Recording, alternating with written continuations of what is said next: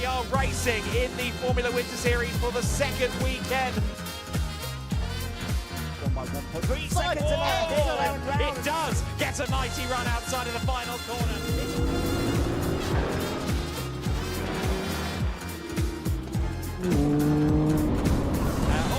Danny Sufi loses it into the first corner. We are underway and racing in the GT Winter Series, but already...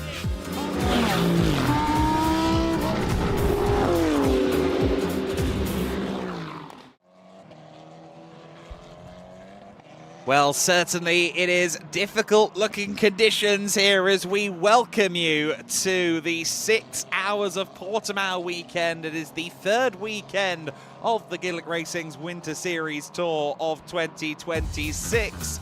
It's going to be a second round of the season for the Formula Winter Series, and those cars are going to be the first out on the grid for today. We have the Formula Winter Series action to bring you 2 races from them, 2 races from the all-new Sports Prototype Winter Series, as well as the 6 hours of Portimão qualifying. That will feature GT3 cars, GT4 cars, and single-make cup cars all on the grid. Myself, Adam Weller, here in the commentary box once again, and I'm joined, of course, by Andy McEwen, as always. We'll go down to Izzy Browning in the pits in a few minutes' time. In fact, she'll be on the grid, not on the pits, of course, for the start of the broadcast. But we are looking forward to seeing how, once again, wet conditions affect the Formula Winter Series, this time at the ever-undulating and always challenging Autodromo Internacional do Algarve here in Portugal. 4.665 kilometres, 15 turns, and now almost 20 years old. It's the 18th season of operation for this circuit. We'll legally be able to buy it a drink around August when it does turn 18. A little bit of rain has been scheduled for the next few moments or so, allegedly. That's what the radars are telling us, but we are expecting a couple of hours where hopefully the track will dry out a bit. Certainly those competing in the 6 hour of Portimão will be hoping for some dry conditions. I don't think they've had dry conditions at any point so far this weekend when the 6 hour cars have been on the circuit. It has been a little bit of a wet one so far here today. We had what someone in the pit boxes called a tropical depression. I'm told it's a non-tropical depression in actuality, but certainly, no matter what you call it, there's been a mighty amount of rain so far, Andy. Indeed so. I mean, the conditions that we're seeing on our screen right now are infinitely better than they were an hour to an hour and a half ago. We had monsoon-like conditions, a really strong wind blowing across the whole of Portugal, really, certainly this area of it, and it was questionable as to how much, if any, on-track action we were going to get at all. A slight delay to getting racing started here this afternoon, but right now the track looks certainly still wet, but very little standing water, and conditions hopefully that the drivers will be able to handle and manage to a reasonable degree. Of course, the Formula Winter Series drivers had much the same story a couple of weeks ago at Estoril, didn't they? 3 races that were in one way or another affected by rain, and we saw particularly in the first and the last of the 3 races just how treacherous those conditions were for drivers, many of whom, of course, are making their first venture into racing Formula 4 cars. So yeah, this is going to be a challenge for them, but they should now be starting to get used to the wet conditions,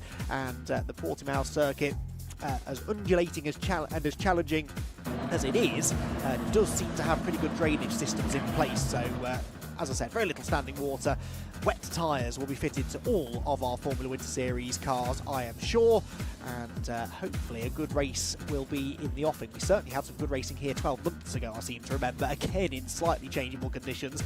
One of the races in particular was one of those sort of wet to dry thrillers that all boiled down to the final few laps. As I said, no real question mark over tyre choice in this one particularly, but who's got the setup right, who is the most comfortable in the wet conditions.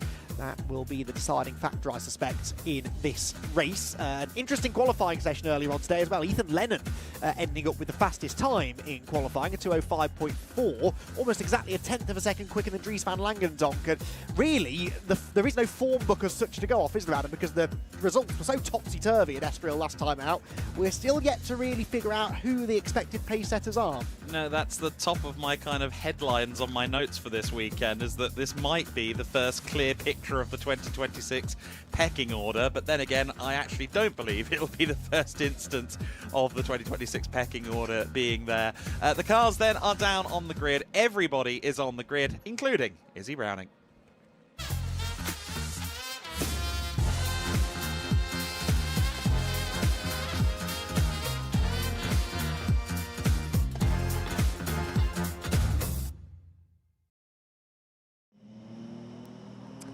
Well, a very warm welcome down to the grid for the first time today, the first time this weekend for our first race of the day at the Formula Winter Series.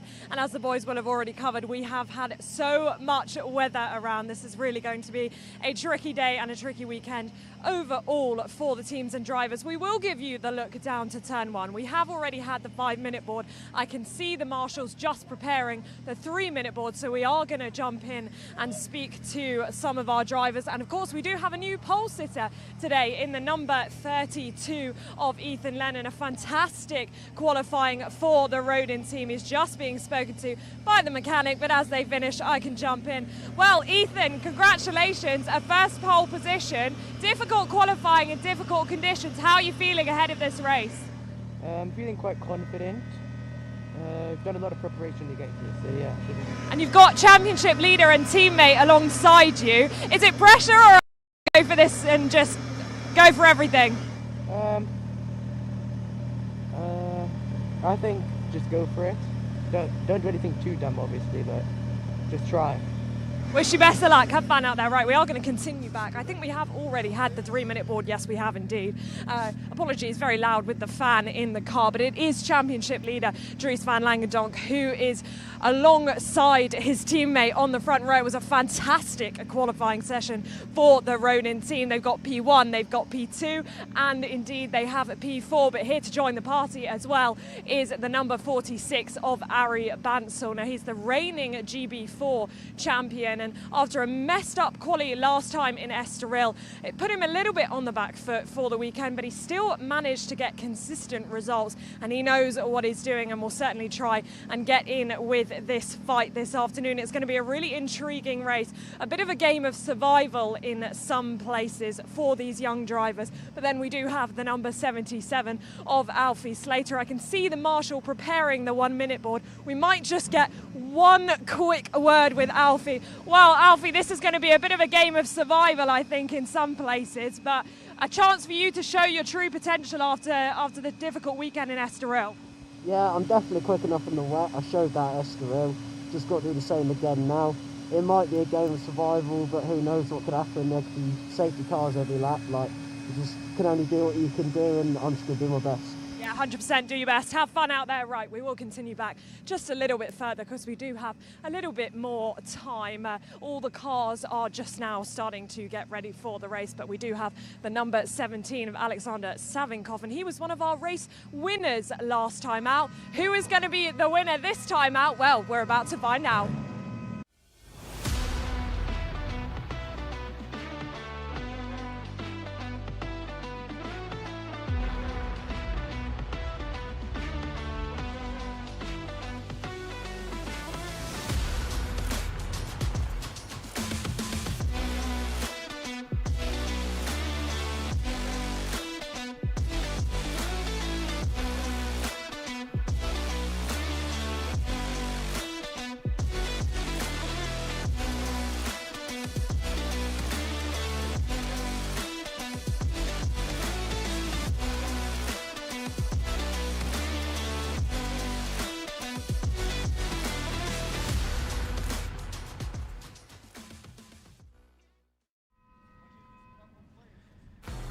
Well then, the cars are there on the grid, and well, we don't have to do any of that open speculation as to what tyres they're going to be on for this race. Let's be honest, this is going to be the wet tyre conditions exclusively. Ethan Lennon is our pole sitter for today's race. And as we alluded to there, he will be alongside Dries van Langendonk on the front row. Arie Bansel will be row 2 of the grid, the number 46 car, along with the 77, that of course being Alfie Slater, who we just heard from moments ago. Alexander Savinkov, who took a first ever Formula 4 win in, let's call them treacherous conditions, last time out at Estoril. He's joined by Theo Borenstein, the first of the Yenza cars, on row 3. Rocco Coronel in P7. He'll be a little bit disappointed to be out of the first couple of rows of the grid. He's alongside Ludovico Busso for Us Racing. Row 5 of the grid is Thomas Behrman along with Alexander Ruta. Arjen Kreling is next in 11th place alongside Noah Killian and All Us Racing row 6. Pedro Lima and Maximilian Kamalander in 13th and 14th. Roman Kamyab and Samuel Ifrid on row 8. Row 9 is Marcus Silkunas alongside Thomas Rudokas, an all-Lithuanian row 9 of the grid. Ella Stevens in her first appearance here in the Formula Wind Series and her first appearance in single-seaters point blank. She is alongside Levi Arn. Emilio Del Grosso on row 11 alongside Andre Rodriguez. Row 12, Leon Headforth alongside Zoe Florescu. Nicholas Cortez, row 13 alongside Vittorio Orsini. Row 14 of the grid, Abdullah Kamel alongside Victor Poulsen, who was hoping for better fortunes than he had last time out in Estoril. Philippe Rice is next on row 15 alongside Chiara Batig. Matilda Patz from row 16 of the grid with Alexandra Lauser and Ginevra Panzeri alongside Alexandra Loza, I should say. But we have a full quota of cars on the grid. We are going to have the cars rolling down now towards the start-finish line. I believe we're doing just one formation lap. All the bulletins on my screen suggest that it will be just the one. Of course, if it goes from dry to wet between qualifying and race, they'll give you 2 formation laps. But let's face it, Andy, these conditions have been something of a through line so far this weekend. If anything, this is an improvement, as I said. Yes. So, yeah, I think they should be well aware by now of what the conditions are like, where the grip is. Portimão, of course, has a lot of these long, sweeping corners where you don't really want to go anywhere near the apex in these conditions, and those, particularly who are fresh out of karting, I'm sure are going to be well aware of that. So, fascinating race ahead. Both of our front row starters feeling that they had missed opportunities last time out at Estoril. Ethan Lennon, his best finish of the weekend was a 4th place finish in the middle of the 3 races, but his average finish over the weekend was somewhere in the 20s probably. He was 30th in race 1, 24th in race number 3. Even Dries van Langendonk, who had a couple of podium finishes, had a disaster in the last race when he mistimed the pit stop to get onto the correct tyres. So quite a few drivers looking for a more standard sort of weekend here and an opportunity to get some valuable championship points on the board over the course of the 3 races. Yeah, exactly right. No one scored points in all 3 races at Estoril, and we had 24 cars take a points finish, which is more than the entirety of the 2025 season. It was fair to say we started the 2026 Formula Winter Series with a bang, and it was a bit of a damp squib, but not in that way. It was very exciting racing. The conditions were adverse, and we've got the exact same situation before us here as the lights start to flicker on and now extinguish. We are racing in the Formula Winter Series. Dries van Langendonk hasn't gotten off the line. Ugh. Slater as well. And one of the Van Amersfoort cars has collected the stationary Slater. Was that the 53 of Lima? I think it may have been. We're racing with the other cars, but at least 2 there stranded on the start-finish line. 3, in fact, after Lima was collected up. But at the front of the field there, I believe that is still Ethan Lennon at the front. Yes, it is. The 46, Arie Bansel in second. Behrman all the way up to 3rd place, along with the first of the Yenza cars. That should be Theo Borenstein, therefore, running up as high as 3rd place. But a dramatic launch. They're picking their way through. Now, the timing has stopped there briefly on screen, but no, we are still running to the clock. I thought maybe we'd gotten a red flag, but it's just yellows for now. I wonder how long that will last. Either way, safety car has been deployed now, a dramatic opener to that race. Yeah, that was such a shame. Both Van Langendonk and Alfie Slater had exactly the same thing. The car jumped and then stuttered, and they just didn't quite get the revs up enough, trying to control the revs, of course, in wet conditions, and maybe just didn't give it quite enough. And then everyone who started behind them on that inside line had to take evasive action. That slowed them down, and that's why the likes of Thomas Behrman really benefited from that. Behrman up to third, having started 9th on the grid, so a brilliant start there. The orange and black number 87 car looking good in these conditions. We saw Thomas in the thick of the podium battles here 12 months ago in mixed conditions. Now, with a lot more single-seater experience under his belt, he's going even better. Zoe Florescu is off in the gravel trap somewhere in the middle part of the lap, so that's another car now that is stranded and needs recovery. Some work already for the Portimão marshals to be doing. Yeah, turn 3, turn 4 there for Florescu in one of the Campos entries. The Campos team, as always, doing a bit of a rotation with their driver lineup as the season goes on. You can tell which drink manufacturer was sponsoring that car 2 weeks ago. It is not sponsoring the car this time around. So we are under safety car conditions. The safety car will greet them, I imagine, in the pit lane, since that's the direction that we've been requested to go through. They're not going to go down the straight through the carbon fibre field that has created itself on the main straight. As they come across the line to complete the first lap, it will be, by the looks of it, Ethan Lennon who leads them. We'll count it all across as they come across the line, but the cars roll to the pit lane now. There is the 53, so it was Pedro Lima who ended up getting involved in that stationary car. It was Alfie Slater's car that he hit the rear of, and a shame for Pedro, because I think he showed some flashes of promise in the wet conditions last time out. So Lennon, Bansal, Behrman, your top 3 at the conclusion of the first lap, and there is still the stationary damaged car of Alfie Slater, which does imply that Dries Van Langendonk got going, doesn't it? So Dries is still out there and running, albeit right at the back of the field. Borenstein, Savinkov, Rocco Coronel, Ludovico Busso, Noah Killian, Alexander Ruta and Roman Kamyab are your top 10 at the conclusion of that first lap, with Lennon, Bansal and Behrman in at the top 3. So 3 teams in the first 3 places, 4 teams in the first 4 places, as a matter of fact. And, well, we'll just have to see how long this delay will take. There's not, to be fair, as much strewn bodywork, really. The Slater car was mostly just suspension and tyre that took the brunt of the impact with Pedro Lima. So as long as the cars can be extracted fairly quickly, it shouldn't be too long of a delay. Fingers crossed. Dries Van Langendonk, by the way, 27th after that opening lap. I did spot him in the queue. He's about 3rd from the back of the queue, yeah. So he did get going.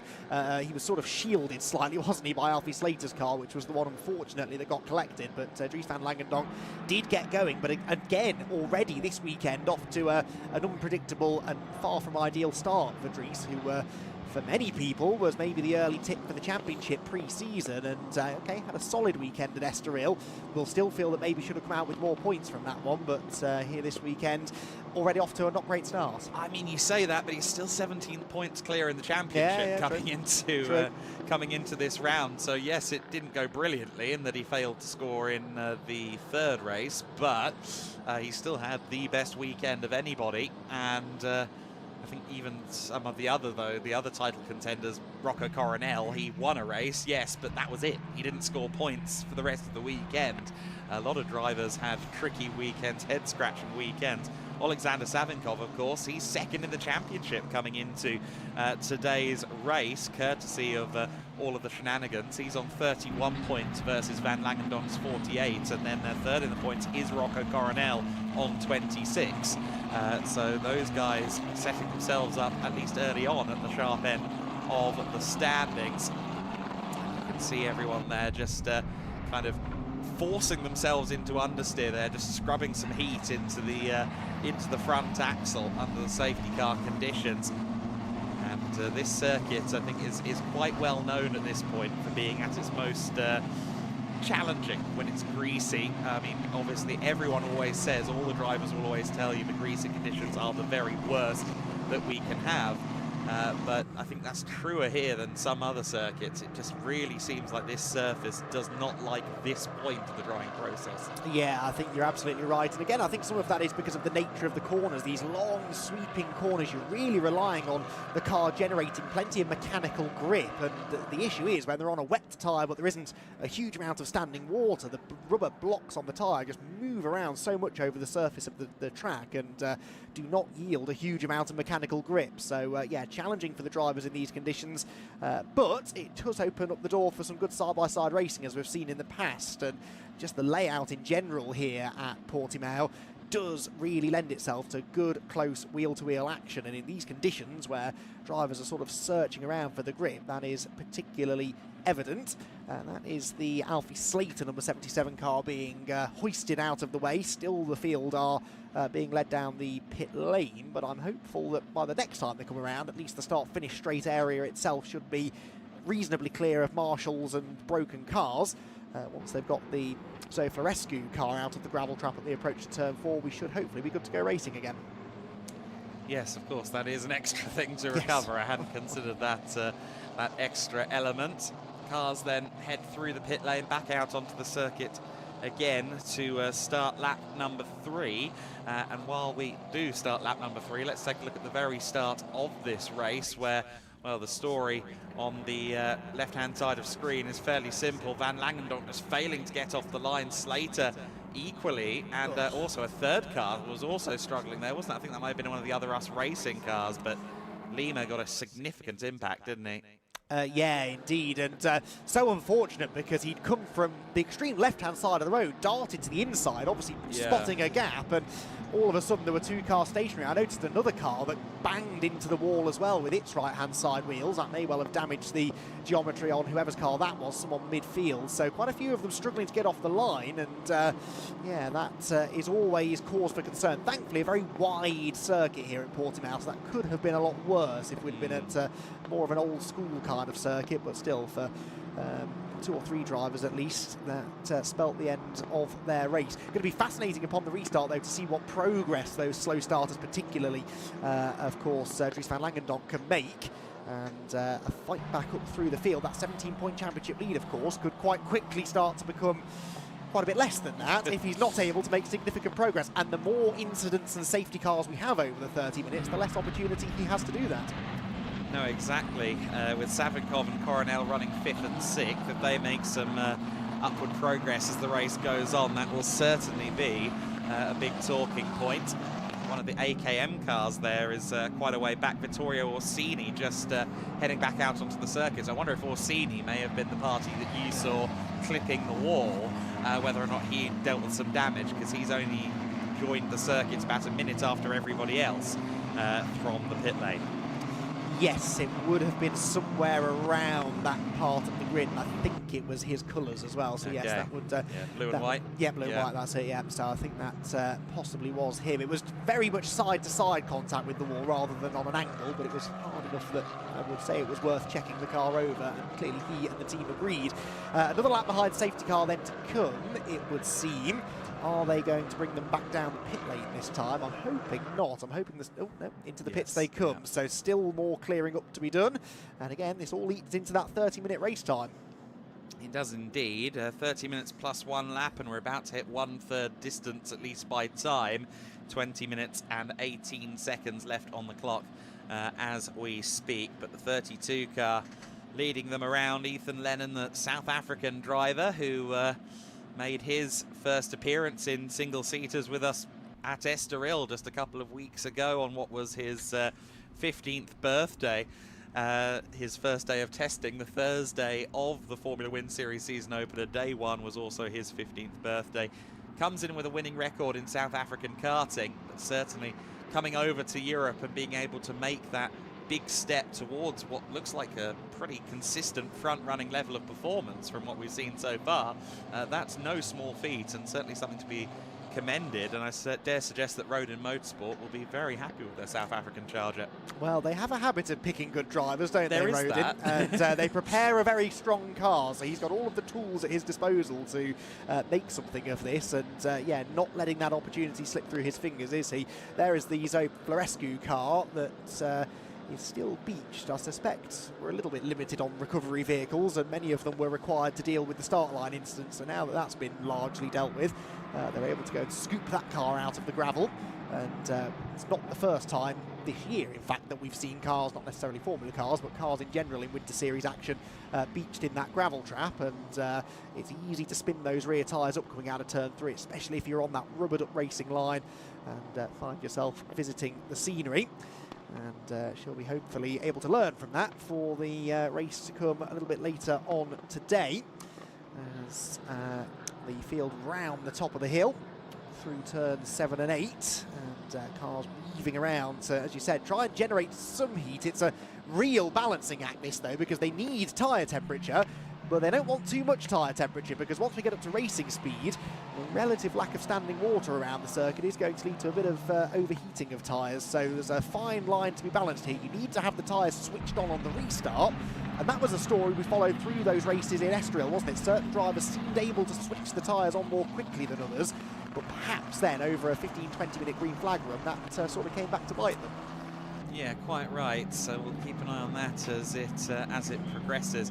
Something that we don't always capture when we're following the racing action. You just see in the background of that shot the rise out of turn 8 visible in the background, and any TV picture I've ever seen doesn't quite illustrate how this circuit is. If you just stand in the paddock, if you stand towards the rear of the paddock and do a full 360, you can see about 4 different points of the circuit just kind of appear on the horizon.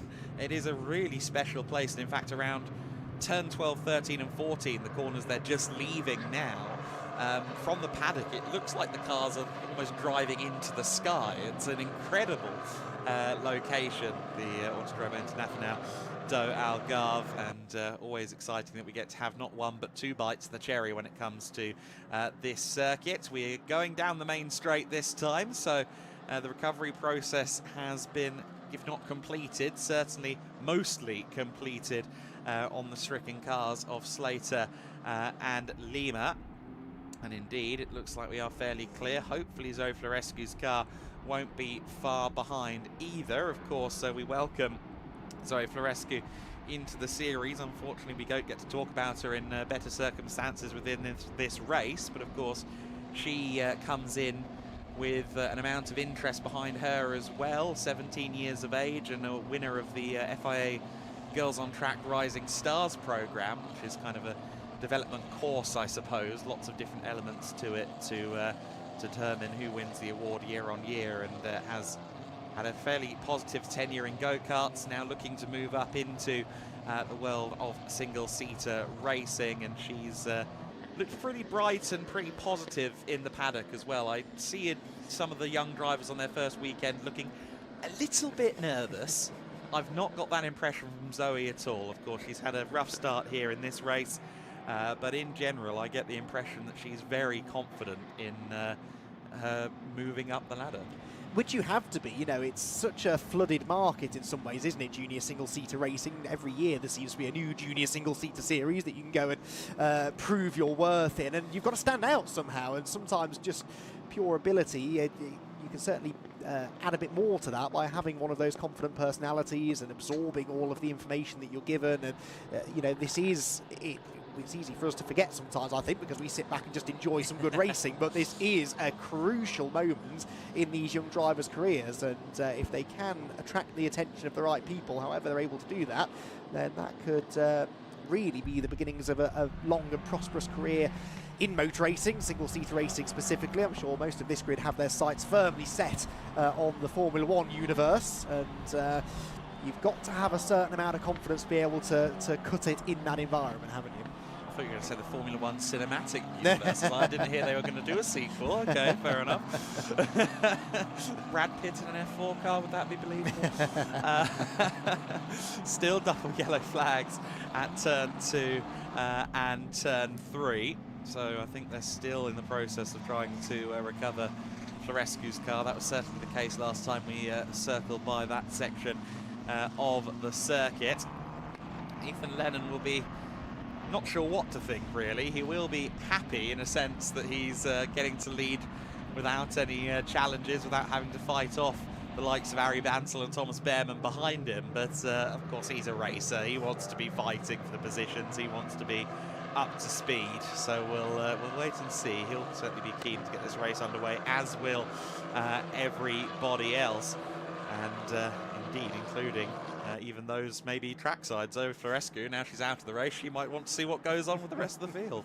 I'm sure she'll be giving it a bit of a look, won't she, just to see maybe how her teammates get on. Yes. There is the number 2 car weaving down the main straight, Rocco Coronel, Van Amersfoort Racing, and looking to try and move up from there. Rocco Coronel 6th position at the moment, 2nd of the rookies. It's a bit of a rare occurrence actually to have so few rookies at the front of the field. I think we've got 3 of them in the top 10. I've seen some Formula Winter Series races in the recent past where you could reverse those numbers, 7 or 8 of the top 10 drivers sometimes being rookies, but in these conditions I guess the experience does show, doesn't it, particularly on that opening lap, and I don't think that's why it wasn't a huge surprise to see the likes of Thomas Behrman, for example, charging through the order, because he's had a little bit more wet running in these cars than some. Yeah, and I mean, to your point, it was such an outlier. Race 3 last time out at Estoril with Savinkov, followed by Batigue, followed by Matilda Patz, all 3 of whom are not rookie drivers. Yeah. It was quite a head turn to go, oh, okay, wow, not a single pink name on the timing screen in the podium, denoting the rookie class. Incidentally, of course, Ethan Lennon is a rookie driver, so he's leading that rookie class at the moment, ahead of Coronel 2nd and Kamyab in 3rd place. Female trophy lead with Chiara Batigue at the moment in 19th overall. And of course, Chiara Batigue with that 2nd place in Estoril in race number 3. That was the best ever finishing result for a female driver in the Formula Winter Series. The previous best being Tina Hausmann's 3rd place back at Jerez in 2023, in the very early formative days of the Formula Winter Series, where there were a handful of cars, around 10 cars on the grid. So a great achievement for Chiara Batigue in what was a very difficult race. Of course, they made the call to put her on the tyres from a pit lane start, so she was the only driver actually in the race who didn't make a pit stop in the race itself, and that paid off to finish 2nd place behind Alexander Savinkov, who claimed his first ever F4 win after well over 65 races to date in Formula 4, finally getting that first victory. And based on what we saw in qualifying, based on what we saw throughout testing on Thursday and Friday as well, I get the slight suspicion that there's been a great weight lifted from the young man, because he's looking very competitive, and of course he's joined a new team with Us Racing. It all seems to be starting to gel together there for Savinkov. You saw the bulletin, I saw the bulletin, so did Andy, and he gave me a look to make sure. The safety car is in this lap. Ethan Lennon will pull the pin and we will go racing. Ari Bansel will be looking to anticipate this one. Thomas Behrman as well will want to profit. Let's see when Lennon presses go. Will it be before or after the final corner? It's not often we see people wait until just before the line. I suspect in about 3, 2, 1, he might get underway. He's going to leave it a little bit longer, so he's going to, I think, wait until he knows he can take the corner flat in these tricky conditions. And there, he has now punched the throttle. Ethan Lennon fires off, and it's not really a car length or 2 gain. Ari Bansel is close. Behrman is closer to Bansel, mind you, but I think by the time they get to the first corner, Ari Bansel is going to be right there with Ethan Lennon. Bansel with the outside line then approaching the first corner. Behrman arcing outwards as well. Bansel with an axle ahead. He has a car ahead by the time they get to the first corner with a sideways moment. Ari Bansel moves into the race lead, and Thomas Behrman following through to 2nd place. Lennon forced there onto the paint, onto the curbs, and fully sideways in the process. A little bit of a tap, I think, between Lennon and Behrman, but Ethan Lennon holds on to 2nd place. Alexander Savinkov has moved up to 4th. Yep, yellow flag at turn 3, so something's gone on just out of shot to the right. That is the 20. Oh, yes, there's a car off towards the gravel, and I think maybe the 21 car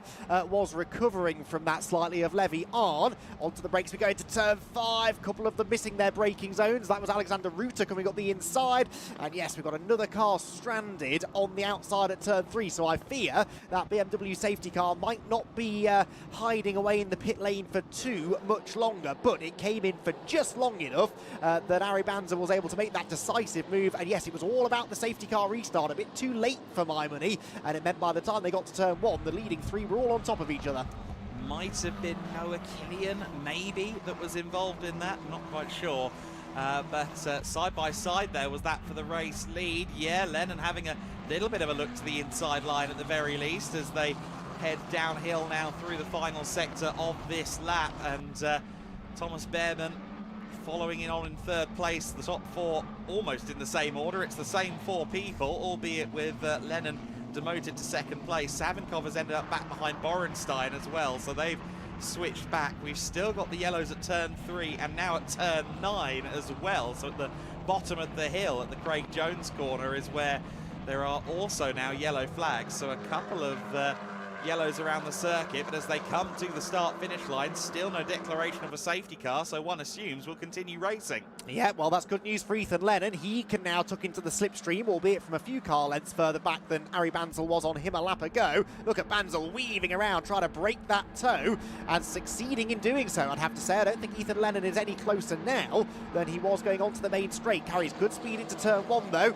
Move made further back. That is Kamyab up the inside of Busso, and that's a nice move made on the slippery, normally inside line. Busso comes back at him through turn 2, and there's a big puddle on the exit of that turn. They all had to lift, and so it will be the number 7 of Roman Kamyab that gains that position. There is still that stricken car on the outside at turn 3. Have you ID'd it yet? That was Emilio Del Grosso rather than Noah Killian, who I thought initially. So Del Grosso has not come across the line. It looked like Lennon there was going for a move for the lead, but did it work out? We'll have to really see what happened there with the race leaders. They were side by side. Are they still as they head up the hill? We'll have to pick it up at turn 7, hopefully, but it certainly looked like Ethan Lennon was going for the inside line. He did not make it work, but he was jolly close as they headed down to the hairpin at turn 5. Yeah, body language of the car says that he is on the attack, and he maybe feels a bit more confident right now than Ari Bansal. Certainly Bansal not able to get away, and Ethan Lennon is just hunting around, waiting for the opportunity.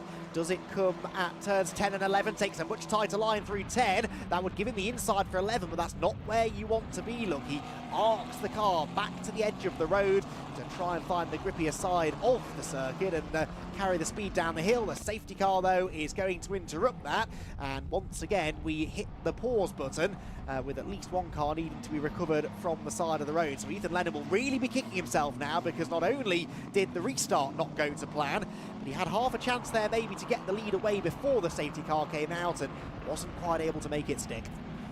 No, exactly right. So Harry Bansal, with that lead that he picked up from the safety car restart, is going to have to now manage one of his own. It's the first time really that we've seen Harry at the very, very sharp end. Another one of those drivers that had a, let's call it a mixed weekend at the Estoril circuit. What were his finishes at Estoril? 28th, 5th and 4th. So yes, off the podium entirely. Not quite what he would have liked to experience on his first weekend as the reigning GB4 champion, of course. I think a good amount of expectations on the shoulders of the young Indian racer. But so far, this race is much more to his script. Promise was there, though, wasn't it, with the second and third race results in the top 5, so he was there or thereabouts. That first race was a bit of a non-event, wasn't it? Yes. So we can sort of scratch that, and yeah, I think he'll be pretty happy to have come out of there with a couple of top 5 finishes. But yes, this would be a massive step forward if he were able to hang on to the race victory.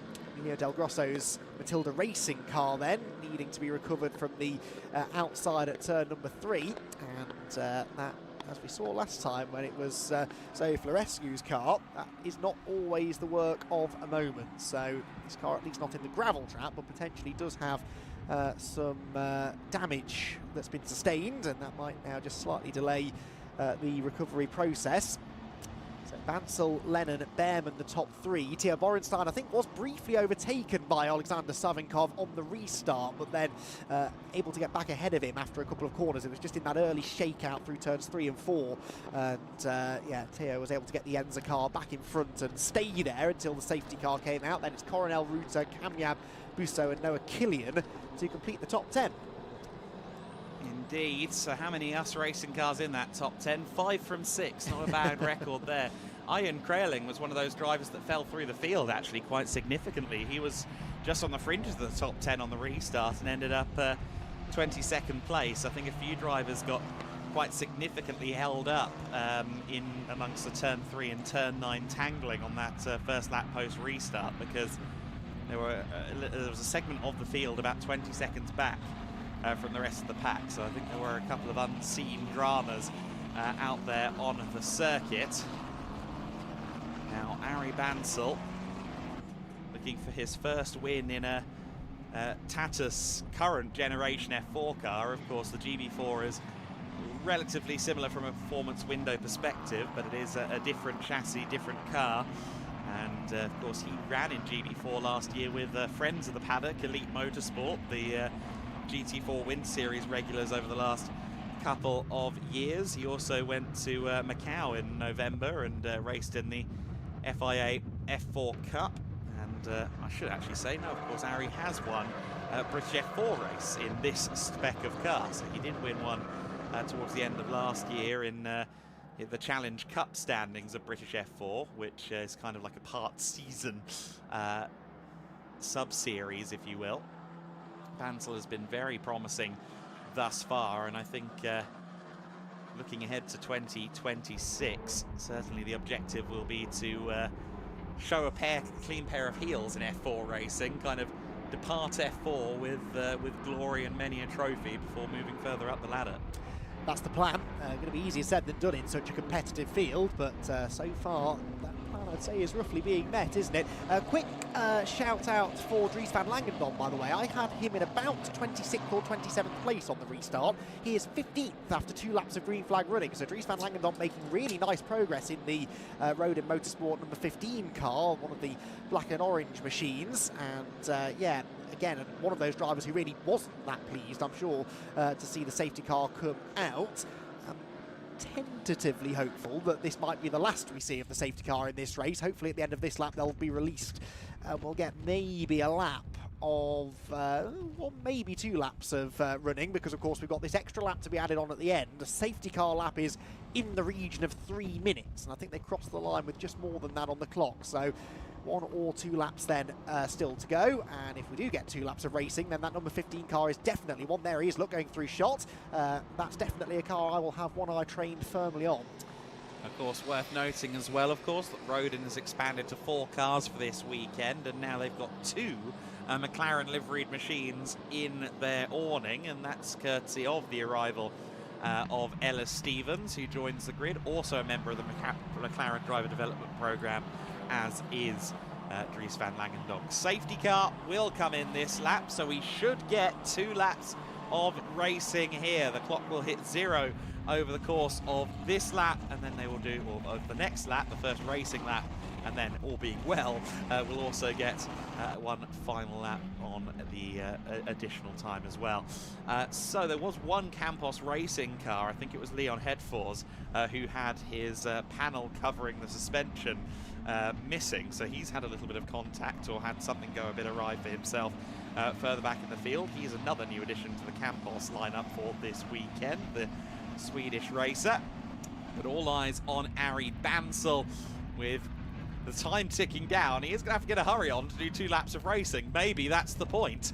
Certainly crawling around the penultimate corner of the lap right now. The US Racing driver looking to try and get the element of surprise here. Will be trying to keep an eye on Ethan Lennon, and if he gets the feeling Ethan is looking in his mirrors for a second, he will pump the throttle down. Of course, you've got to be careful doing that in these weather conditions, but he really is crawling. I think there's gamesmanship here. Oh, yes, and it nearly caused some chaos further back, didn't it? Busto nearly into the back of Kamyab. Yes, that wouldn't have gone down terribly well. I think you're absolutely right, and he might just have judged this to perfection, because we've got, what, 10 seconds to go. I think even if he floored it now, he wouldn't get to the line before the time ticks to 0. So it will be a 1-lap dash for the flag, and has Ari Bansal played this to perfection? Of course, if Lennon gets past him on the restart, then he'll be regretting this choice, because he's not given himself any time to come back at him. So fascinating gamesmanship here. It will be a 1-lap sprint. Can Ari Bansal hang on? Well, now he finally goes. He waited for the clock to tick down to 0. Everyone's tyres will have negative temperature, of course, at this point. But it is Bansal now ahead of Ethan Lennon. Lennon not quite as close, but he is in the slipstream of Bansal to try and do the inverse of what happened on the previous restart. Lennon is looking to the outside. He's not going to be close enough to sweep around. Further back, Behrman holds on to third place comfortably, some 2 and 3 wide in amongst the spray, but at the front of the field, oh goodness me, there goes Alexander Savinkov and one of the other US Racing cars, both going way off the circuit, as was Matilda Pats, but at the front, Bansal is just holding on to Ethan Lennon. Yes, just about. I think Savinkov is still in 5th place despite being in a different postcode going through turn 2, but did get back on the road, I think, where he was. Leaders, though, descend upon turn 5. Very late on the brakes there for Ethan Lennon. Takes a wide line into the left-hand hairpin. Tries to cut underneath Harry Bansal's car on the exit. Can't do it. It's side-by-side look for 4th. And is that Rocco Coronel now? It is, isn't it? Coming up to challenge. Sorry, for 5th, I should say. Challenge Savinkov for 5th position. But the Estoril race winners, plural, I think will stay in the same order. No, Savinkov runs wide at the top of the hill. Coronel gets to the inside into the right-hander at turn number 8. He will lean on the number 17 car on exit. Doesn't actually. Leaves Savinkov plenty of space,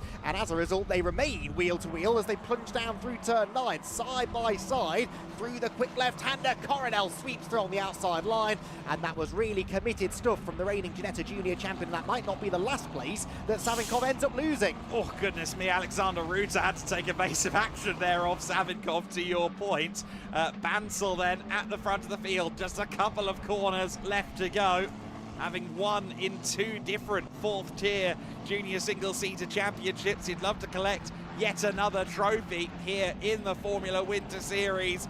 It would be another US Racing driver winning a race after Alexander Savinkov scored the first US Racing win of 2026 last time out. Bansal around the final corner. The number 46 car heads to the rise, and the finish line awaits. It is a win for Ari Bansal. Race 1 of the weekend falls in favour of the Indian driver. Ethan Lennon takes 2nd place, and Thomas Behrman rounds out the podium. Lennon, of course, winning the rookie trophy as well. And look at that huge amount of spray as they all make their way down the straight. A lot of shuffling there. On the final lap, Van Langendonk actually remained fairly stationary down in 15th position on the timing screen. My timing screen, I think, is behind. Yes, it is. Langendonk up to 8th place, ultimately. My timing screen seems to be lagging behind. But up to 8th place by the finish. That is a remarkable performance from Van Langendonk. Bansal, Lennon, Behrman, Borenstein and Rocco Coronel, your top 5. Savinkov 6th, Ruta in 7th, and Dries Van Langendonk up to 8th position from 15th at the start of the lap. Ludovico Busso and Noah Killian rounding out the top 10. Female trophy was just about taken away from Chiara Batig. Matilda Pats for 20th place overall, moving into the female trophy. Be on the top step of the female trophy podium. Of course, it's only 1 trophy handed out for that category, so Matilda will claim her first female trophy win of the year, if memory serves me correctly. Of course, she was behind Batig in the previous race at Estoril, where they both finished on the podium. But the future Aston Martin representative in the in the F1 Academy Series, claiming another positive result in FWS. But for Ari Bansal,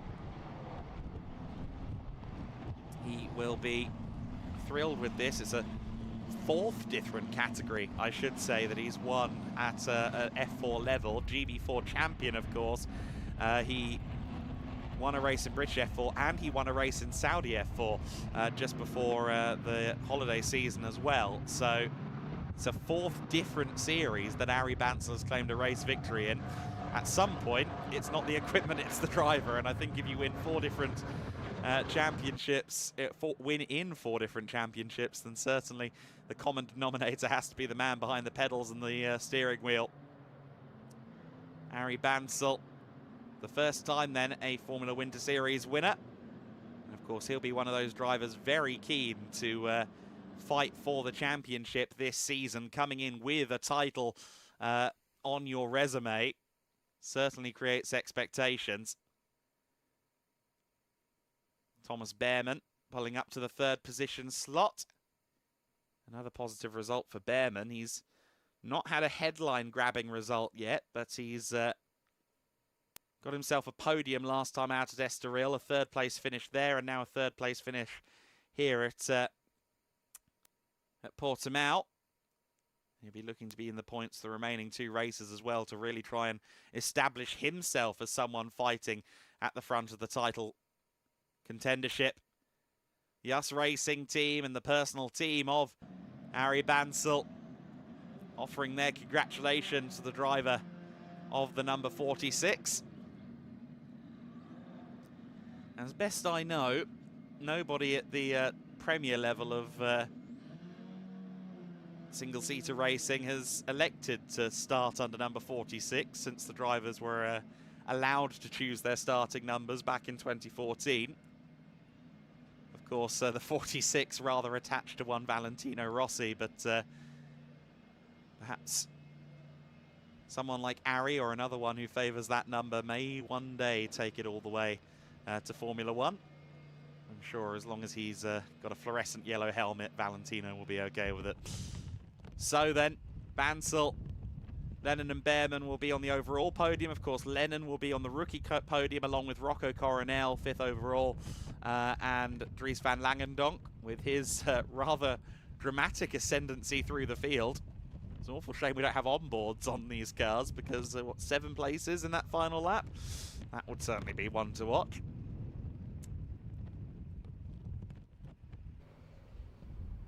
Of course, this is just the start of a fairly long day of racing. We've got another Formula Winter Series race later on.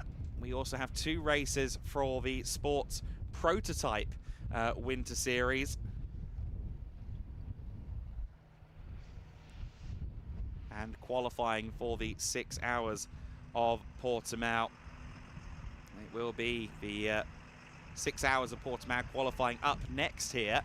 The GT3s, the GT4s and the Cup cars all on the circuit. 3 qualifying sessions, 1 driver to be in the car for, well, 3 different drivers to be in the car across the 3 sessions. So average times will determine the grid for the 6 hours of Portimão. We'll then have the Sports Prototype Winter Series with the next racing action. That's at 25 minutes past 3. At 4:30 is when we have the 2nd race for the Formula Winter Series, and then we'll be rounding out the day at 20 past 5 with the Sports Prototypes once more. The timetable has been rather shifted around, much like the wind is shifting around a lot out on the circuit as well. Let's go down to the underneath the podium because Izzy Browning has our race winner. Well, you're certainly right, Adam, and the wind is playing havoc with my hair, but I do have our race winner alongside me, Ari Bansel. I mean, congratulations, 1st win of the season. And to be honest, you played that tactically perfectly. Let's start with the 1st safety car restart, because you were into the lead as quickly as anything, and you needed to, because then there was another safety car straight after. Yeah, I mean, I just had to seize the opportunity. I was almost under Lennon, trying to make sure, like, if there's any gap, as possible, so that yeah, and the toe obviously is massive because it's such a long straight, so I was able to capitalize and make the move. And then at the end as well, you were also playing tactics, because I guess you needed to leave it as late as possible for a 1-lap shootout to survive, and that's exactly what you did. Yeah, just minimize the chance for him to get past, so minimize the opportunities. So on the radio, I was saying, I was asking like how much time is left, and then I was like, okay, this is perfect. I'll drive as slow as possible. Well, tactically perfect, and you have taken the win. Congratulations. We'll let you go up to the podium and enjoy it. Well done. Ari Bansel, our 1st winner of the day. Absolutely. Well, he seems very impressed with his performance, as are we up here in the commentary box. The race is in the books then, the 1st Formula Wind Series race of the weekend.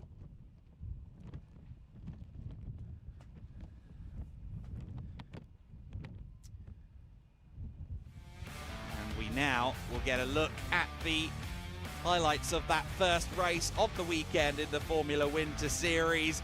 Quite a few laps behind the safety car, but a lot going on as well. Some very interesting action to be had in that one. The race got underway for most, but no Dries van Langendonk or Ethan Slater getting, Alfie Slater, sorry, getting off the line. And Pedro Lima, unfortunately, was given nowhere to go, collected the rear of Slater. The rest of the field got through the first few corners, but before too long, the safety car would be out. Ethan Lennon with a huge moment in the slippery conditions alongside in the number 32 car. Ethan Lennon for us racing. Certainly got a good start, but he was right on the edge. Unfortunately, Zoe Florescu had dramas on the first lap. Looked like there was some minor damage to her right front wheel there, so I'm not convinced that that was a mechanical. I think there may have been some underlying dramas and some underlying contact that we didn't see that caused Florescu to pull up. Of course, between Florescu's car and the cars on the main straight, we would need a fairly lengthy safety car period to collect everybody. Ethan Lennon then waited and waited to get the race restarted, but unfortunately, when he did restart, Ari Bansel anticipated it well, got a fabulous run and swept around the outside with a handful of opposite lock into the race lead. Thomas Behrman tried to get through into second place as well, but Lennon was able to hold on, albeit very much on the curbs and on the paint. He did a good job of keeping the car pointed in the right direction. Not everyone was able to do that though. Vittorio Orsini having a spin. He'd already had an elongated visit to the pit lane earlier in the race as well. Certainly a race to forget for the 88 driver.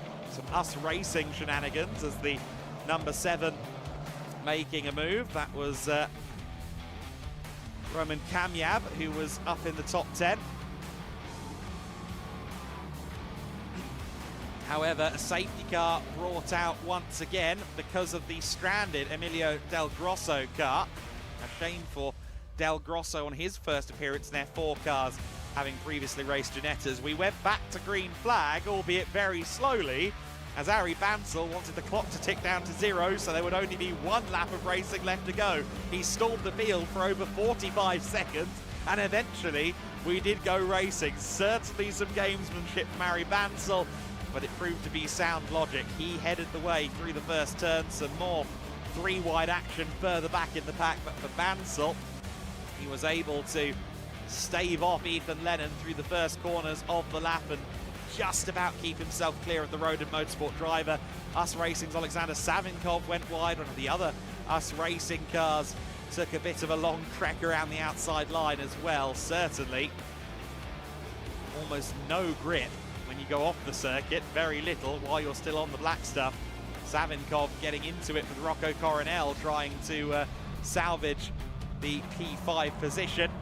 Some great side-by-side action between the two of them, but Coronel there with that outside line, using it to his advantage. At the front of the field, Ari Bansel, once again a winner in Formula 4 competition in yet another championship as he continues his globe-trotting tenure in junior single-seaters, and that will jump him right up the point standings as well. His first time this year on the podium in the Formula Winter Series, and he made it a win. That is not bad going.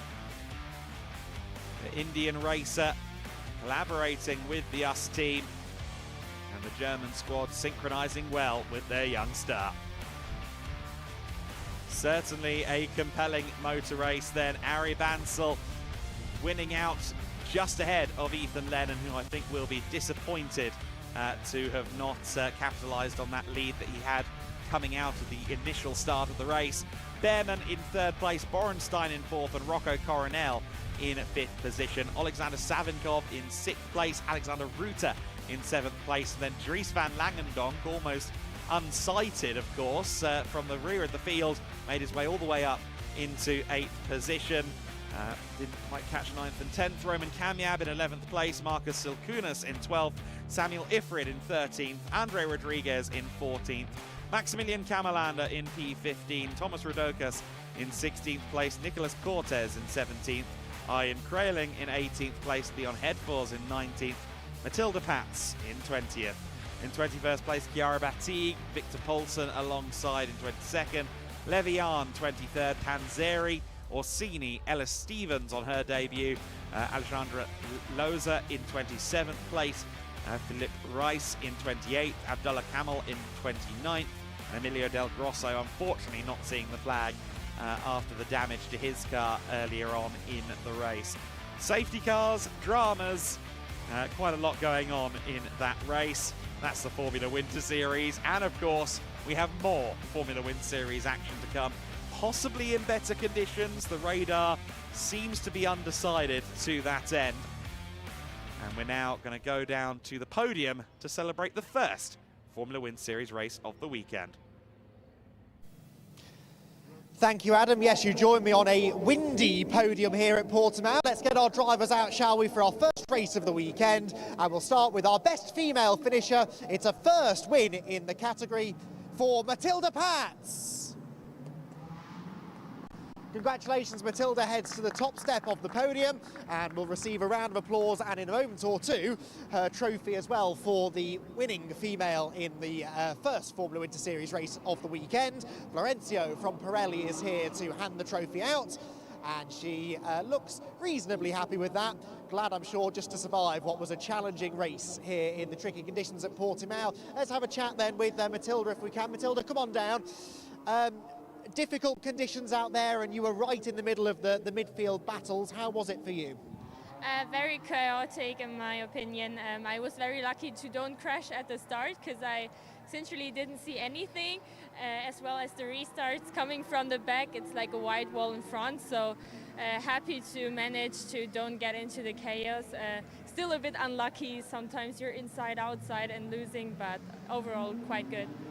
We didn't get a lot of racing because of the safety cars, but when we were green flag, did you feel like the car was where you wanted it?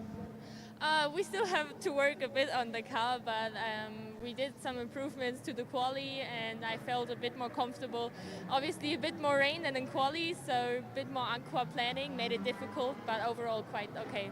Excellent, congratulations then. Matilda Pats is your best female finisher in the first Formula Winter Series race of the weekend. We'll move on now. We'll move on now to the rookie category then. Third position in the rookie class, Dries van Langendonk.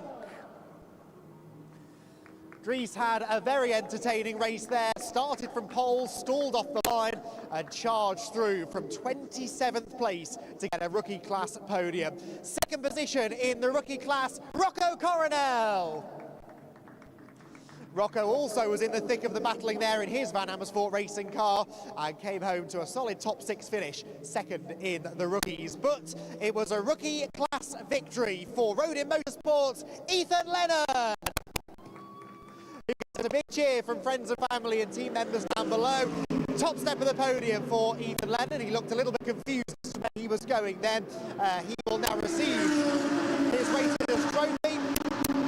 Can make their way out to the drivers as a very noisy 6 hours of Portimão qualifying session gets underway, but we'll persevere through this podium presentation for the Formula Winter Series as Ethan Leonard receives his winner's trophy at the end of an extremely challenging first race of the weekend.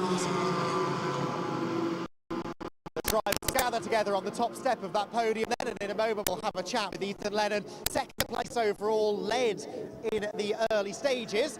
And Ethan, if we can just have a quick chat with you. Ethan, come in. He wants to get away from me. Really challenging race conditions there. You led the race for a little while, just lost the overall win, but you must still be happy with the podium and the rookie class win. Yeah, it was a pretty difficult race. Not the best for me, but yeah, we'll have to see what we can do in the next one. So difficult though when it's so stop-start with the safety cars. Do you feel you managed that as well as you could? Probably not, because I got overtaken in the T1. Excellent, but congratulations anyway. A rookie class win for Ethan Leonard and a second place finish overall. So we now head on to our overall podium finishes then. Third place in the first race of the weekend, Thomas Behrman. Well done, Thomas. On to the third step of the podium he will go. And now time to welcome back to the podium our rookie class winner, second overall, Ethan Leonard. Ethan already back onto the podium, the second step this time around, his second visit to the podium here this afternoon. It was, though, a maiden podium and, of course, a maiden victory of the season for Ari Banzel. Well done. Onto the top step of the podium will go Ari Banzel, to be joined by the representative from Us Racing. Inigo is here from Us Racing, and he gets the biggest cheer of the lot as he goes and stands next to the podium. Now then, the national anthem of the winning driver.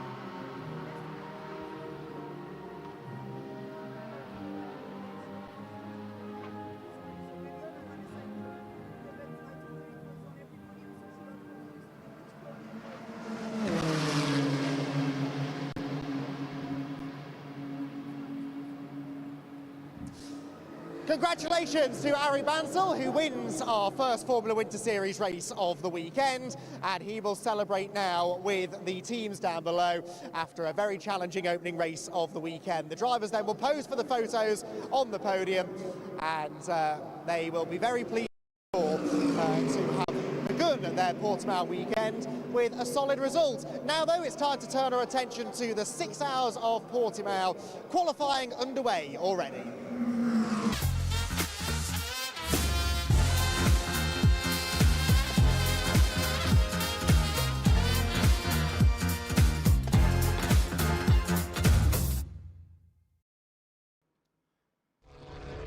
Indeed, we're just under halfway through the first of 3 qualifying sessions for the 6 hours of Portimão. So the GT3s, the GT4s on the circuit, and this driver currently the fastest out there, Christian Mansell, who only recently has been moving into GT racing. He's with Team Motorpark, a team that he was with in the junior single-seater ladder previously. Great to see Christian in the paddock, and he has been setting a lightning pace, quite frankly, all weekend or all week long so far here at the Autodromo Internacional do Algarve. 2:02.224 right now, the better part of 4 seconds quicker than the next fastest driver, which is Baudouin Detu in the Com2U Racing Aston Martin Vantage GT3 Evo.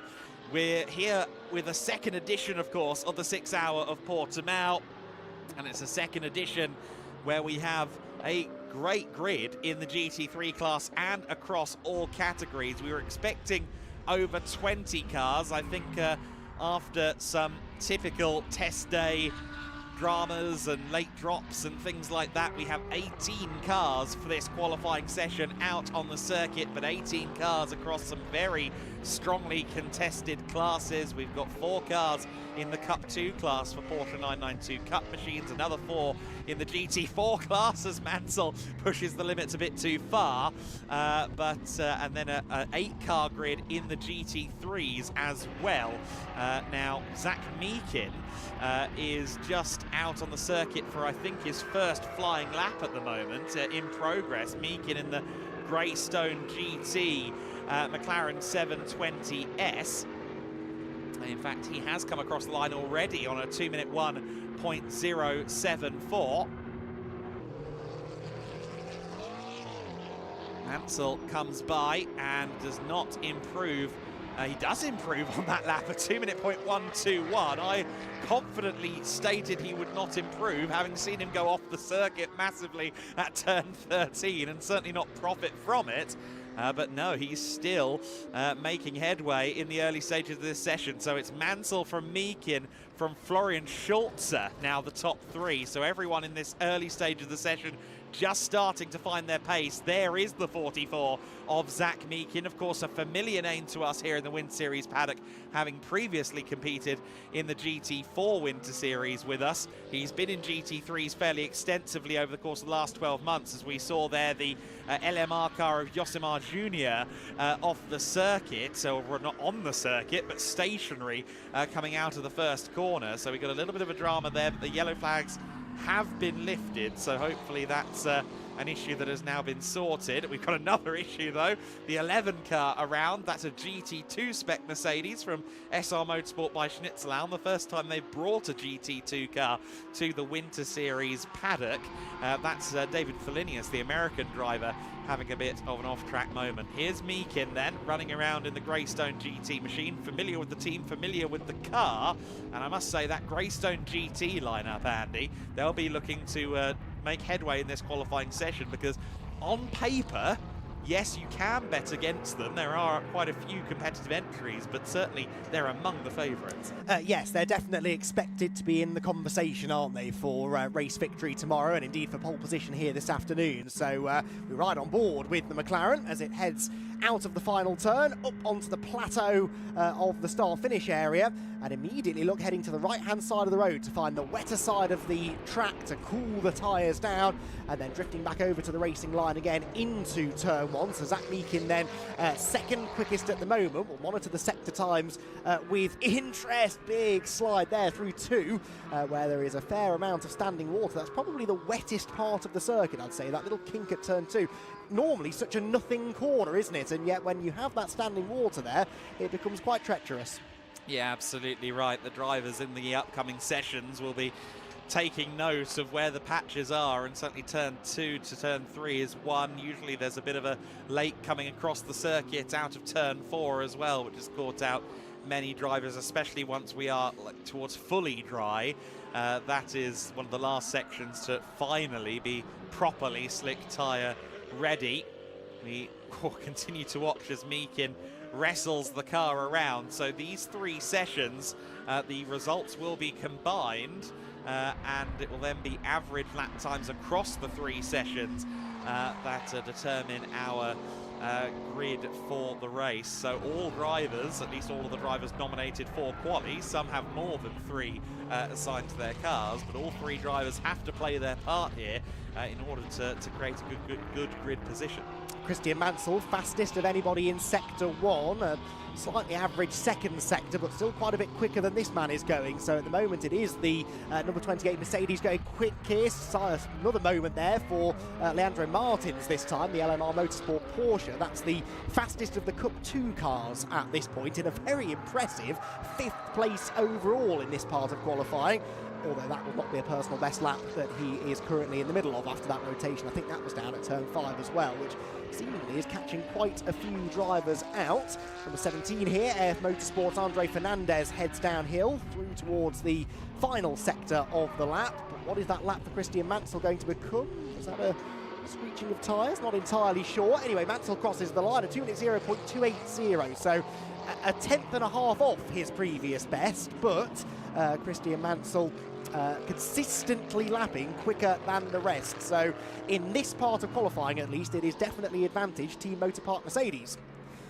Yeah, absolutely right. And the Team Motorpark Merc with Christian and Marcelo Ramirez at the wheel, a very strong pairing. They've both kind of just moved into GT racing. Well, Mansell more recently than Marcelo. Marcelo Ramirez, the Mexican racer, was in GT3s last year with a different Mercedes team. But Christian Mansell, this is only his 3rd weekend in a GT3 car.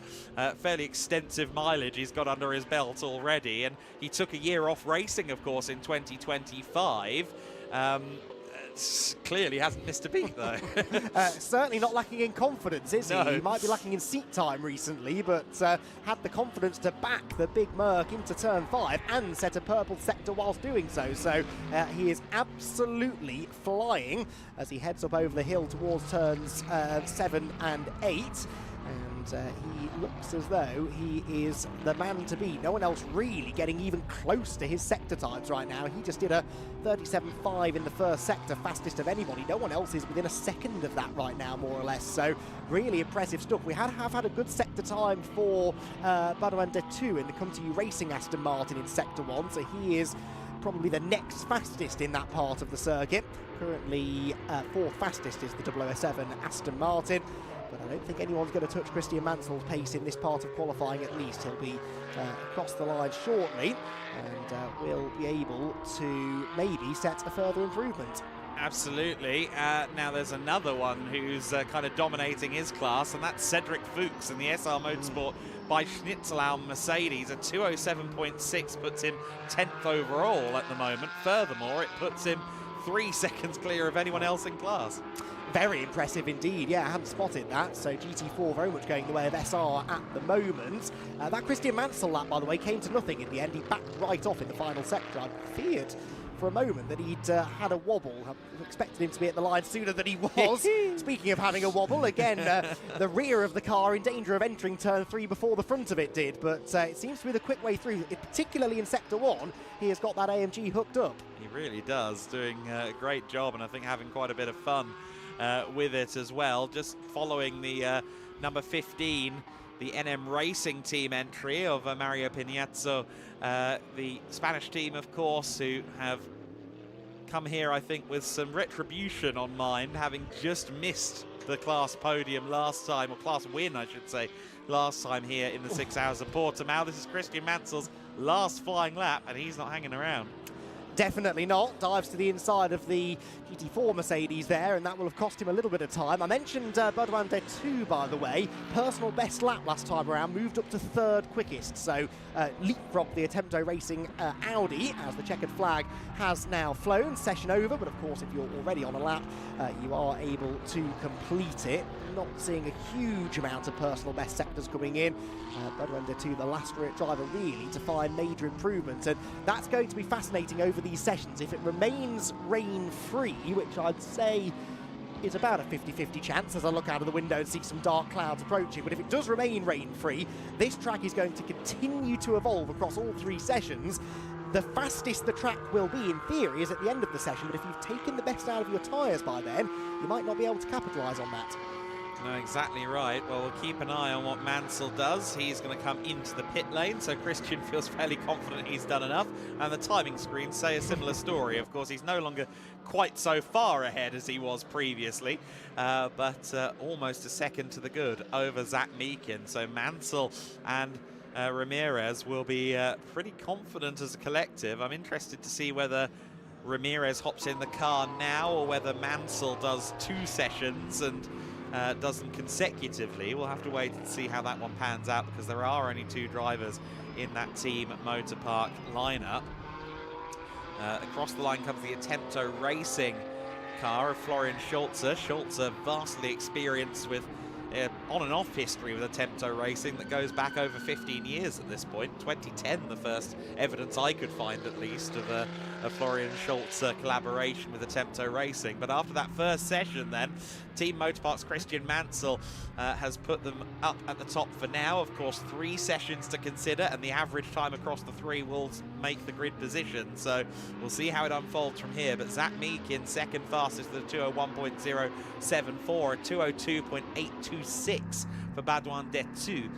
In 4th position, Florian Schulze, 203.970. Quite significant gaps through those first 4 drivers in GT3. Behind them, as we alluded to, in 5th place, where he ended up finishing in that session, Leandro Martins for LMR Motorsport in the Porsche 992 GT3 Cup, who, lest we forget, is really the AM driver of that lineup. Dieter Swepes is his pro and his coach. And then in 6th place is Josh Mason of Greystone GT, McLaren Artura Trophy Evo car. So a Cup 3 entry interloping for this weekend. Just 1 car in that class. And I think the objective there will be to beat all of the other Cup machines and maybe the GT2 Merc as well.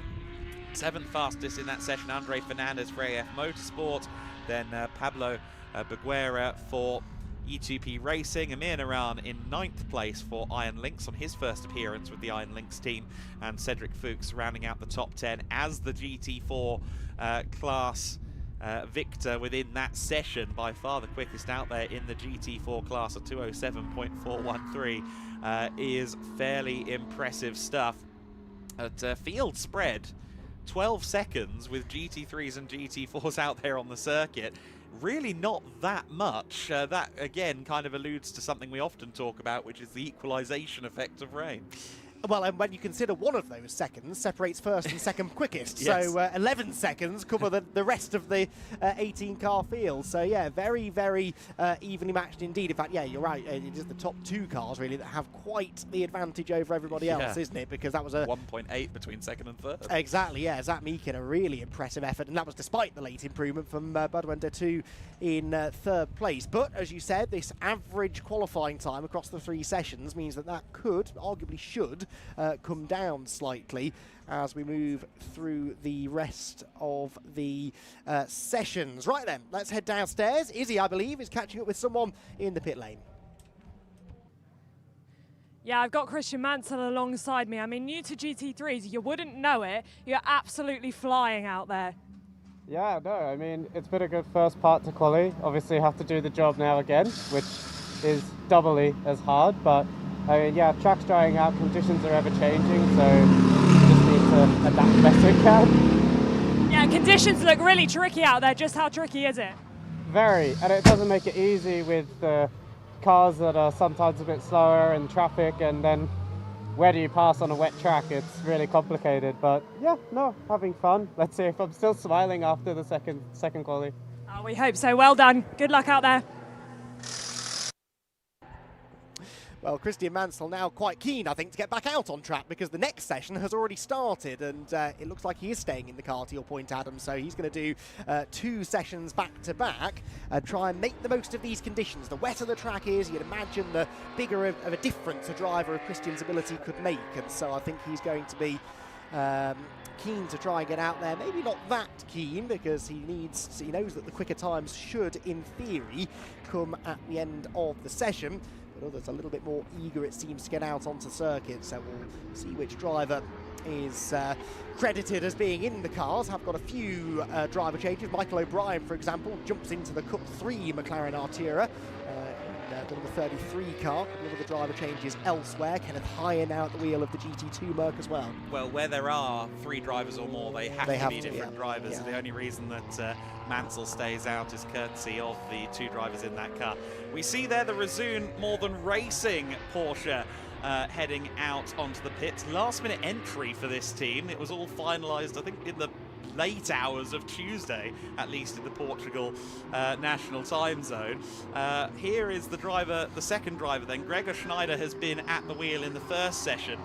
This is Tegan Poles heading out onto the circuit, the Canadian driver who got the call on Monday saying there is a seat and we can lodge an entry if we get a 3rd driver. Are you game? And yes, she was. Within hours, flights were booked. Made her way on a red-eye on Wednesday night, and here she is for her first ever GT4 start, and what will be, I think, her 5th or 6th car race total. It's quite an impressive story, and certainly leaping into the deep end. Yesterday was her first day in the car. She probably got less than 20 laps total yesterday, so still very much in the learning process. But Tegan Poles, who previously has won championships in Canada and been competitive in North America for 20 years in karting. She's 27 years of age, and this is really the biggest opportunity she's had, certainly in car racing and most likely in her entire racing career, and really interesting to see how she gels with the Austrian team. Yep, indeed so. Let's see how she gets on, certainly compared to the other GT4 cars. 4 GT4 class cars entered this weekend, so there should be a decent little battle, I think, amongst the GT4s come tomorrow. And Tegan will be trying desperately to figure out how much grip there is, and that's always difficult when you jump in as a new driver now between sessions, because there is not just one kind of wet track. When the track is dry, it's pretty constant, but you never quite know what you're in for when you jump into a wet session, certainly a drying session.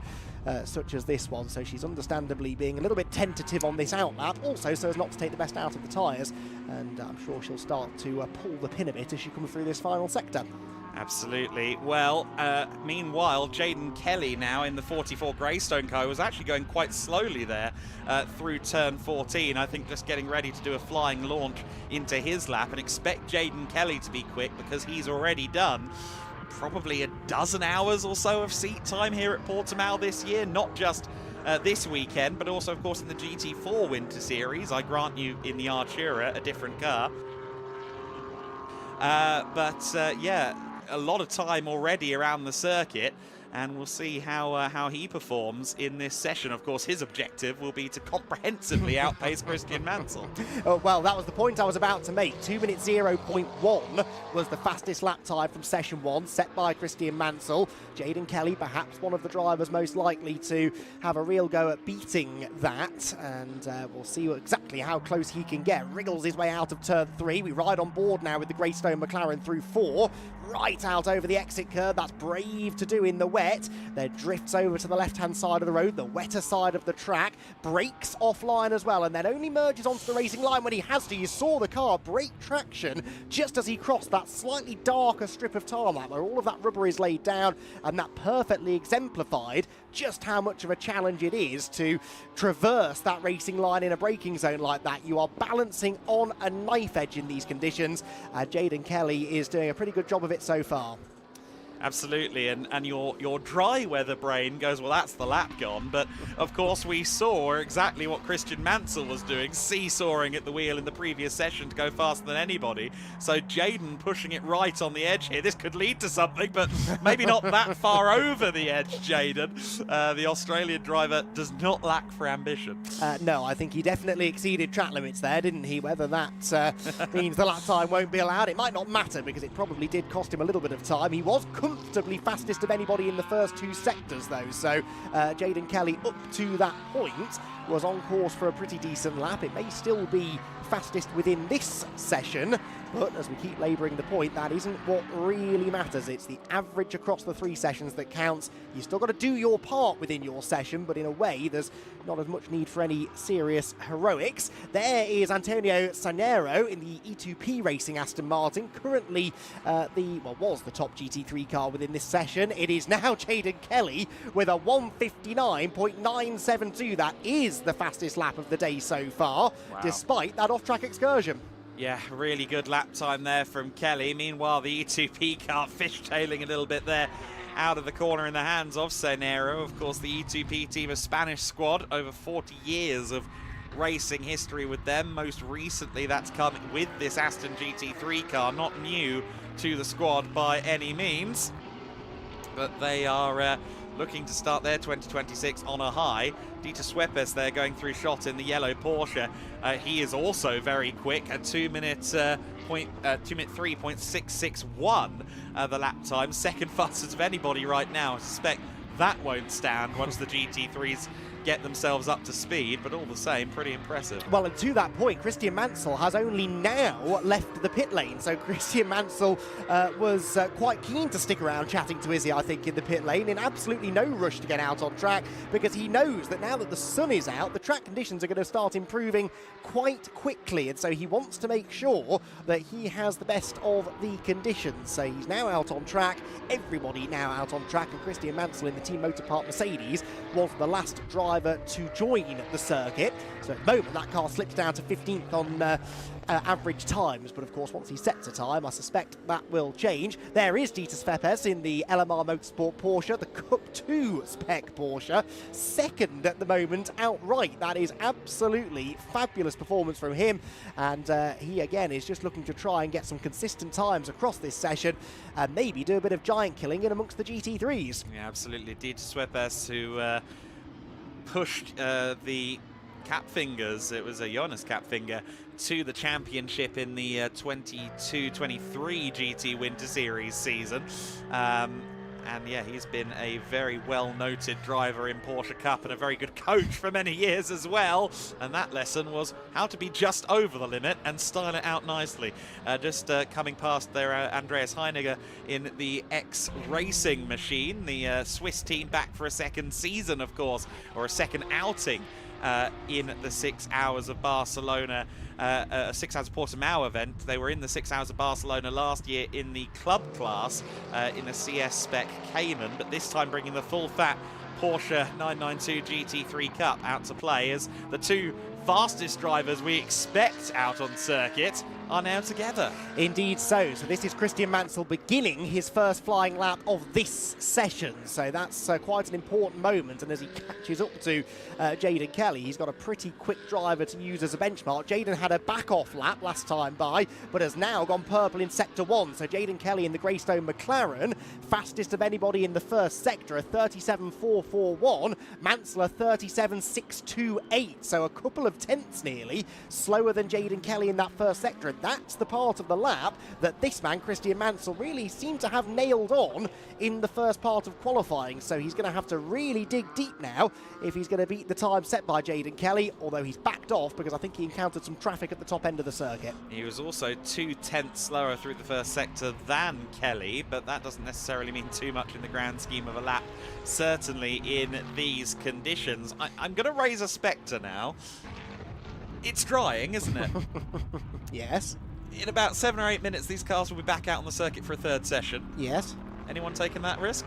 Well, look, I have been, I think, famously wrong on every tyre call I've made so far this season.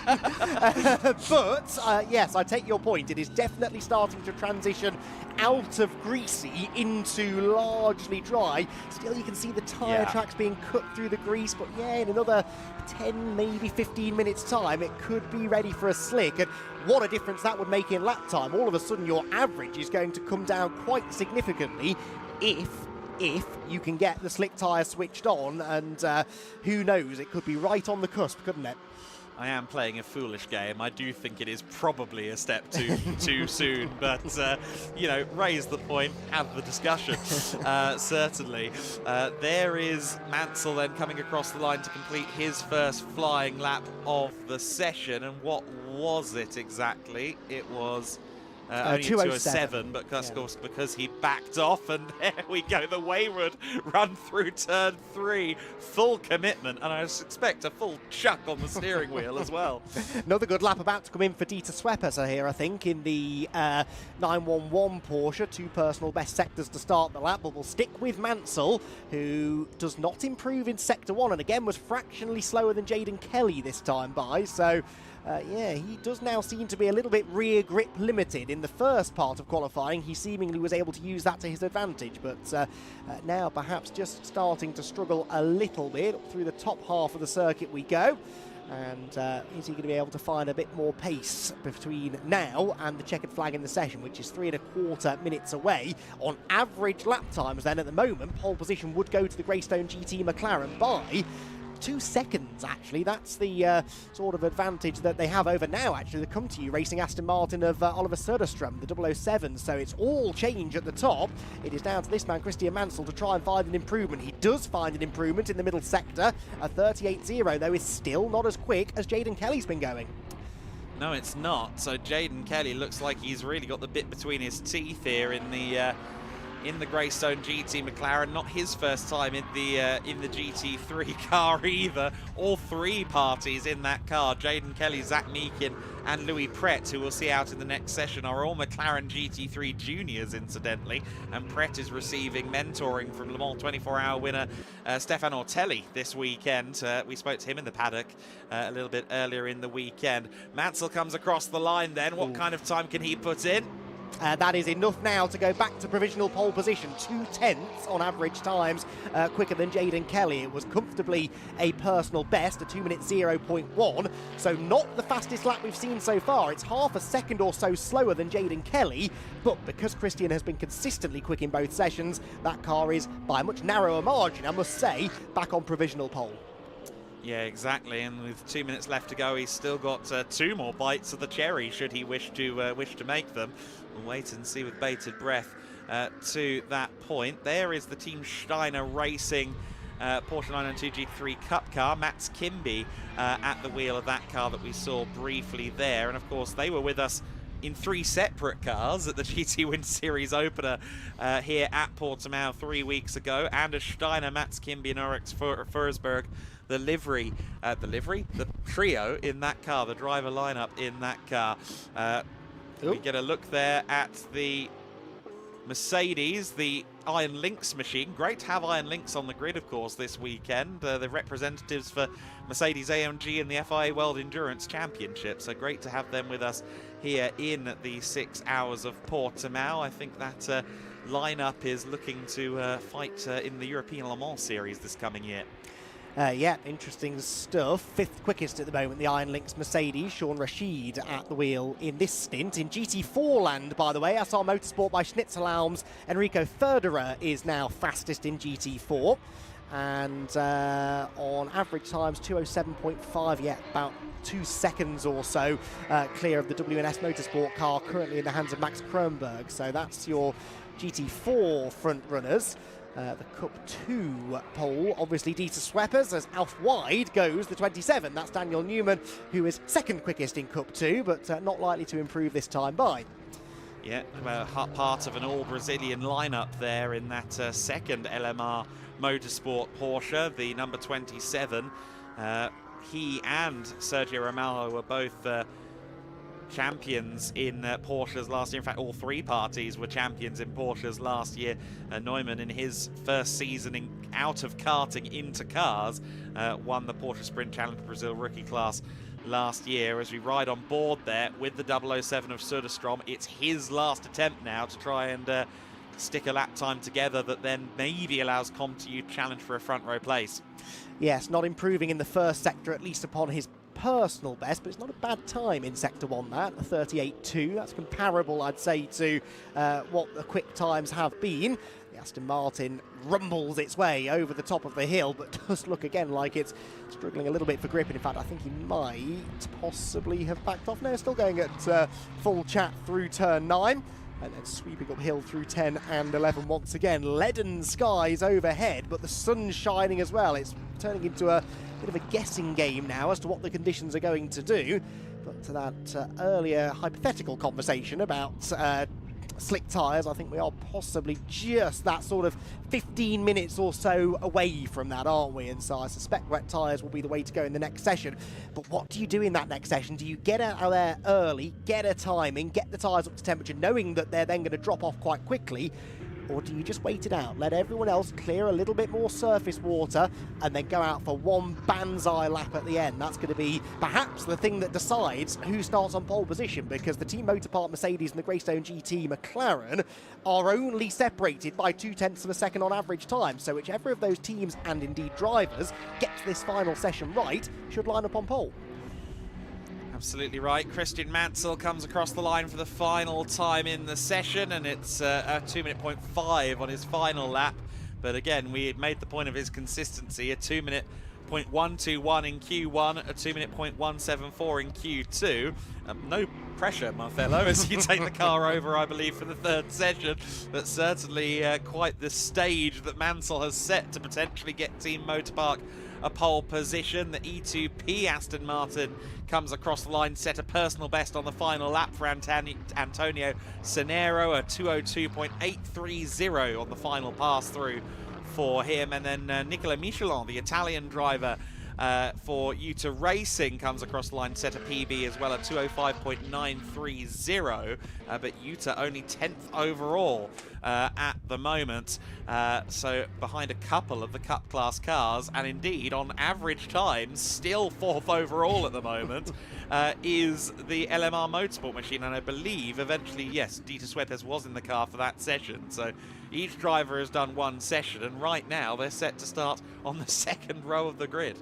That is very impressive, isn't it? And actually, they were quicker in the first qualifying. No, sorry, they were quicker in the 2nd qualifying session than the 1st. Yes, but they were pretty competitive in both. And so, yeah, 4th quickest, 2:03.8, fractionally quicker than the Iron Lynx Mercedes AMG of, in that case, Sean Rashid in that session, which is the 4th quickest of the GT3 cars. So at the moment then, Team Motor Park from Greystone GT would be your front row. Come to you Racing's Aston Martin would share row 2 with the LMR Motorsport Cup 2 Porsche, and then row 3 for Iron Lynx's number 108 Mercedes, and the Attempto Racing Audi GT4 pole currently going to SR Motorsport. Enrico Furter are doing a good job in that session, and again they've been very consistent, only 0.3 of a second between their fastest Q1 and Q2 laps. And second quickest in GT4, the number 31 WNS Motorsport Porsche, and NM Racing Team's Mercedes, third of the GT4s with one more session to go. Yeah, so Jaden Kelly quickest in that session, the only driver to have gone sub 2 minutes so far. Rashid, to your point, was very good in that session, only 0.3 off of Christian Mansell's time, so the third fastest of the GT3 drivers in that session, and then Söderström, fourth fastest of the GT3s, and Swepes was again fifth fastest of anybody in Q2. Really impressive stuff.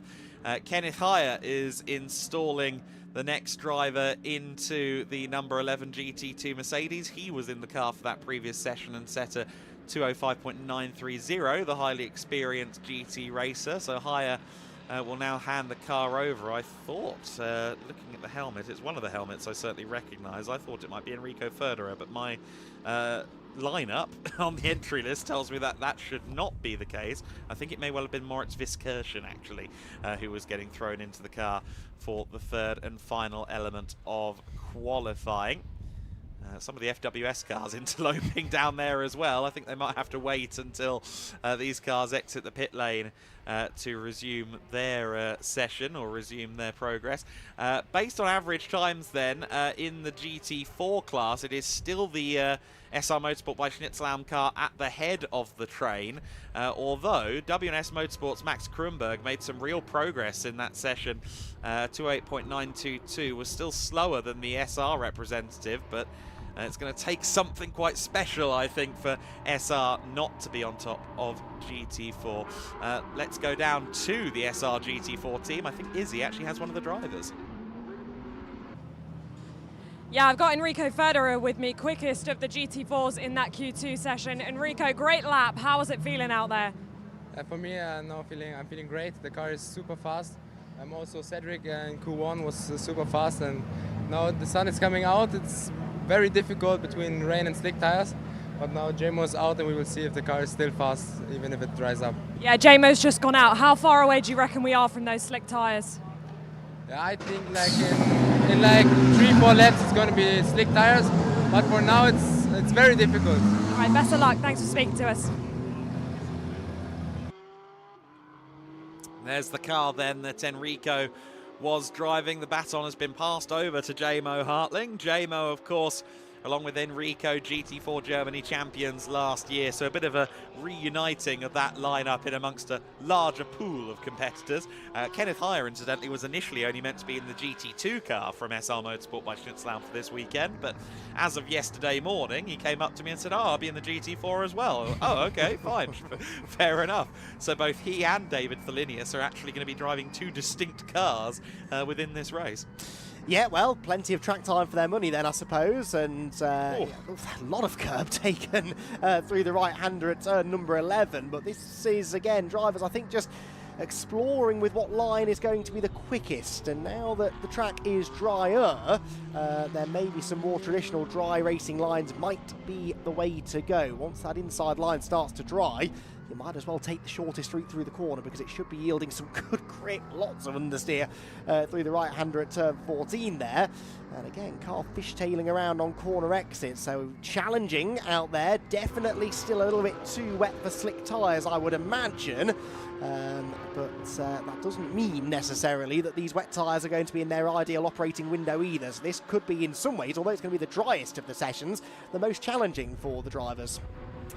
Yeah, absolutely right. I see that in terms of the GT4s as well, Tegan Poles is still listed in the car. It should be Daniel Drexel who does the third and final session. In fact, on your timing screen, Andy, it does confirm that Drexel is in the car. So he's really the hot shoe at that Resume More Than Racing lineup. He'll be looking to try and match the pace of the likes of JMO Hartling in this third and final session. They know each other well from ADAC GT4 Germany, Drexel and the SR Motorsport Young Chargers. There's the Attempto Audi R8 LMS GT3, the 86 for this session being driven by Ariel Levy, who I had to confirm, actually, it's his first ever time in a GT3 car. He's done several years in Porsche Carrera Cup. I thought he may have snuck a race or two in a GT3 somewhere, not that I could find evidence, and he confirmed no, first time out in a GT3 machine, and he's really taken to it well. And actually he told me, look, my goal for the race, we'll see, you know, get the data, get the mileage, but in terms of qualifying, I want to be the fastest driver. I want to be on pole. Okay, well, let's see how possible that is to do. They've got a bit of ground to make up on the averages, but still grab the spotlight, couldn't he, in this final session. So lap times starting to come in, although the truly representative ones are going to be the next laps, I would imagine, for most of our front-running drivers, as the Audi drifts beautifully through turn 13, and that was off the rubbered-up racing line as well. Not a huge amount of grip even out wide there, was there? It is now really becoming a bit of a battle of survival for drivers. Don't make too costly a mistake, get that one lap in, and hope that it's good enough. Yeah, absolutely, and as we've seen, moments like that aren't necessarily prohibitive to getting a quick lap time. Being on the edge in these conditions seems to be the move. AJ Muss is out on the circuit now in the ComTU racing car as well, so AJ, the third of the drivers in that Aston Martin, a former Winter Olympian, although he's told me that he hasn't been on a snowboard in 4 years and doesn't really know what's happening in the Winter Olympics that are currently ongoing. Far too busy being a racing driver these days. Indeed, so very good lap time there for Ariel Levy, by the way, 201.661. So that is by far the quickest that attempt our Audi has been. Louis Pret has put his first lap time in at 1:59.9, but he's going quicker again. Not as quick, though, as Sergio Sette Camara in the Iron Lynx Mercedes. Purple in both the first two sectors, and could be about to set the new fastest time of the afternoon. Whether it's enough to get that car on the front row, we'll have to wait and see. But Sergio Sette Camara, there he is, the white and black Mercedes AMG, with a brilliant first two-thirds of the lap. Can he bring it home to set the fastest time of the session? Yeah, the Mercedes AMG GT3 with Sergio Sette Camara at the wheel, a driver who's done a lot in the junior single-seater ladder, spent many years on that ladder and is now moving into GT racing, would like to make a statement on his first competitive outing with the Iron Lynx team. Comes across the line. And what kind of lap time do we have? A 59.2, so it is the new fastest lap of qualifying. It puts that car fourth on the grid provisionally, but I think we're still waiting for one or two things to shake out. And he immediately throws it over the edge of the road through turn number one, still pushing on sideways again through turn two, really pushing on this next lap. Now, Marcelo Ramirez in his Mercedes, he's somewhere in the final sector. He's done two personal best sectors on this lap. Remember, the real battle for pole, we think, is between Team Motor Park and Greystone GT, and it is going to be the first lap time comes in for the McLaren, a 201.3 set by Louis Pret, but it looks as though Marcelo Ramirez, well, actually, no, wasn't able to match that in the end, a 205.2, so quite a big difference in time, and that now swings the advantage in the favour of the McLaren. The GT4 came across the line there. It's Jamo Hartling who just set a 205.987. Goodness me, that's a lap for a GT4. The pace really is coming down as these conditions start to improve. But yeah, 159.295. Really impressive stuff from Camara. What was the time last time for Attempto's Ariel Levy? It was a 2 minutes 0.7, so second fastest in the session, but slower on average times than the Iron Lynx Mercedes, which is going quicker again now in the middle sector. So Sergio Sette Camara with a purple middle sector. And there is the other of the really quick Mercedes AMGs, Marcelo Ramirez, but it's not going as quickly in this session as it has been, understandably, I suppose, in the hands of Christian Mansell. And it does look, as we sort of predicted, like the most consistent driver lineup is in that Greystone GT McLaren, isn't it? Louis Pret able to go almost as quickly as the car was going in the first two sessions, as that was the Attempto car, I think, wasn't it? Running very wide up at the top of the hill. It was, and Louis Pret is in the pit lane. So Louis Pret, has he decided that he's shown out and done enough, or is he going for slicks? last minute is that slick tyres. We need to really see that full screen, the 44 car, whether or not that was slicks. The picture was slightly too small to be able to tell, but I wonder if that might be what's going on, because there's a couple of them in the pits right now. Yeah, Sete Camara is in as well, isn't he? What's that team going to do? Is it just a case of letting the pressures down in the tyres? Yes, I think it is, isn't it? I don't think they're changing tyres on the Mercedes. Did they change them on the McLaren? We'll be able to tell quite quickly, I'd imagine. On cold, slick tyres, this outlap will be a bit of a handful. That car, to me, looks as though it's still on wet. It is, yeah. The sidewall dictates that those are still wet. So I thought it would be a bit ambitious from Louis Pret if he had indeed made the switch over, but the car, I think, was up on the jacks there for a minute, and that made me wonder. Indeed so. They don't really need to take that risk, though. On average lap time, they are 1.2 seconds quicker than anybody else, so Greystone GT on course at the moment quite comfortably, it would seem, for pole position, with, as I said, a brilliantly consistent performance across all three sessions. And just some info from Izzy down at Greystone GT at the moment, coincidentally, and she says puncture for the 44 car, so Pret's progress somewhat hampered, but now heads back out on the circuit. Oh, that's slightly concerning, isn't it? I wonder how he's done that. There shouldn't be any debris on the circuit, really.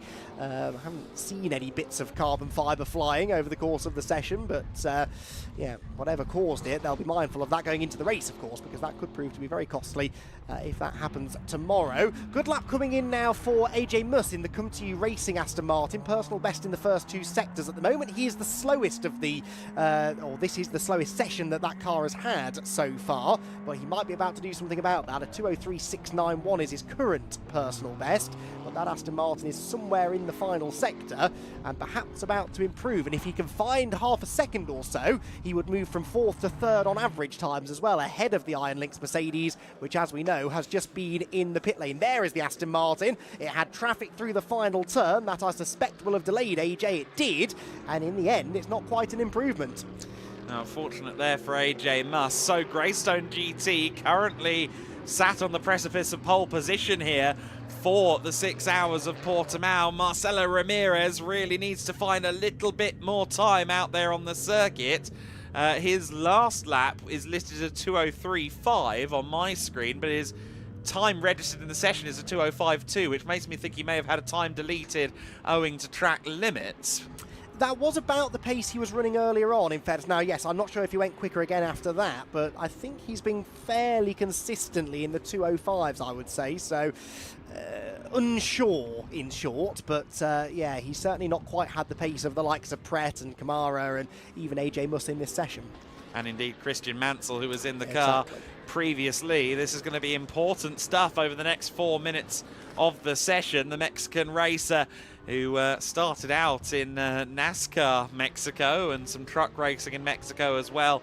Last year moved into GT3s in International GT Open. I think this will be the longest race he's ever done in a GT3 car or any car point blank. Before, at least, the winter, because he was in the Dubai 24 Hours with the Motorpark team earlier on in the year. But all the same, certainly in these very tricky conditions, he's going to have to try and find some speed, but it's not always apparent how to. Louis Pret, purple first sector, purple middle sector, so not content with that astonishing time that he set already. He wants to go faster again. Well, I say astonishing, he's actually the slowest of the three drivers in that car so far. It's more than enough at the moment for pole position, but he is in the final sector somewhere and going quickly in the Greystone GT McLaren. There he is, top of shot. The turquoise fronted car very wide over the curve coming out of turn 14, but Louis Pret is on a real push now. He's been in to change that tyre, still on wet tyres on a drying circuit, but going comfortably quicker than anyone else in the session. Can he now dip into the 59s? Forget 59s, it's a 158.7, by far the fastest lap of the day, and that really does just underline that provisional pole position for Greystone GT. Yeah, Greystone GT are going to be hard to beat now. Their average is under 2 minutes, a 159.812. The average for this team Motorpark machine, a 201.034, and Well, that's gone down a little bit, courtesy of the most recent lap from Ramirez, a 2:02.809, but he has more to find. Sete Camara, though, fastest of anyone in Sector 1 as well. This is turning into a fascinating final session. That is the third-placed Iron Lynx Mercedes, the white and black number 108, and he has just gone faster than Louis Pret in the first sector. So the track really coming to the drivers here in the closing stages. Yeah, I think Camara would need to, frankly, go down maybe as far as a 57 to do anything to his actual grid position across the 3 sessions average, but certainly there's some pride to be gained from getting the fastest lap of anybody in qualifying, and that'll be Camara's objective. It will indeed. Purple middle sector as well, so he might be about to achieve that objective. He'll be somewhere around turn 13-14 in a moment or so, right at the end of the lap, and it would be nice to see that Iron Lynx Mercedes across the line. We're following here an ever-improving Marcelo Ramirez, personal best in the first sector, but as Adam quite rightly said, he needs to find a fair chunk of time in order to get the average down low enough to challenge for pole position. There is Camara then through the penultimate turn. Is this, Adam, about to be the fastest lap of the day? Well, let's see. The Iron Lynx car comes out of the final corner, as you said, 37s in both Sector 1 and Sector 2, almost identical sector times. Actually, the longest sector is Sector 3, and it's a 57.859. What a lap from Sergio Sete Camara. He's taken this whole GT racing thing quite well, the ex-Formula E driver. Oh, well, it makes Louis Pret's effort seem fairly average now, doesn't it? That 158 we were getting so excited about only a moment or so ago. Now absolutely eclipsed by Sergio, who, as you said, stays third on average times. Needed actually to find another 8 seconds on average to improve to the front row, but that is still quite a lap. Yeah, absolutely right. That was really impressive stuff from Sete Camara. The average 8/10 you meant rather than 8 seconds. Sorry, yes. That threw me for a minute. I was trying to figure that one out.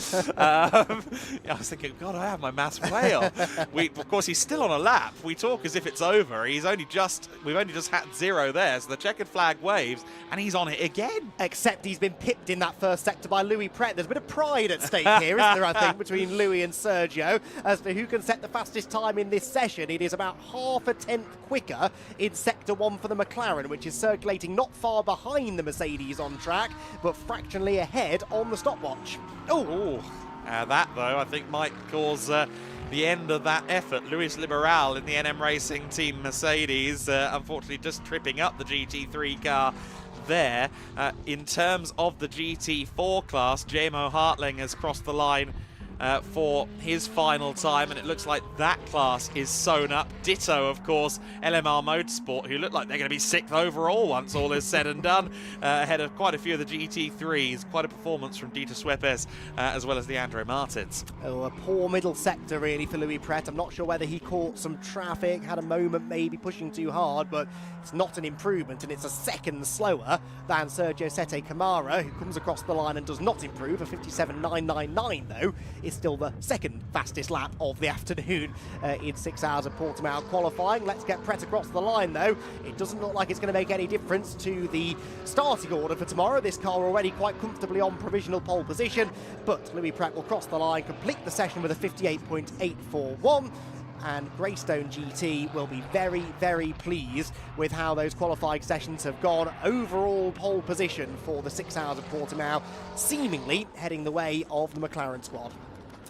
Yeah, absolutely right. Louis Pret then in the 44 car, the last of the 3 drivers in the Greystone McLaren. What a drive from the 44.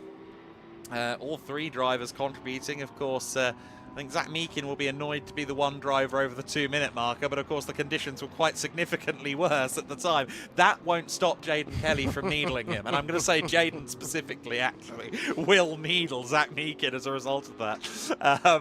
But all the same, they will be on pole for the 6 hours of Portimão, which is a great effort from that team. Team Motorpark will be happy with the front row of the grid. They'll take that. Ditto Sergio Sete Camara along with his co-drivers in the Iron Lynx machine, and Comte Racing in 4th with AJ Muss's effort late on, a 2-minute .978. He was the fastest driver in that car. I will say that's about the top 5 I expected, but further through the field, some surprises. Expected ETP Racing to maybe be a bit further up. I expected Utah Racing to be a little bit further up as well. But the GT4 order, SR Motorsport by Schnitzlaum, 13th overall on the grid, but the first of the GT4 cars. That one doesn't surprise me. No, not particularly, but it was an entertaining journey to get to that result, wasn't it? I do like this 3 sessions average qualifying time thing. It requires a bit of mental gymnastics to try and do the maths on the fly, but it does mean that every driver gets the opportunity to shine. And what a fascinating race we've got in prospect tomorrow. That battle, I think, between the likes of Greystone, Motorpark, Iron Lynx, come to you as well, is going to be fascinating. Even if you just isolate the Greystone McLaren squad and the Motorpark Mercedes squad, yes, Christian Mansell was the quicker of the 2 drivers in his car, but actually Marcelo Ramirez in that final session got into the 2-minute ones right at the end, so a pretty competitive lap time, and it looked as though Mansell maybe had the edge over the Greystone GT squad on the whole. So a really interesting 6 hours coming up tomorrow, I think, and it could well be that it comes down to which of those teams can just be the smoothest and the most consistent over the 6 hours, and that team, obviously, sounds obvious, I know, will be the ones to get to the checkered flag first, but they're really going to have to be on their A game. It's not going to be one of those races, I think, where you can afford to take it easy or afford to have a mistake or two. There are enough quick teams, to be fair, in GT3 and in GT4, that a mistake could be costly. Yeah, absolutely right. And it'll be interesting to see how the teams, of course, handle their stint work as well. I'd expect, looking at the plans of the Greystone drivers, of the Team Motorpark drivers, with their summer in mind, they'll be looking to do hour-long stints, I would think. But we'll wait and see what they decide to do from that perspective as well. WNS Motorsports, Edvin Helston did a good job there towards the end of the session as well. He was the fastest driver in that car, 207.485. But still, the average time just over 2 seconds off the SR Motorsport drivers, who really had the bit between their teeth. And of course, it was the 3 young chargers, Cedric Fuchs, the rookie champion from GT4 Germany last year, Jamo Hartling and Enrico Förderer, the overall champions from GT4 Germany last year. That's a stacked lineup, if ever there was one. And of course, all 3 drivers already did 4 days of running in that car, or not in that car in Jamo's case, but certainly at this circuit in largely similar conditions all the time. We weren't exactly blessed with sunshine and nothing but on our initial visit to Portimão 3 weeks ago. We certainly weren't, although we did spend most of that weekend talking about the weather and how it was changing or could potentially change. It's definitely changing now, and the sun's starting to shine down on the Portimão circuit, and as it always does on Izzy Browning. Yes, I have alongside me our pole sitters for the 6 hours of Portimão. Zach, Jaden, Louis, congratulations. I mean, the job far from over, long race ahead of you, but you must be pleased with that. Yeah, definitely happy. Puts us in a good spot for tomorrow, so just got to give him all we can and see where we finish in 6 hours. Yeah, and it wasn't easy out there. I mean, the conditions were ever changing, weren't they, Jaden? Yes, constantly changing conditions. As soon as Zach came in, he said every lap we're going quicker and quicker. Just be careful, watch out. Same notes to Louis. It's tough, it's Portimão, it's how it's been all weekend, but we managed to come out on top, which is amazing. Yeah, you certainly did. Louis, what a lap at the end. I mean, you were absolutely flying out there. How good did that feel?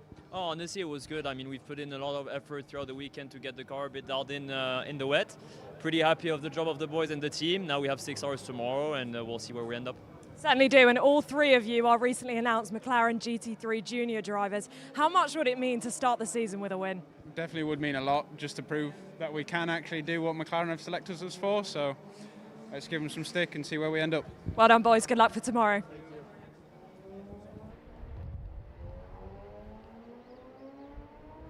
So then let's focus in now on something new with the qualifying in the books for the 6 hours of Portimão. It's the first race coming up for the Sports Prototype Winter Series.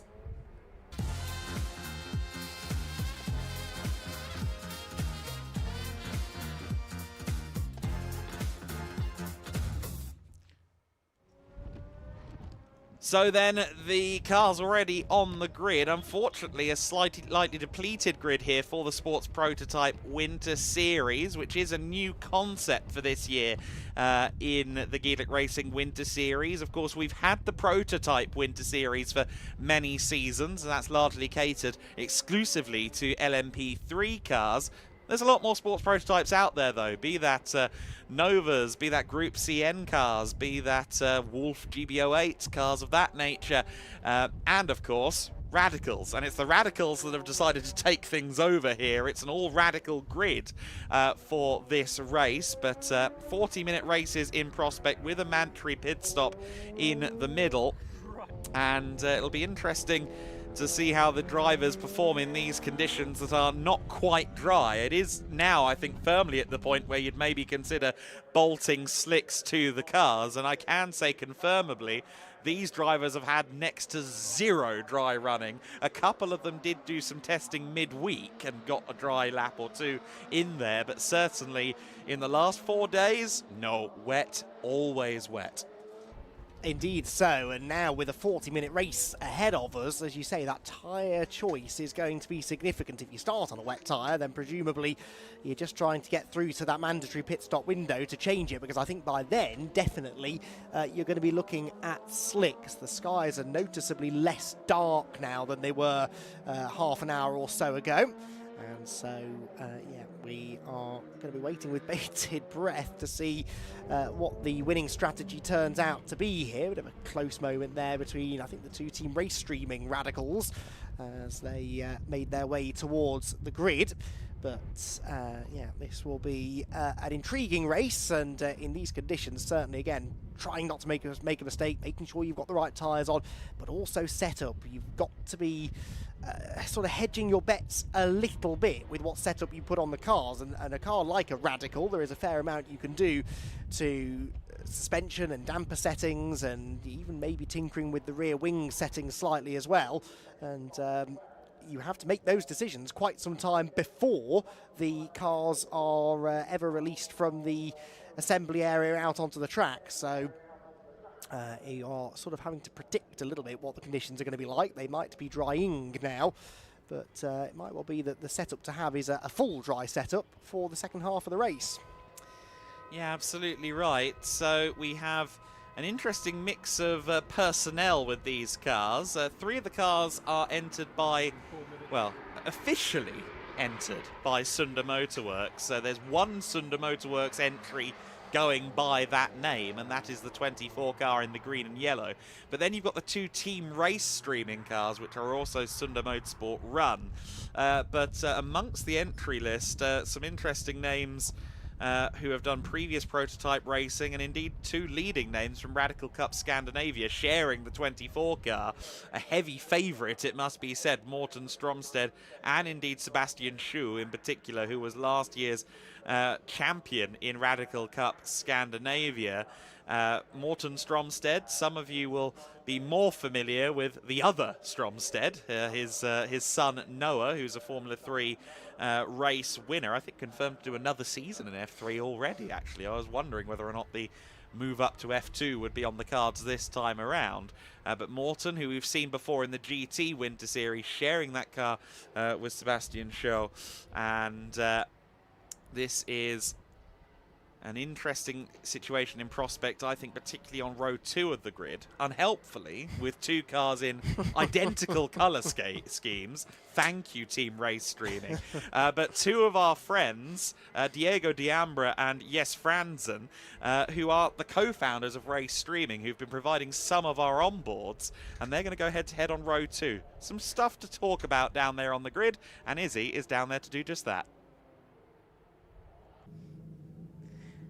Yes, I certainly am. Our first race in the Sports Prototype Winter Series coming up very, very shortly, and things definitely drying out for them. I mean, I'm delighted to see some blue sky for the first time this weekend. We're going to dive in, though, and speak to our pole sitter. I believe it will be Morten in the car. I mean, pole position, the first race of the Sports Prototype Winter Series. How are you feeling? What are you expecting? Well, first race, it's historic, feeling quite good. Now weather looks to clear up, so we'll take it from there. Yeah, you haven't actually had much testing at all in dry conditions, have you? We had the test day Thursday, but now we are on rain tires in the damp conditions, so we'll see how long they last. Yeah, you might get some overheating tyres for sure. How comfortable are you feeling around this track, though? Yeah, I think that's going to be a problem keeping the tires alive, but we'll see. All right, best of luck. Have fun out there. Right, we're going to come and speak to our P2, and there should be Michael Hove in the number 44, and he's absolutely right, the pole sitter. They are on rain tyres, so it is going to be a case of keeping the tyres alive a little bit. Well, you are on rain tyres, but it's certainly drying out. How do you manage this race and keep the tyres underneath you? I think we'll manage and cool them, and then we'll keep the slicks for the next race. And in terms of this track, I mean, you're on the front row, and I know the grid isn't a huge grid, but are you going? You're obviously going for the win. How tricky is it going to be to get the win? We're going for to complete the race, and that's the most important thing. Yeah.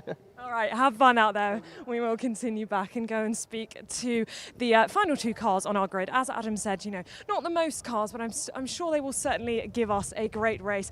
And this is the number 22 and 23.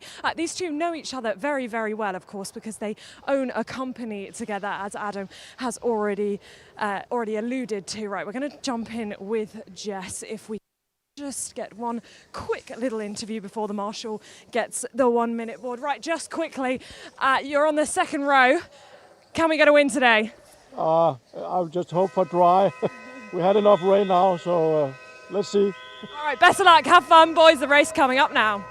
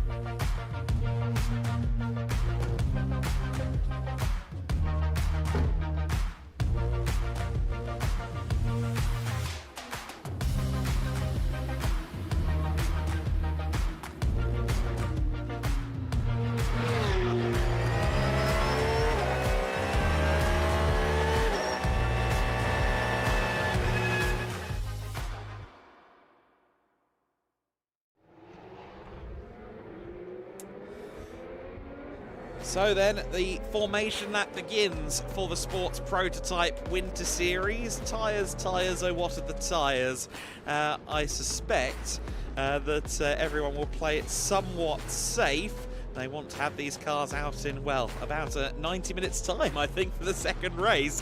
So we'll have to wait and see how that one pans out. The Sunder Motorworks car doesn't have a confirmed starting driver. The 24 machine, I think that looked to be Morton at the wheel, I say tentatively. Michael Hove alongside him for SPV on the front row of the grid, and then the two team race streaming cars that we've alluded to. Yes, Franzen behind his colleague Diego Diambra. These two have shared cars previously in historic racing. I'm not quite sure how often they've done this though, going head to head rather than working together. We'll have to see how that one pans out, and I think especially given the hot shoe at the wheel that is Sebastian Shaw, I think that we're going to perhaps see second, third and fourth being the hottest contest. The numbers and the CVs, the resumes tell me that the 24 car is the favourite for this race, but I'm not sure who's following it across the line. No, absolutely not, and he'll still be under a bit of pressure not to do anything silly. Sometimes it's worse when you're the clear favourite after qualifying because you feel like the pressure's on. We get to enjoy his view anyway from pole position, and we can see quite clearly here where the drier bits of the track are. The trouble is the drier bits of the track are the bits on which drivers have been running more through that qualifying session in particular that just came. And that means it's around the outside of the track that is drier. The traditional racing line still a little bit damp and greasy through the inside of the corners, and that just might catch a couple of people out in the early stages. But wet tyres all round, I would imagine, here. mainly because these drivers know that there isn't a huge amount to be gained from taking a risk on a slick, given their specific situations. But might we see a little bit of tyre activity later on? We did hear, I think it was Morton saying on the grid that he's saving a set of slicks for the race later on. So I think they might be stuck with what they've got. Well, that could be good for 3 laps and then maybe not so good. Of course, you get heat into a set of wet tyres very quickly on a nearly dry surface, but then it overheats equally quickly. So let's wait and see how this pans out. It'll be Stromstead versus Hove on the run down to the first turn. Stromstead will be looking to keep that car in check as they run down to the first corner. Of course, mid-engine car in slippery conditions, always a little bit of a complexity. These all XXR spec. In fact, no, there's one RSX. The 44 car is an RSX spec Radical. It's the only one without a tail fin, ergo it's an RSX. The other 3 are XXRs. The other difference is about 20 horsepower as well. So Stromstead should have a straight line speed advantage based on the numbers that come out of the factory. But let's wait and see, of course. Traction may also be slightly better on the racing line side that Michael Hove has to his availability as they now get ready to go racing. The Sports Prototype Winter Series has arrived for the first time into the paddock, and their first race of 40 minutes begins right now. The lights go out and we are racing, and it's going to be a drag race to the line. Will it be, or the drag race to the racing line, I should maybe say, and it looks like one that Hove was briefly winning, but later and braver on the brakes. Morten Stromstead, he moves himself through into an early lead, and the 22 car of Diego D'Ambra moves up to second place. So Diego on the move, the Italian flag driver, at least it's Italian on his the side of the car. I couldn't find confirmation, but I'll go with Italian. He's moved up to second place, and Hove falling back early on. Yeah, Hove just didn't have any confidence under braking, did he? Even though he was on, in theory, the drier line, as you'd already alluded to. Whereas conversely, Diego D'Ambra looking really quick now, really punchy, closing in on Morten Stromstead for the race lead as we drop down through turn number 5 for the first time.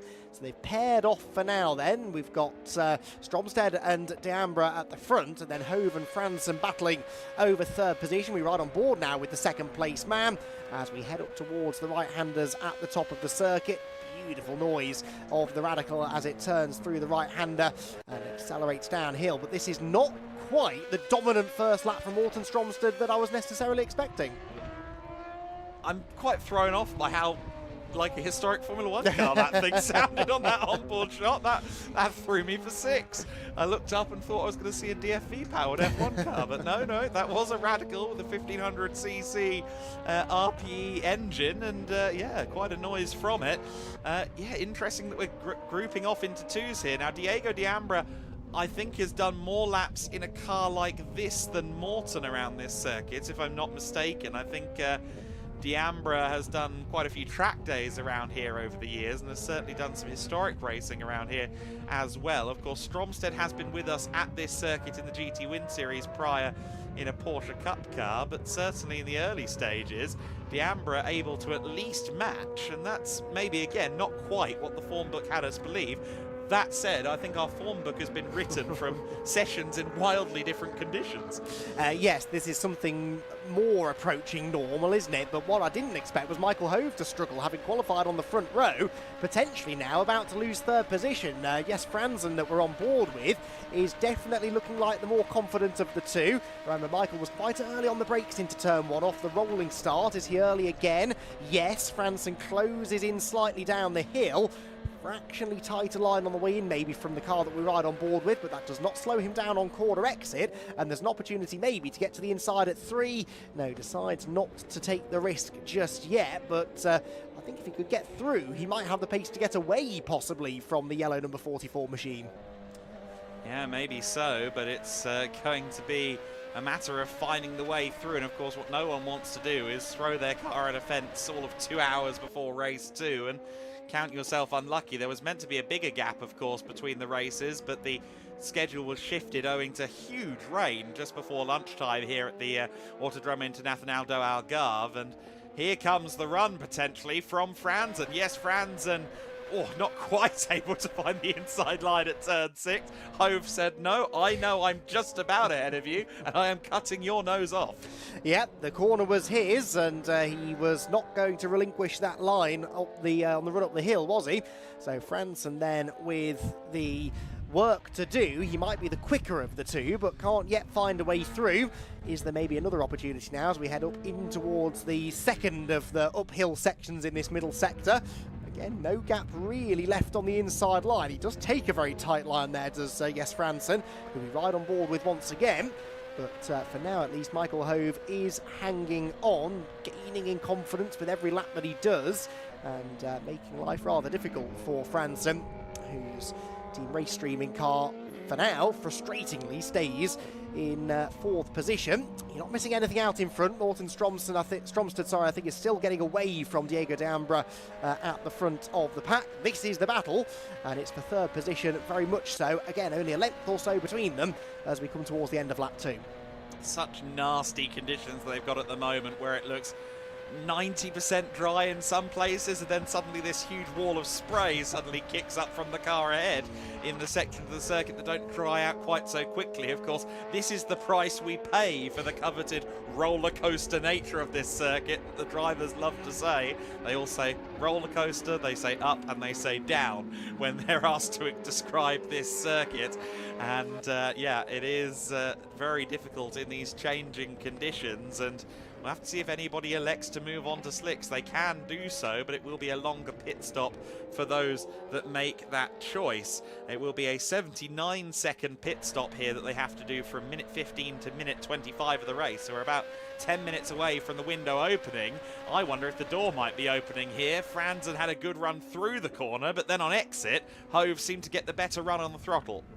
Yep, but not able to make the move into the braking zone at 5. This, though, remember, is where he almost got alongside a lap ago. Didn't get off the corner quite so well this time, though, so Michael Hove, for now, looks safe in that 3rd position. We ride on board again with Jes Franson as we climb the hill. Wider line again taken by Hove as he seeks the drier part of the track. And now, maybe, tentatively I say this, starting to gap Franson ever so slightly. Certainly in this middle sector, looks as though Michael Hove has found an extra gear, so to speak. Yeah, and to answer a spec question that you might have looking at this onboard, is that a Halo? Yes, it is. Is that on there normally? No, it's aftermarket. You buy a 2026 Radical XXR and it arrives sans Halo, but we are seeing more and more teams. I think it may even be a factory part at this point, but don't quote me on that because I don't work for Radical as a salesperson. I think it might be a factory part, but either way, it is an option, not a requirement as of yet for this, but interesting to see that philosophy coming up. Of course, open prototypes, LMP2s were ruled out in 2016 from Le Mans. They decided to go closed only, and now we're seeing this solution start to be more and more common in the kind of Radical sphere of this nice little Halo system on an open sports car. Yeah, and you know what? It says an awful lot about the Halo system, and considering when it first came out, really the main complaint people had was that it was ugly, it didn't look right, it didn't fit the cars. I hadn't even noticed that there was a Halo on that car. Now, I know I'm not always Captain Observant, I realise that, but I think it does say a lot as to how normalised that's become, and quite rightly so. It's such an incredible safety feature that its record for improving safety, I think, has been fairly well documented over recent years. And yeah, I'm all for it. And yeah, it doesn't impede the driver's ability to go quickly, clearly, because Jes Franson has had a really good run there out of turn 4. And again, is maybe within striking distance heading down the hill. Yeah, very close in proximity for sure. Really seemed like that was all in the first sector, wasn't it? Or at least coming out of the last corners of the 3rd sector and then through turns 1 and 2 that Franson suddenly found the pace again. Fastest lap of the race, incidentally, a 206.238 last time by from Morten Stromstad, whose lead is now up to 10.1 seconds. But these two much closer on pace, half a second apart in terms of fastest laps so far. Hove currently has the fastest lap among this battle for third place, but if Franzen can find a bit more time in the middle sector, I think he will start to lap quicker. It seems to be around that turn 5 through about turn 8 where he drops back maybe 3 or 4 car lengths. Yeah, didn't drop as much time this lap though as he did a lap ago, so I suspect he is learning. They're all pretty consistently putting in personal best sectors with every lap, as you would expect. They're gaining in confidence and experience. The track conditions are coming to them and the tyres haven't yet fallen off a cliff, so pace definitely increasing. And in fact, to prove that point, just had a new fastest lap of the race set by Morten Stromstead at 2:05.653. But Franzen just doesn't seem quick enough in the right areas of the circuit, does he, to make this overtake stick? And as he drops down through the final corner, he will look to try and get a slipstream, possibly up and over the hill, past the pits, onto another lap. 4 laps completed, lap 5 begins, and I don't think, yes, Franzen is quite close enough. We're right on board with the 4th place man, and that slipstream effect is not significant, is it really? He closes in more under braking for turn 1, but again, not quite able to get an overlap for now.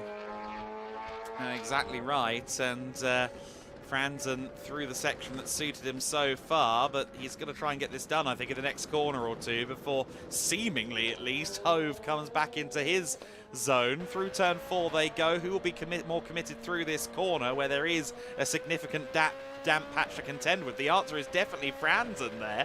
Gets the better run, but it looks like Hove has the straight line speed advantage, actually, and that would go against what I understand of the 2 specs of Radical. Of course, it could just be that the engine on Hove's car is slightly modified. You can modify these engines and get a bit more power out of them. It could be that Franzen is a much more factory fresh example, but I certainly think the RSX, the older car, the yellow machine, looks a bit quicker in a straight line. Well, I also suspect, and it could just be my eyes deceiving me, but it does look as though the rear wing on Franzen's car is at a much more severe angle for more rear downforce, maybe set up more for the wet. It's a very flat sort of profile on the rear wing of the Michael Hove machine. That will be giving Michael an extra mile an hour or so, kilometre an hour or so, I suppose I should say, advantage in a straight line, and might then explain why he's struggling through that first sector, which of course is the tightest and most technical sort of section of the circuit. Might make a difference as well.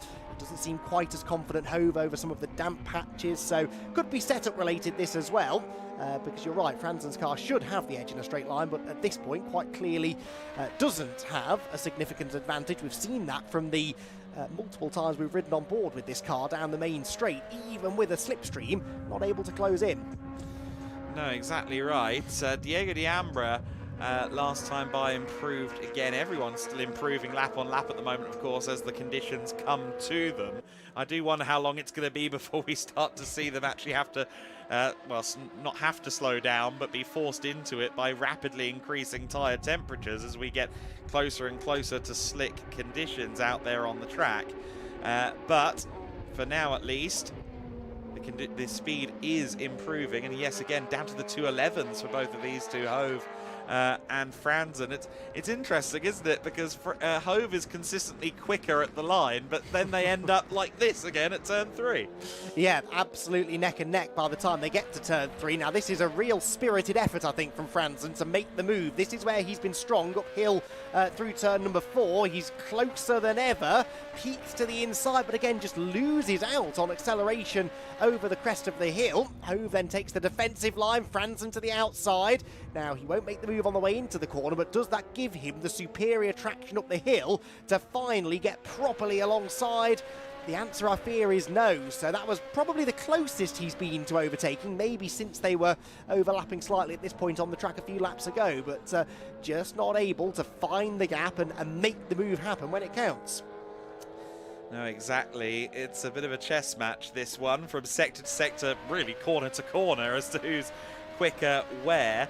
Pit window, incidentally, will open in 2.5 minutes, and I wonder if Franzen's team, down at Team Race Streaming, the Sunda engineers, are thinking, do we give him free air? Will that help? It's hard to say, of course, because, again, it seems to ebb and flow fairly inconsistently. He's right on the back of Hove at the moment as they go through the turn 12 apex, but of course didn't really carry enough speed there. I think if he'd taken a wider berth and kind of followed the wheel tracks of Hove a bit better, he might have had more speed, but he's had a look to the inside there. Not going to be close enough, I don't think, to make it work. I think Franzen is kind of halfway between wanting to make this move, but also not wanting to risk this move, is how I'm reading the body language of that car. Yeah, well, you've made the point that the drivers and teams are very aware of the fact that there's not a huge amount of downtime between races, but for the drivers, this is all about experience. They want to try and get as many laps in as possible through both races to learn the cars and to gain the relevant signatures on their license as well. So they won't want to do anything too silly in order to make a move for third place, especially when there are still 26.25 minutes left on the clock. Oh, closes right into turn 1, but where do you go then? There's one line through turn 1. That's not traditionally a great overtaking opportunity, and he's then not quite close enough to throw it up the inside into 3. No, exactly, and I do think it probably does come to the downforce point that you've made previously. Again, looking at those rear wings, they are slightly different specs, but they're also quite clearly at different angles and setups as well.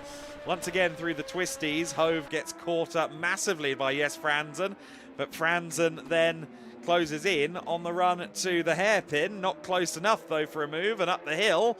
Once again, the yellow car of Hove will disappear up the road. The other thing I'm noticing about setup is that Franzen's car seems to be running a slightly higher ride height, or at least the front splitter isn't skimming the tarmac in quite the same way that Hove's is. So again, that tells me they've gone for more of a comfortable setup as opposed to an outright quick setup, but the closer you get the car stuck to the ground in a straight line, the faster it will go. So I do think it is setup that's the only thing separating these two cars, and ironically Franzen's car is better through the corners where you do the overtaking, but it takes him most of the corner to get close enough to even think about a move. This could be an opportunity. He doesn't really want to stray onto the wetter side of the road. It's still quite damp offline at the top of the hill. He's much quicker off the corner though, gets to the outside line. Michael Hove stands his ground though, and Franzen again elects not to take the risk. He's back to the inside, and finally 15 minutes in, he makes the move stick. However, I have the feeling that with the main straight coming up, we might see this change hands yet again. Let's see what Hove can do through the final quarter, and the pit window should now be open as well, so there is that thought. Will we see a pit stop from either party? That's first to have gone by without visiting the pit lane. Do we see a stop from either Franzen now in third place or Hove? The answer is no, but what we do see is Franzen make a good 10 car lengths maybe through the last 2 or 3 corners. I think finally having some clean air up ahead of him has sealed the deal, and even by the end of the straight, the yellow car, despite its straight line speed advantage, is still a fair width behind. Yeah, Franzen was 1.2 seconds quicker than Hove in the final sector alone, so that sort of says it all, doesn't it? Bear in mind he was making the move going into that final sector and still was quite comfortably quicker, so yeah, that was all he needed really, was that little bit of clean air, and it was worth waiting, it was worth being patient to make sure that he made the clean move, because now he is in front, he can start to really stretch his legs. He's not that likely to catch Diego D'Ambra, who is in second position, 26, nearly 27 seconds up the road from these two, and it's a similar sort of gap now between D'Ambra and Stromsted, the race leader. Remember him, the Sunder Motorworks number 24 car. There it is, right on cue. Turns into the final corner, and 25 seconds was the margin over second place at the start of the lap. He was actually fractionally slower than D'Ambra in the first sector. We're talking a 10th and a half. I don't think he'll lose too much sleep over that, but Morten Stromsted in a different league. Yeah, absolutely right. And with respect to Morten, and indeed everyone else, the fastest driver so far all weekend by some margin has been his teammate Sebastian Schul. So I'm not expecting to see anyone really be able to surmount the advantage of last year's Radical Cup Scandinavia champion. He previously raced in Nordic 4 and karting, and I think maybe came up at about the same time, from what I could tell, as Noah Stromsted. So I think these two have known each other for a little while, and now pairing together, I dare suggest, while I don't think anything formal has been announced yet, that the Radical Cup Europe is the next destination for these two, and certainly as a pairing, if they do go into Radical Cup Europe together, coming into 2026 later in the season, that could be a tough one to beat for the rest of the teams as well.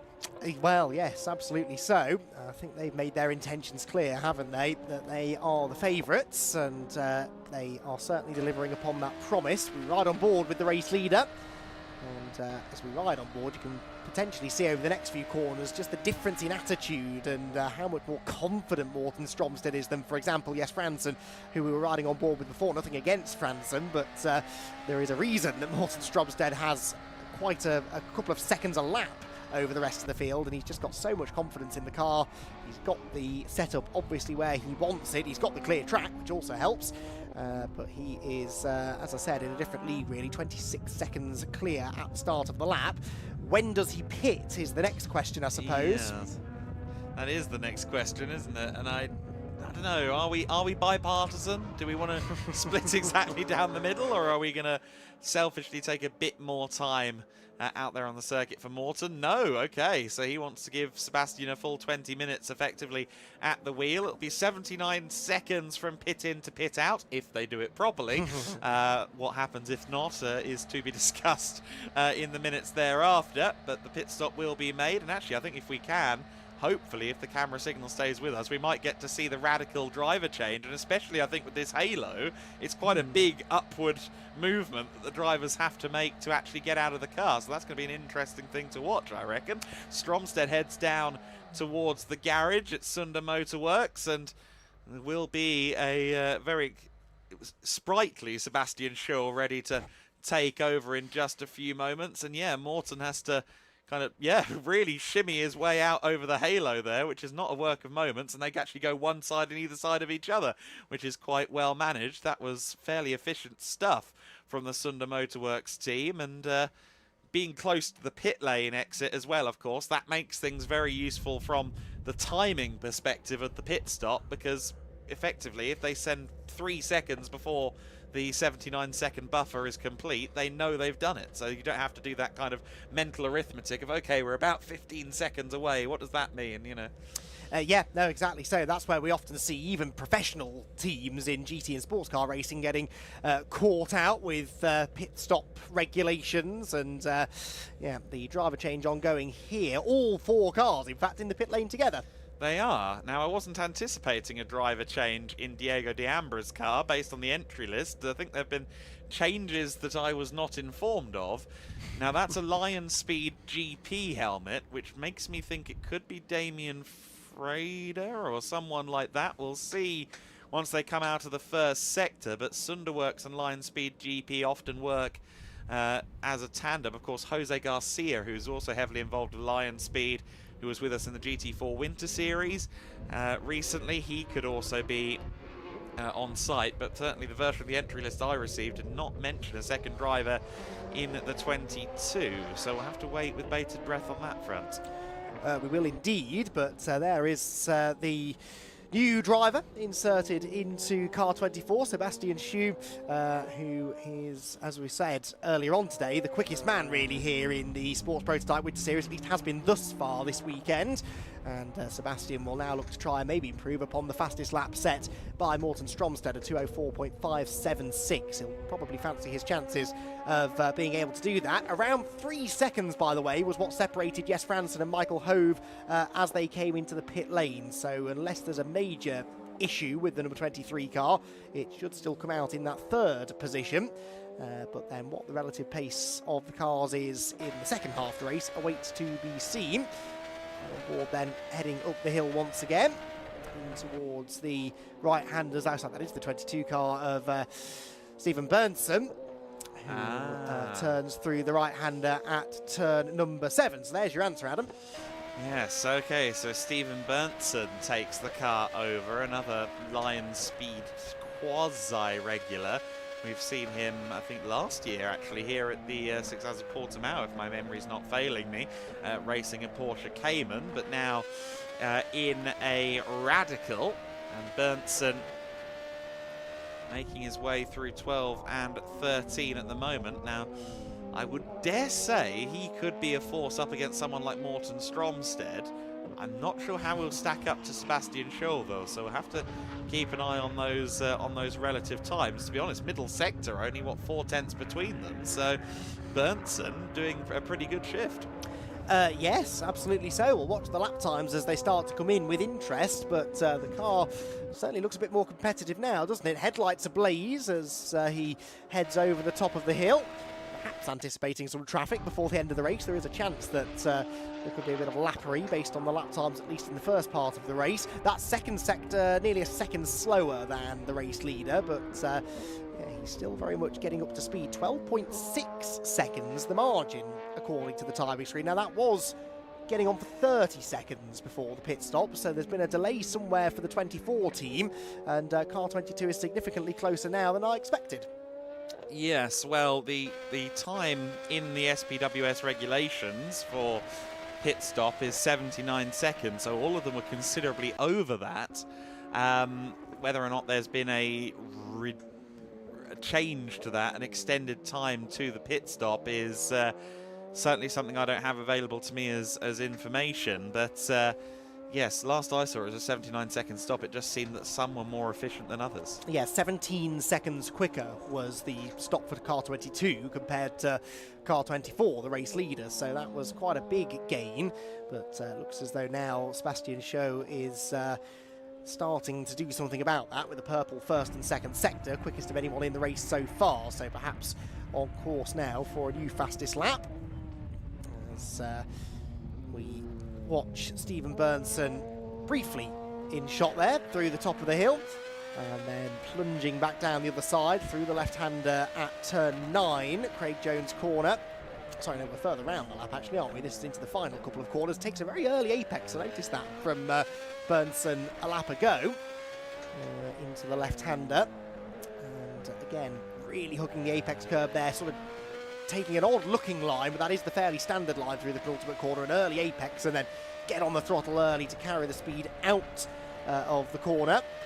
Bit of a lift, not quite down one gear there through the final turn, hitting 5th as we go through the exit of the corner, and then 6th just on the brow of the hill, blasting past the pits, topping 200 kilometers an hour, and about to hit the brakes into turn number 1.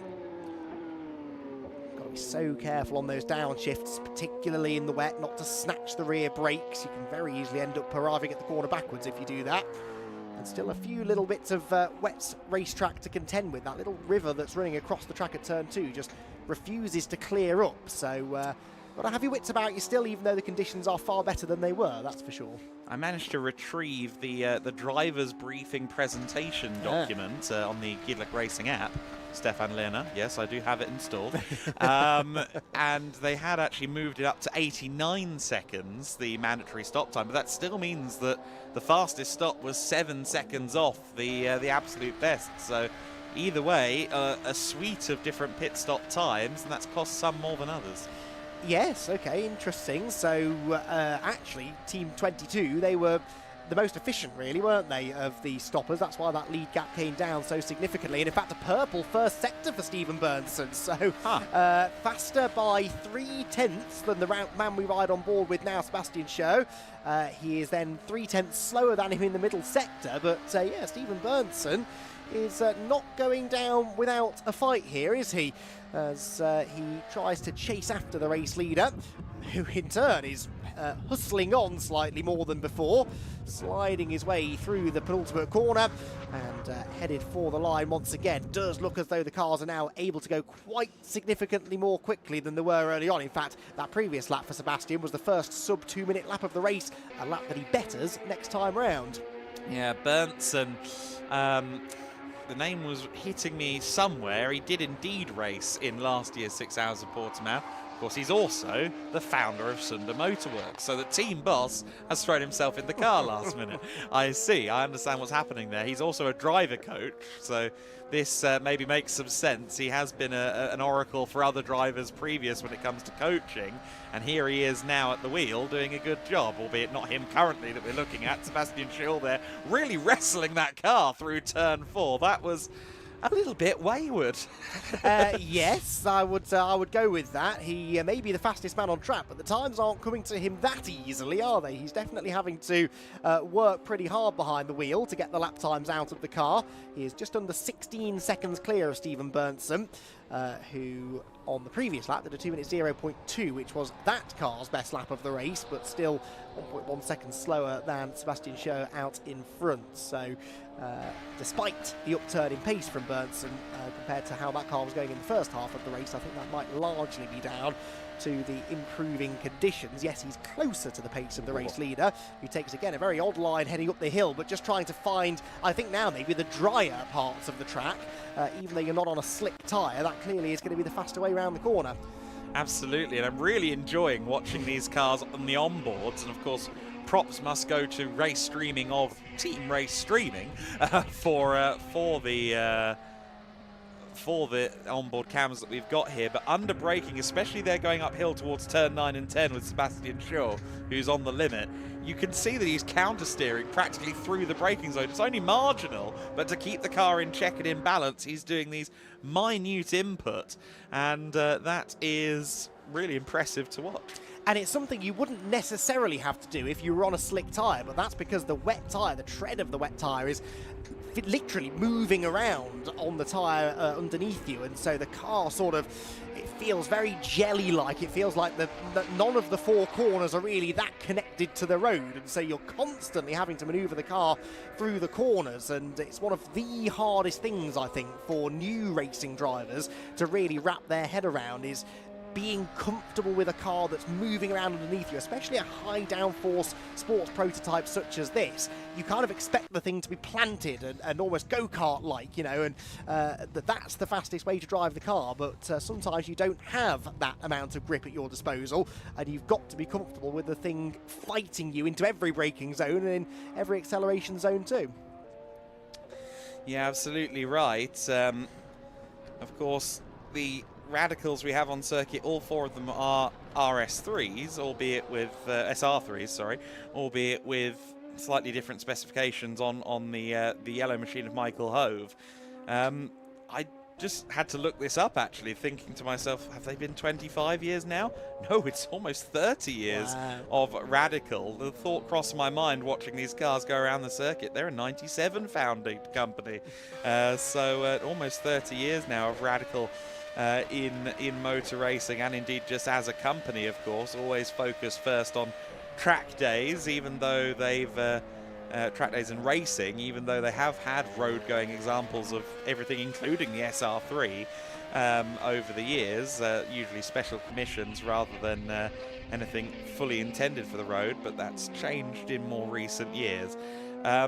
They've already, of course, been all the way up the mountain in prototype competition. They built an LMP2 car 20 years ago now, oh my word. 2006, the Radical SR9, which was driven by the Roll Center team and Team Brutsch Ladich in the early stages of the Le Mans series and in the Le Mans 24 Hours at the time. Martin Short and Roll Center, I think, at the time were also the subject of a documentary that followed them around the 2006 Le Mans paddock, which was quite a revered piece of work. Schur and Berntsen, though, in the SR3s rather than the LMP2 SR9. I'm sure we'd let it in if anyone had one spare. But the SR3s taking the stage for now, and 18.5 seconds is the gap, so that is now going out fairly significantly. I wonder, Andy, if the longer stops may have been for tyre changes, because you can make them. It's just obviously in the regulations disadvantage in theory with a longer pit stop. The base pit stop time for this race was, as I said, 89 seconds, 1 minute 29. If the tyres are changed during the minimum pits or mandatory pit stop, it's a 2 minute 19. So no, I was just wondering whether Schur's sudden uptick of pace in the last 1 or 2 laps was him being cautious or him on new tyres, and I think it was just him being cautious initially, and now we're starting to see the pace that made him a radical champion. Indeed so, and I definitely don't think he put a slick tyre on that car. Just looking at the body language, it does look like it's moving around, doesn't it? So yeah, I think he's just been maybe driving with that in mind, though, trying to manage the tyres, not make a mistake, not push them too hard, and not have them there to look after him in the second half of the stint. Perhaps I'm sure that would have been something on his mind. And there's always something to learn, even if you're 18 seconds out in front of everyone else. There's always something you can be learning, and this is good practice, managing a wet tyre on an ever-drying circuit, on a circuit that quite frankly now would take a slick quite comfortably, I think, despite a couple of damp patches here and there. I think it is still a valuable lesson that he and the rest of the drivers are learning about tyre management. So he will be happy, I think, with his findings so far. There he is, Sebastian Schou, through turn number 3. Great livery on this car as well. Yellow and green, I think, always a really, really nice colour pairing on a racing car. And as it accelerates over the top of the hill, 4th gear, you can just about see there on the steering wheel mounted dashboard. He's already lapped, look, Michael Hove. I was about to make that point, that there might be some lappery to be done before the end of the race. He has now lapped the 4th place car and is about there for 14 seconds or so now behind Jes Fransen in the 3rd place, number 23 machine, to put a lap on him as well. So we can, I believe, head down into the pit lane where Izzy has been doing some digging and I believe is catching up once more with Morten Stromsted. I certainly am. I've got him alongside me now. I mean, we're coming to the stages of the race, Morten. We spoke to you on the grid. Just tell us how much fun it was out there. Oh, it was fun. It was mainly, the problem was we couldn't really push because it's a long distance race, and the other race also needed some tires left, so I was not pushing all the way, but he's doing the final job, Sebastian. Yeah, you're absolutely right. Can't push all the way because you've got to keep some tyres, as you said to me on the grid as well. I mean, just how tricky is this wind as well in one of those cars? Well, the open cars in the high-speed corners, the last corner you come out and the head is dragged sideways, so you just have to forget it and keep the throttle down. Well, things are looking pretty good at the moment for the win, aren't they? Let's hope we get to the finish line. All right, well, we might be speaking to you again in a few moments. Thank you. Go enjoy the rest of the race. Thank you. Bye-bye. So the 24 car continues on. That was Morten Stromsted that we were just speaking to. Here is Sebastian Schou at the wheel of that 24 machine, the green and yellow vehicle, the Sunder Motorworks entry. And Sebastian has been pretty much exemplary in this race so far. We're down under the final 5 minutes of this race. It should be 3 more laps for Sebastian Schou. And I will say, Andy, is that a curtain of rain in the back of that shot? No, I don't know what you're talking about, Adam. You're looking the wrong way, to be honest. The screen's in front of you. Well, I was just seeing whether I could see anything out of the window, and out of the window I can tell you, bone dry, lovely February day here at Portimão. But we've had this problem with you before, Andy. I was talking about weather coming in from the north and you were looking west. I'm just choosing to be optimistic, Adam. That's my mindset. Certainly know 4 people here at Portimão who are rather hoping that you're wrong in your weather forecasting, because yes, they're on wet tyres, but they won't really resemble a wet tyre much at this point. If it does start getting wet, they might not have an abundance of grip. No, exactly right. Let's hope not. I think in some regards, an absolutely ruined wet tyre is the worst possible tyre to have in wet conditions, perhaps even more than a slick. A lap goes down there to Jes Fransen, so Fransen gets put a lap behind. Only Berntsen and Schou remain on the lead lap then. And I do wonder quite when Diego D'Ambra recruited Stephen Berntsen to get in that car, and how his team race streaming teammate Jes Fransen felt when he heard that, oh, so we're not going to race each other in a fair fight. You're going to do half the race, hand over to the coach, and leave me for dust. Okay, interesting. Co-founders. Hey, everyone is competitive, and the better you know someone, the more you want to beat them, don't you? Exactly. So any competitive edge you can find is worth exploiting, I think. Although, yeah, it must be said that Diego did a pretty good job in his first stint, didn't he? He was quite comprehensively up the road anyway, something I'm sure he will be reminding everyone of when he gets back, or when everyone's back in the garage at the end of the race, which is only 2 minutes and 40 seconds away. And Sebastian Schou 22.7 11 seconds, his latest margin. There aren't any personal best sector times coming in anymore, and I did spot what you were alluding to there on the in the background a shot or two ago. So there is weather on its way. Whether it's arrived here yet, I'm not so sure, No, but I think it is incoming. Much, I'm sure, to the delight of the Formula Winter Series teams. Yes, another instance of them staring at two sets of tyres and wondering what on earth they're meant to do. Do we just put it diagonally across the corners of the car, perhaps? 2 minutes left then, so it will be the final lap next time by that begins for Sebastian Schell. He's on his penultimate lap at the moment.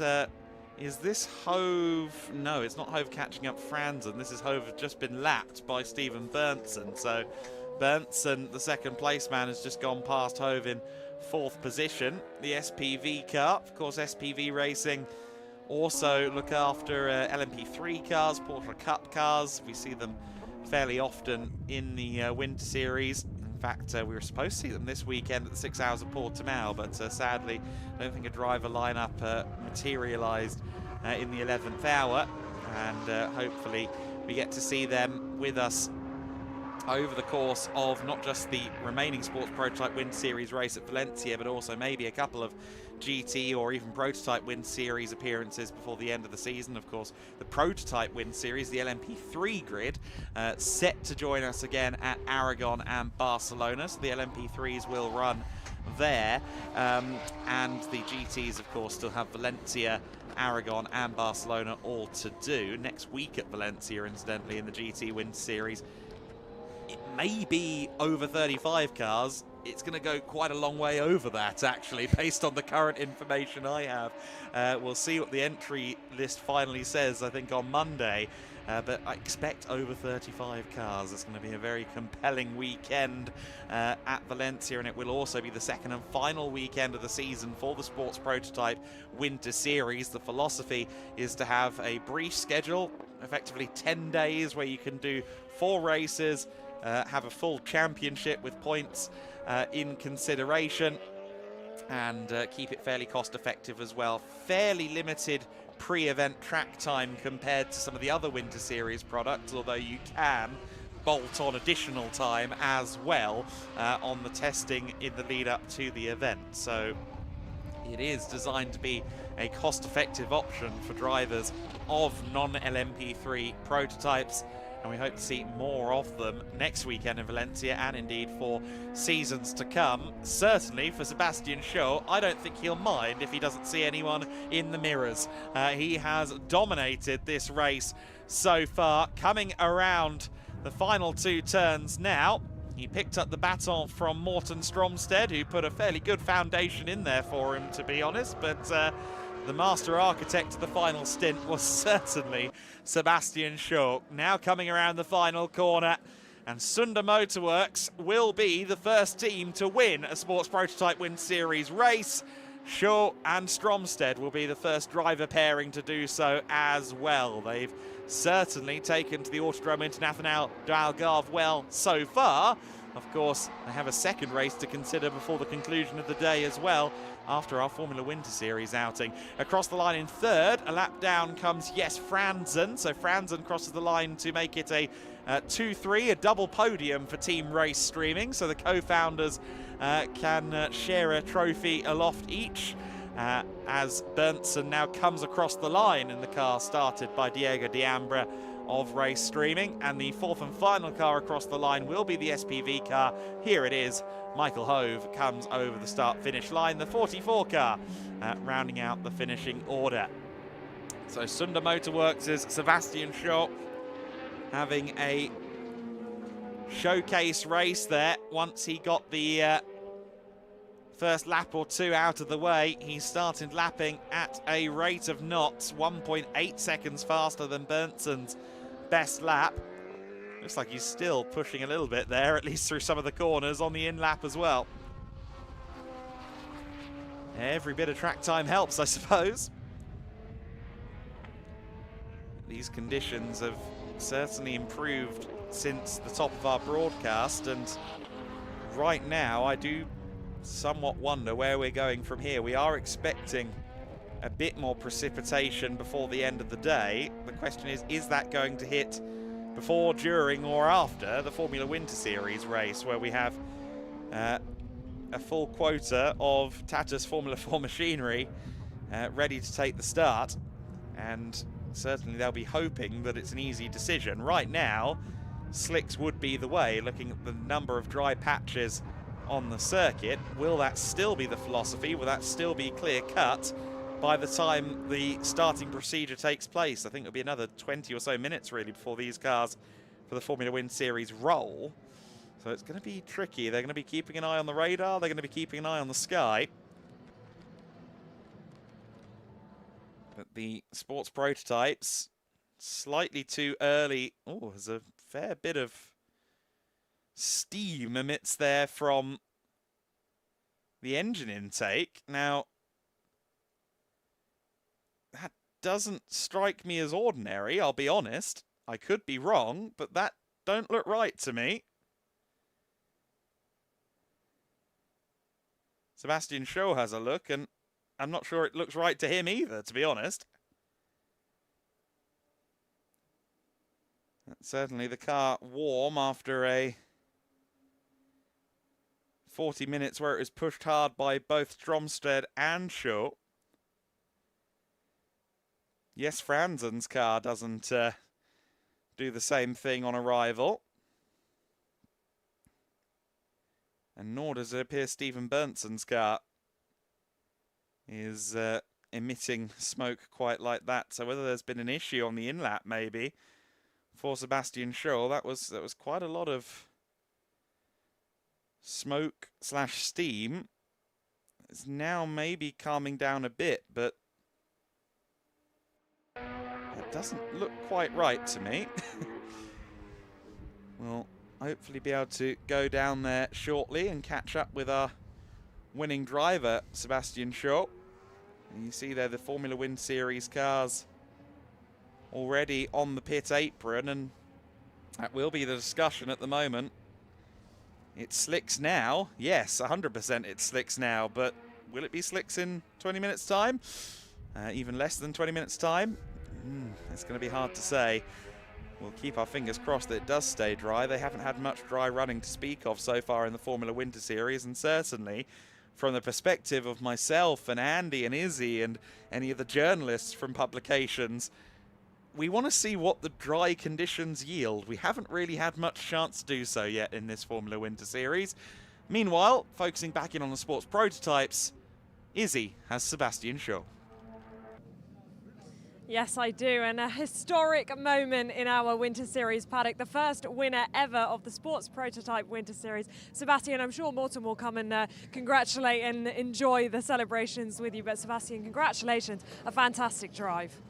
Yeah, thank you. I've just had my first weekend here, so to come out on top is great, but I've planned to do the Radical Cup Europe season, and this weekend was just to test out the driver swaps and how an endurance race will be.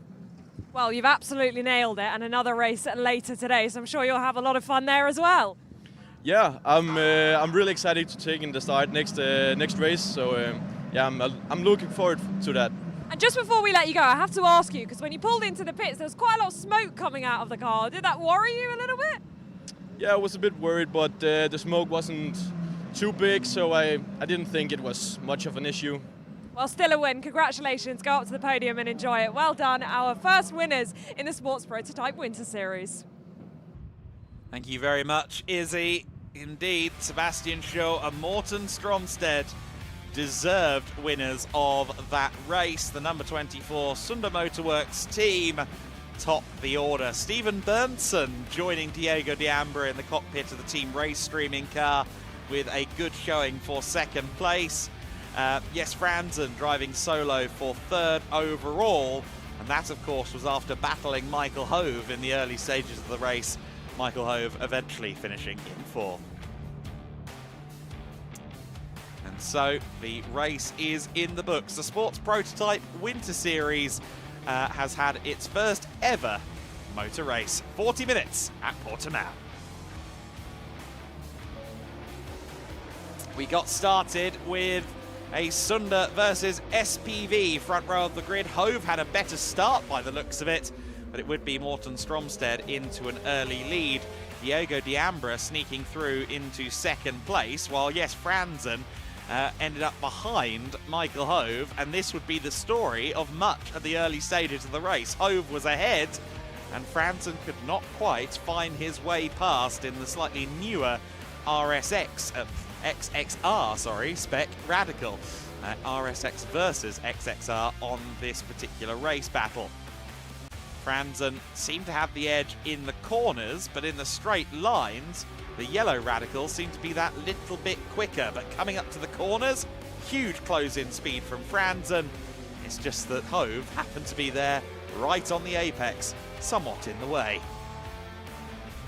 It was going to be a matter of getting through around the corners, and finally the opportunity presented itself on the run to turn 12. A nice move from Franzen, and managed to gap Hove enough that there wasn't a retaliation on the main straight. Thought that perhaps Hove had the straight line speed to challenge on the way to the first corner, but it wasn't to be. Meanwhile, at the front of the field, Morten Stromsted, about halfway through the race, just before halfway through the race, came into the pits, and we saw a driver change between himself and Sebastian Scholl. Sebastian hopping into the car, you see them there clambering over and indeed using the halo a little bit to place themselves into the seat, getting used to these fast and sharp pit stops. The 24 car now in the hands of last year's Radical Cup Scandinavia champion, was the car to beat, and indeed it could not be beaten. Some telltale smoke on pull-up. We'll have to see whether there's any developing issues or any developing stories from that site, but Scholl and Stromsted ultimately dominate the day in the Sports Prototype Winter Series. Of course, they dominate race 1 of the day. Race 2 will come up after the Formula Winter Series. Quite a short turnaround, so if there is an issue for that SR3 that was smoking, the 24 car, it could be quite bad news. So they're going to be hoping that that's not anything that they need to investigate down at the garage of Sunda Motorworks between the two races. Of course, very limited time to even get the car back into the garage, especially with the hive of activity of the Formula Winter Series cars that are currently heading out onto the circuit. And indeed, they will be already, as we saw, on their sighting laps on their way to the grid.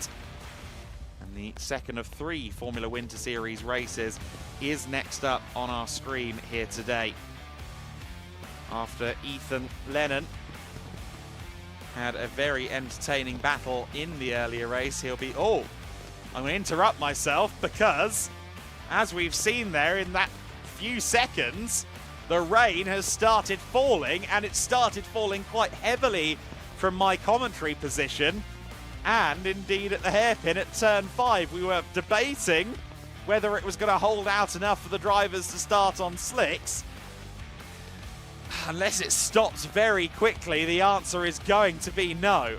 A twist in the tail then for the upcoming Formula Winter Series race. The rain has arrived, and Andy, I'm afraid, is outside on the podium. Let's go to him. Thank you, Adam. Well, I'm now on a very soggy podium, getting ready to get our drivers out here, so we won't hang around too long. Let's start with our third place driver then from that first Sports Prototype Winter Series race of the season. Yes, Franzen! Third step of the podium for, yes, the driver who was in the thick of that battle early on for second position. Gets a lot of encouragement from his fellow podium finishers. Second place for Diego Diambra and Stephen Bernson. Out they come onto the second step of the podium. A good second stint that from Stephen, but the race win in the end goes to Sunda Motorsports, Sebastian Scholl and Morten Stromsted. Well done, guys. Onto the top step they will go. Photos will be taken, and they have bottles of fizz, supplied as always by Quinta das Arcas, and we have 2 representatives from Quinta das Arcas here to hand out the trophies as well. Luis and Ramil from Quinta das Arcas to hand out the first and second place trophies respectively. And handshakes all round for our drivers then at the end of what was a challenging race, as always, in ever-changing conditions. And I think we're in for another one of those, courtesy of the Formula Winter Series race to come up next. The rain has started to ease, but I suspect the damage is done as far as track conditions are concerned. So as our sports prototype drivers gather on the top step of the podium then to celebrate their result in the first race, a very short turnaround, of course, for their second race later on, we can now look forward to our second Formula Winter Series race of the day.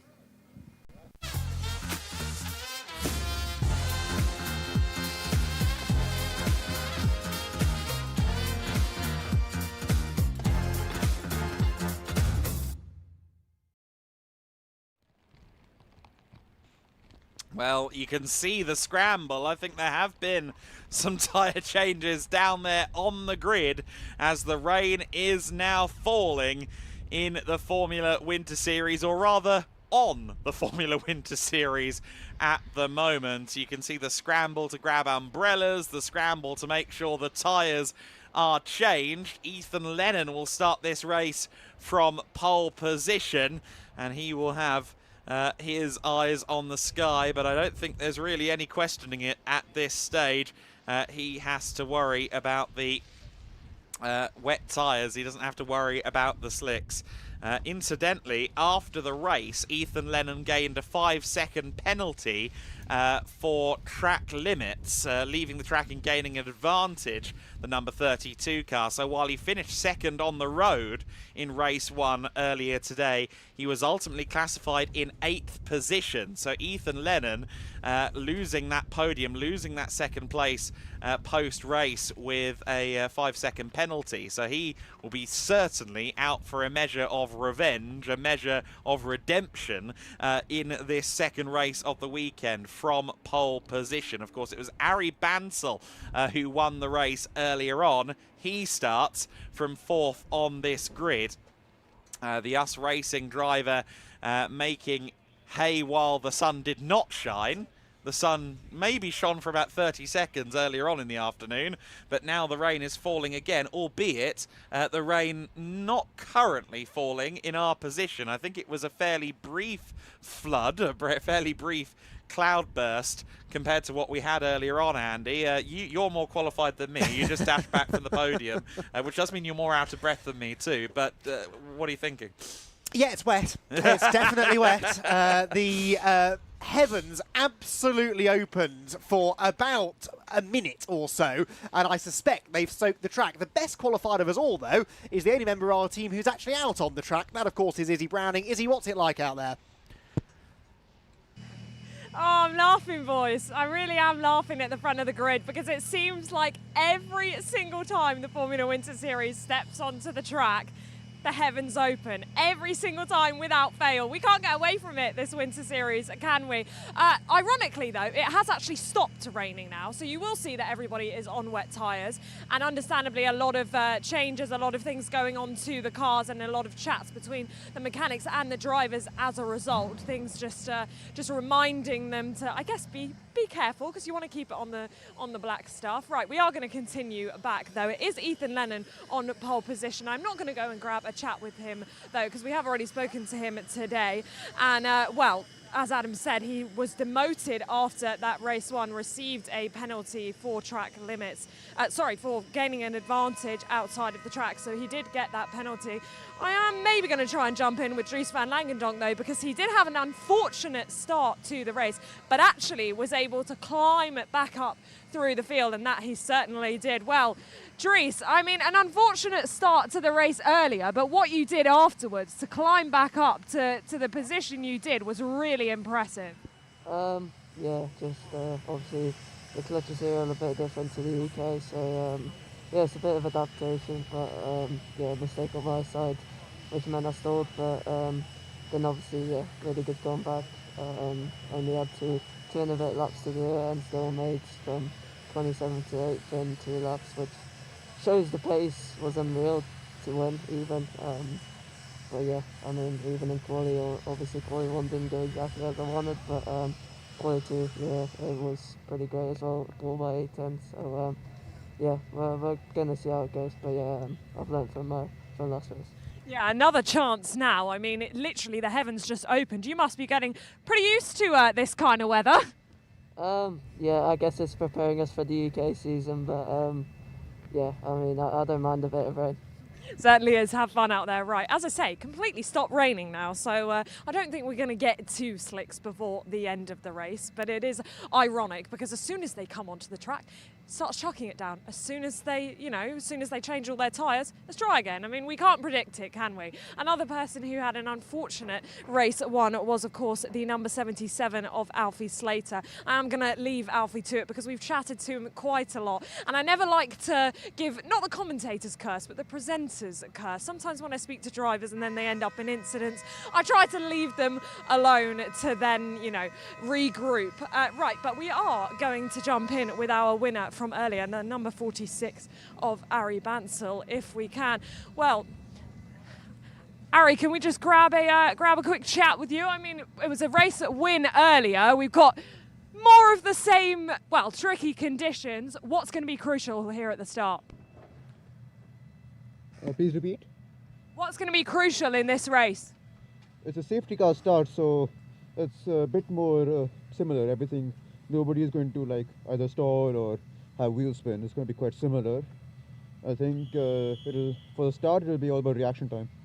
Absolutely right. Have fun out there. We are going to continue back. I want to try and get to as many people as we possibly can. We then have the number 17 of Alexander Savinkov. And boys, you might remember last year a certain Kabir Anurag, who once he took a podium, the shoulders came down, he relaxed, and then he really seemed to get into a groove. And I just wonder if it might be the same for Alexander Savinkov, having taken that first win finally last weekend, whether he has just relaxed into this a little bit and maybe has found his groove here in Estoril, but also in Portimão. Another driver who's found their groove, certainly on this track, is Terje Borenstein. Now, he was with us last year in the Formula Winter Series, and in fact, his best result came here in Portimão, and he did a fantastic job again earlier in race 1. Let's see what he can do in this race 2, but for now, down on the grid, the heavens have now closed. It is no longer raining, and we will see what happens in this race, race 2 of the day for the Formula Winter Series. Nexano, on the path to becoming the world's largest independent business community. We connect entrepreneurs, experts, and decision makers across industries and across borders. In our digital ecosystem, people share knowledge, learn from each other, and grow together. Companies and talents gain access to relevant contacts, resources, and innovative projects. Our community stands for transparency, trust, and sustainable economic success. We create space for inspiration, collaboration, and new business models. Nexano, shaping the future of business networking, global, digital, and accessible to everyone.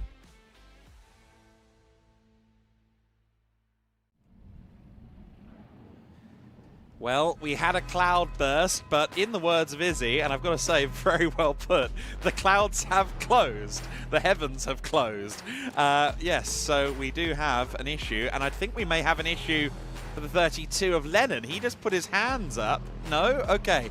He was stretching his hands, I think, but I thought he was waving for a minute to say, no, no, no, my car's stalled. He is underway. The pole sitter is underway. And he is joined by his Rodin teammate Dries van Langendonk on the front row of the grid for this race. We do have one stop. That looks like that could be the 92 of Leon Headfors. Yes, it is. Alfie Slater from third on the grid. He'll be hoping to actually launch, as will Dries van Langendonk, both of whom didn't get off the line earlier on. Ari Bansal, the winner of the race earlier on, he starts from fourth on the grid. Fifth position, Alexander Savinkov, another strong qualifying from him in fifth place. Terje Borenstein alongside in sixth. Row 4 of the grid, Rocco Coronel and Ludovico Busso. Busso with another strong qualifying. Coronel wanting to get his way back towards a podium if he possibly can in this race. Row 5 of the grid, Thomas Behrman and Arjen Kreling. Van Amersfoort and Us Racing representatives respectively. Of course, Behrman moved way up the field from the same position in the race earlier on today. Alexander Ruta in 11th place. He's alongside Pedro Lima, who hopefully will get an opportunity to showcase himself from P12. Of course, he was collected up in the Slater and Van Langendonk non-starting situation earlier on. Noah Killian alongside Emilio Del Grosso on row 7. Row 8 of the grid is Marcus Silkunas alongside Levi Arn, 15th and 16th places. In 17th and 18th place, Thomas Rodokas and Samuel Ifrid, so Cram Motorsport and Renauer being represented there. Row 10 of the grid, Leon Headfors, well, he would have been there. I think he will be starting from the rear, unfortunately. Ellis Stevens in 20th place. Row 11 of the grid, Chiara Batig and Nicholas Cortez. Row 12 of the grid, Maximilian Kamalander and Victor Paulsen. Row 13 is Zoe Florescu and Andre Rodriguez. Row 14, Vittorio Orsini and Philip Rice. Row 15 will be Roman Kamyab and Matilda Pats. Row 16 of the grid, Alessandra Loza and Ginevra Panzeri. And row 17, Abdullah Kamel, rounding out the order on row 17 of the grid. The safety car is in this lap, so it's going to be a single file rolling start as opposed to a standing start. Ethan Lennon didn't get the best of rolling start relaunches earlier on in the day. He'll be looking for a better run of fortune this time.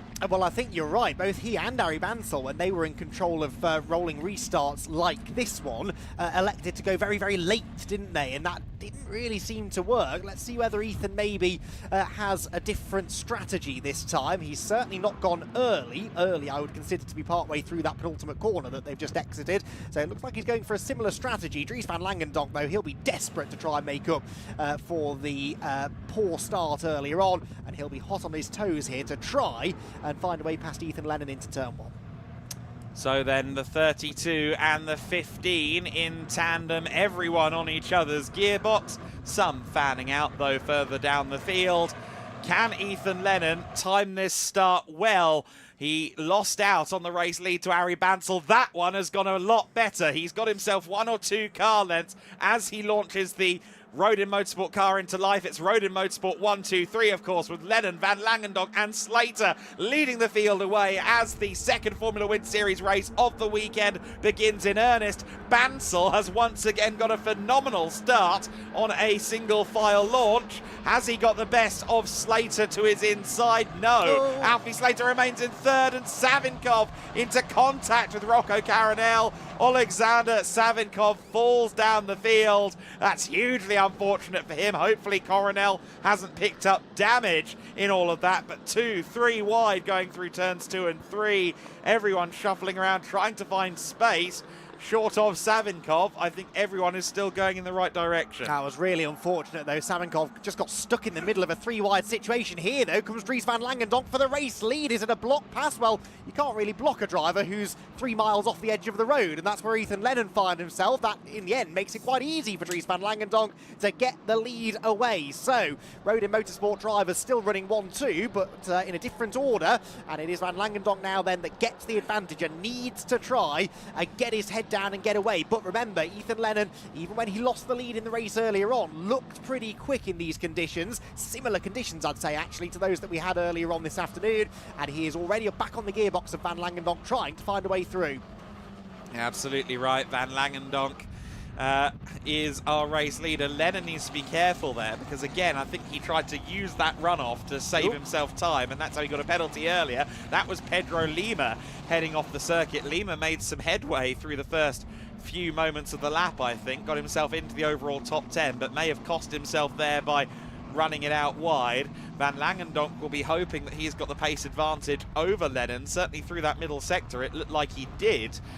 Pedro Lima, meanwhile, is just ahead of Theo Borenstein and Ludovico Busso. I think he's around 8th position at the moment, and certainly not all of the space in the world there on the outside line. Of course, both of them wanted the outside line because that's where they'll find the grip right now.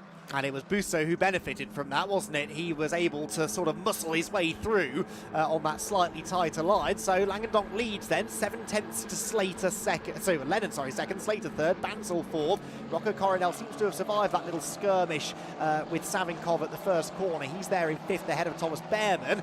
And this really is where the bulk of the battling is to be found for now in the midfield. The number 20 car there at the head of that little battle pack was Theo Borenstein. This is actually just towards the back of the top 10, and Borenstein under threat as they head for turn 3, and indeed will lose out there to Arjen Crowling then, who gets himself into the top 10. Into the gravel has gone Alexandra Lauser and bounces back onto the circuit. Thankfully no need for a safety car intervention. That car continues on its way. Also continuing is this battle for fourth. Ari Bansal, who is inspired after that result earlier on, tries the outside on Rocco Coronel, and that did not work.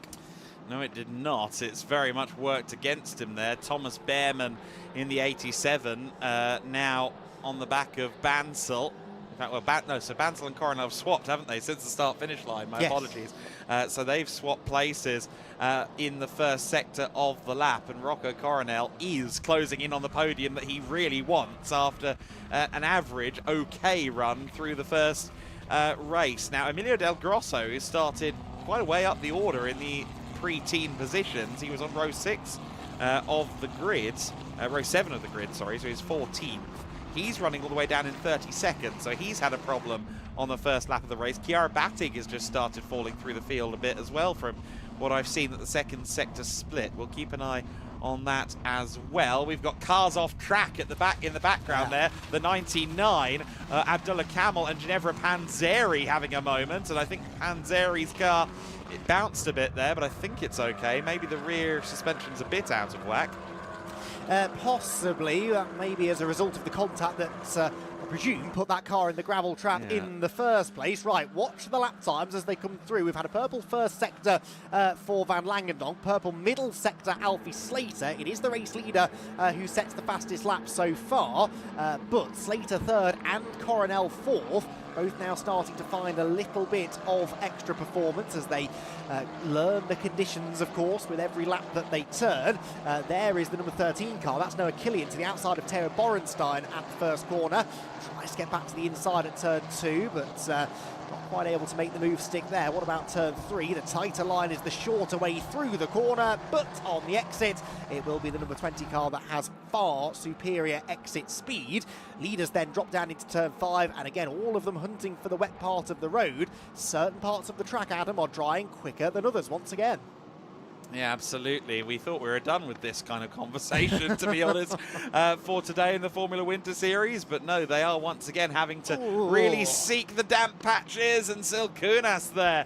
No, not Silkunas, sorry. Yes, I should really trust myself. Marcus Silkunas it was in the 26 car, running way off track there, and he's dropped himself possibly just behind his countryman there, Thomas Rudokas. It's side by side between the Renault and Jensa drivers, the two Lithuanian competitors, and the Renault man gets the better of it. Rudokas moves up into what should be 15th position. Next target, Samuel Ifrid. Yes, it is. So moving through the order quite nicely there. Drop downhill again through the left-hander, and that is the number 5 car now in trouble. That is Ella Stevens. Didn't quite see who the other car was. There's been a tangle down at turn 5. That is often an action hotspot, isn't it? It is Orsini. Oh no, so they were battling over 21st place overall, and Ella Stevens was the leading female driver in the race, but I suspect that is no longer the case. Yeah, that's really unfortunate. Ethan Lennon there, that was a big bounce, wasn't it? Yeah, he slid wide over the curb, and the car bottomed out over that curb, and that could now be Alfie Slater's opportunity. Look, he's closed in dramatically on Ethan Lennon, and again, the Rodin teammates, at the moment, it's a Rodin lockout of the overall and rookie podiums, because we're back to that situation where the rookies are rather dominating proceedings, but they are about to do battle for second place. Slater not quite close enough at turn 1, though. No, I thought for sure that Leonard had cost himself a bit more time, but I think he managed to execute turn 15 quite well ultimately, despite the scrubbed off speed, and just about holds off Slater for the time being, of course, as, again, Lennon really struggling for traction there. It looks like his suspension's a little bit, there's a lot of inward camber there. I'm not quite sure if that's fully as it's meant to be at this stage, but we see them come over the crest of the hill, and Slater is through into second place. I wasn't quite sure whether the move would be made, but yes, Slater is through. Lennon is down to third. I was going to say that Rocco Coronel would love to see them fight each other, but I think Slater now through. That's pretty definitive, at least for the time being. We saw Nicholas Cortez on the picture-in-picture there with a suspension issue, so there's clearly been yet more contact somewhere out there around the circuit. Turn 12, I suspect, since that's where the latest yellow flags have started to be waved, so that car seemed to be a long way off the road, so hopefully we'll get away without needing another safety car, because this has been a mighty entertaining race so far in, again, tricky conditions here at Portimão. There was your race leader, briefly, Dries van Langendonk. He is looking very comfortable, isn't he? This is much more like it for Dries. 2.5 seconds clear at the start of the lap of his battling road in motorsport teammates. Saw there the Cortez car, I think it is indeed a long way off the road, isn't it? However, Slater was only a 10th off through the second sector of the lap, and Alfie has been gunning for an opportunity to show what he can do in wet conditions.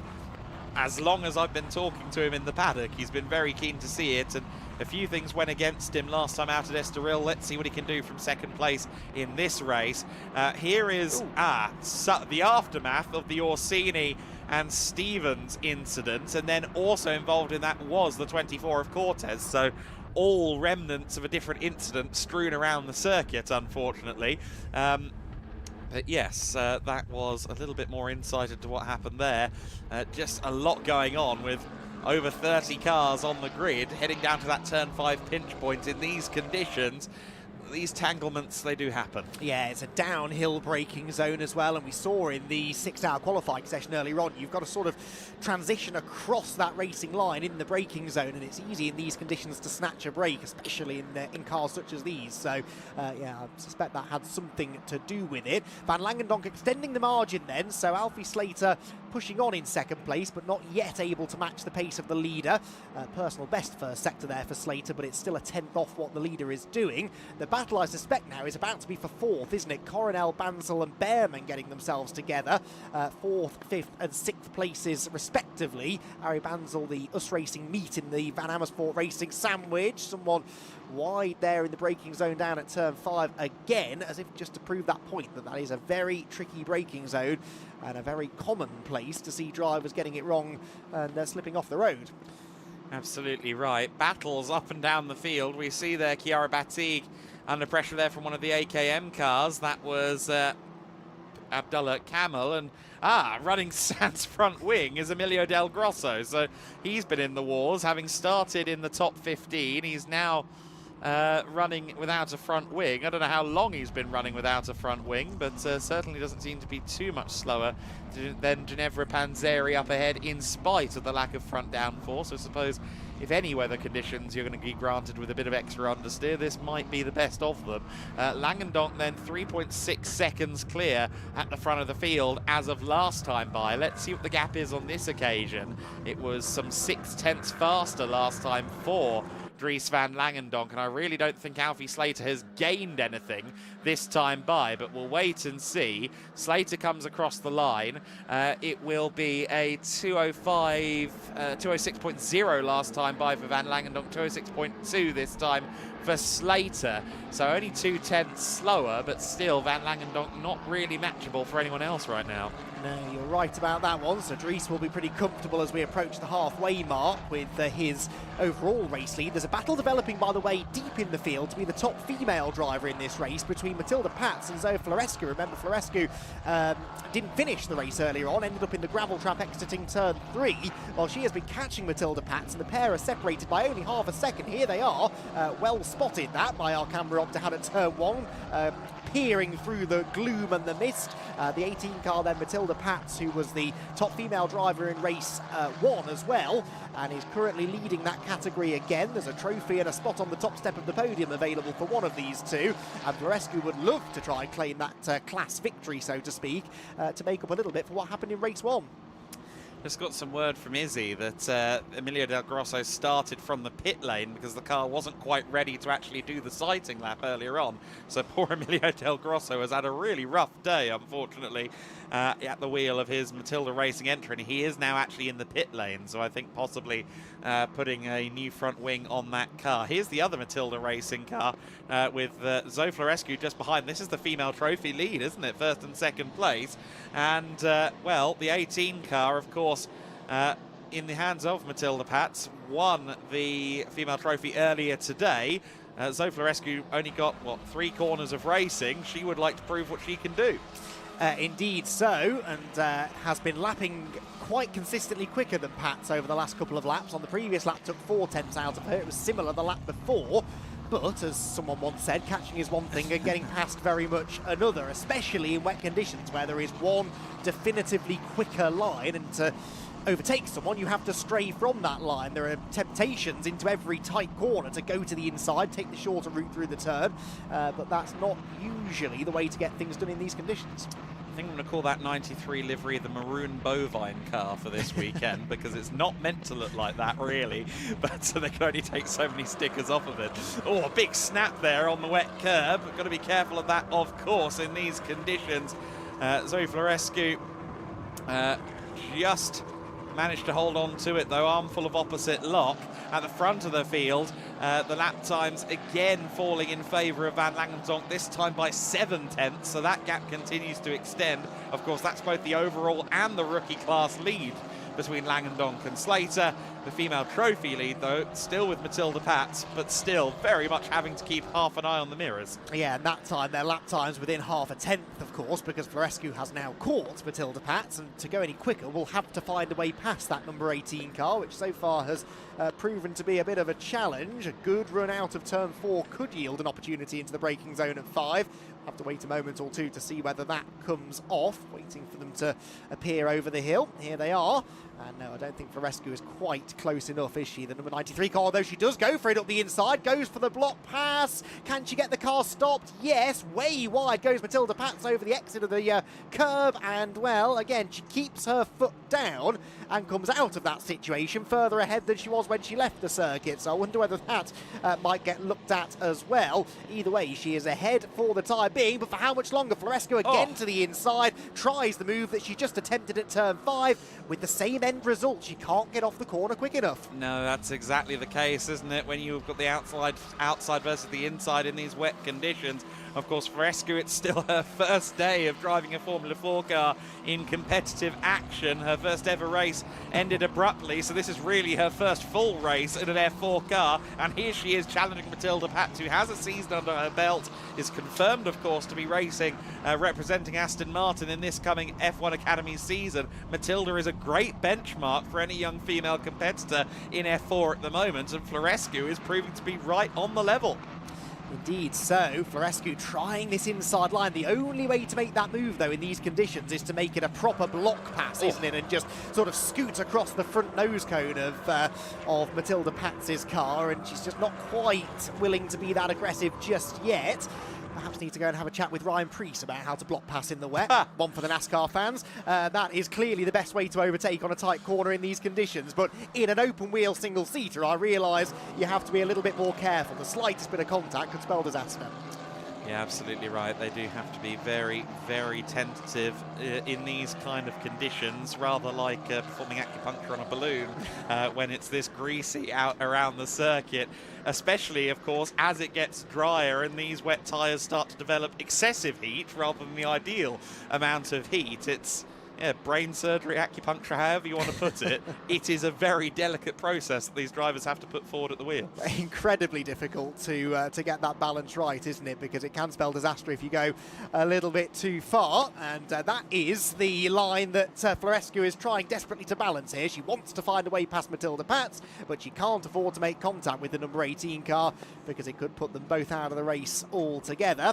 Rain lights flashing, of course, on all of the cars, as is mandatory in these conditions, but the spray not anything like as bad as it was at the start of the race. It's amazing what having 32 of these reasonably high downforce single-seaters going around the track will do for track conditions, and we are very much now entering into that dampened, greasy stage that the drivers oh so love.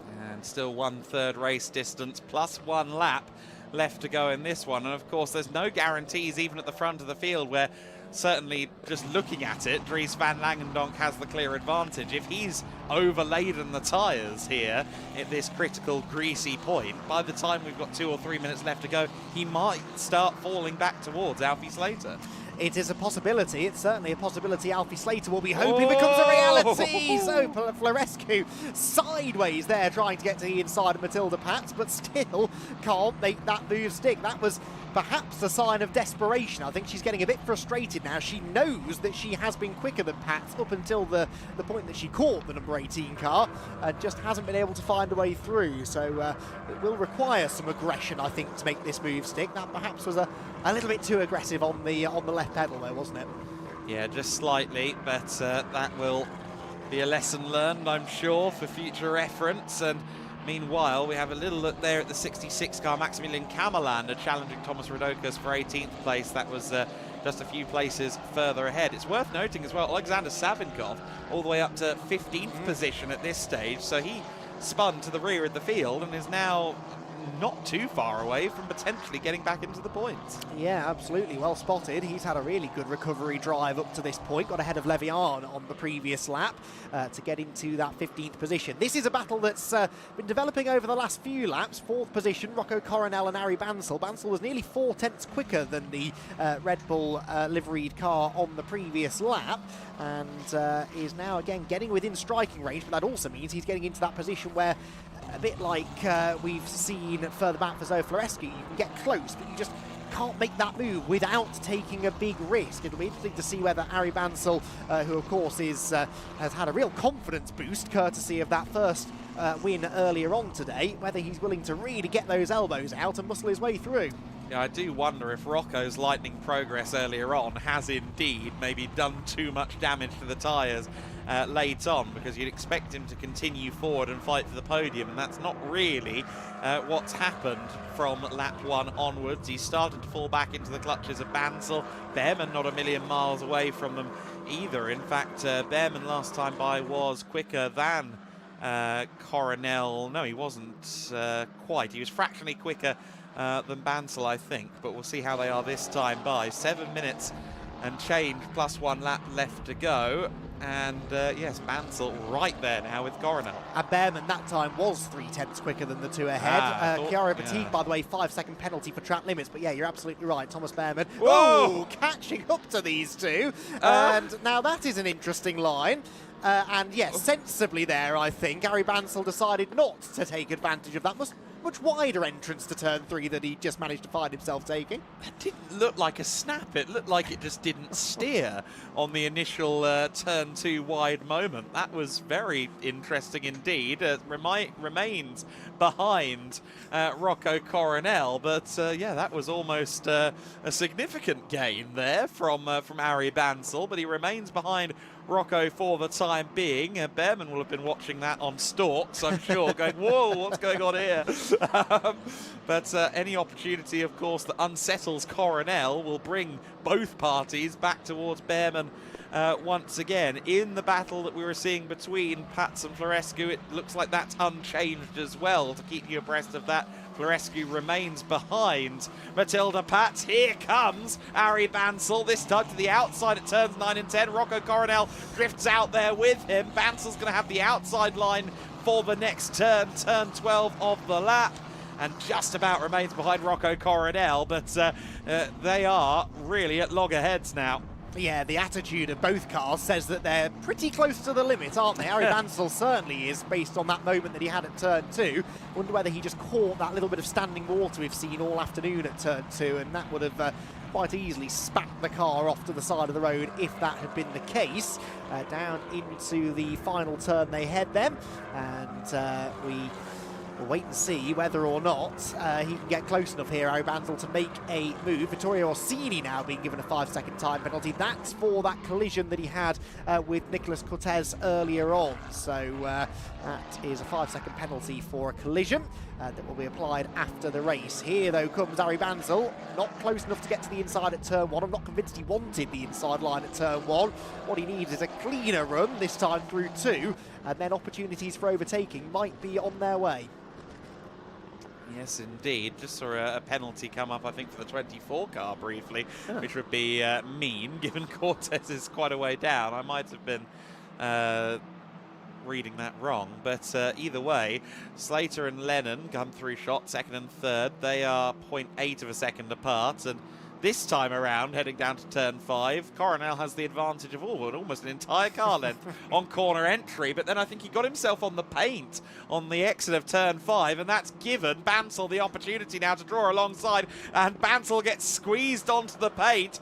Will it still be side by side? Yes, it will. Coronel absolutely not giving an inch to Ari Bansal that he doesn't absolutely have to. Bansal on the inside line. He's now going to cover off the outside to try and get the traction down, but that slide puts Coronel back into it. They're still side by side. This is magnificent wheel-to-wheel racing between both parties, and Coronel holds on for now as Ari Bansal performs a four-wheel drift at the apex of turn 8, and here comes Thomas Behrman. It's a three-way fight now between 3 different liveries, 2 different teams. The VAR sandwiching the Solus racing car of Ari Bansal. Bansal trying to circumnavigate turn 13 on the far extreme of the outside, and that might cost him against Behrman, who now has the outside line for turn 14, but Bansal squeezes him and says, you're either going on the paint or you're staying behind me. I think frustrated possibly doesn't come close to describing how Ari Bansal will be feeling after that, because he must have thought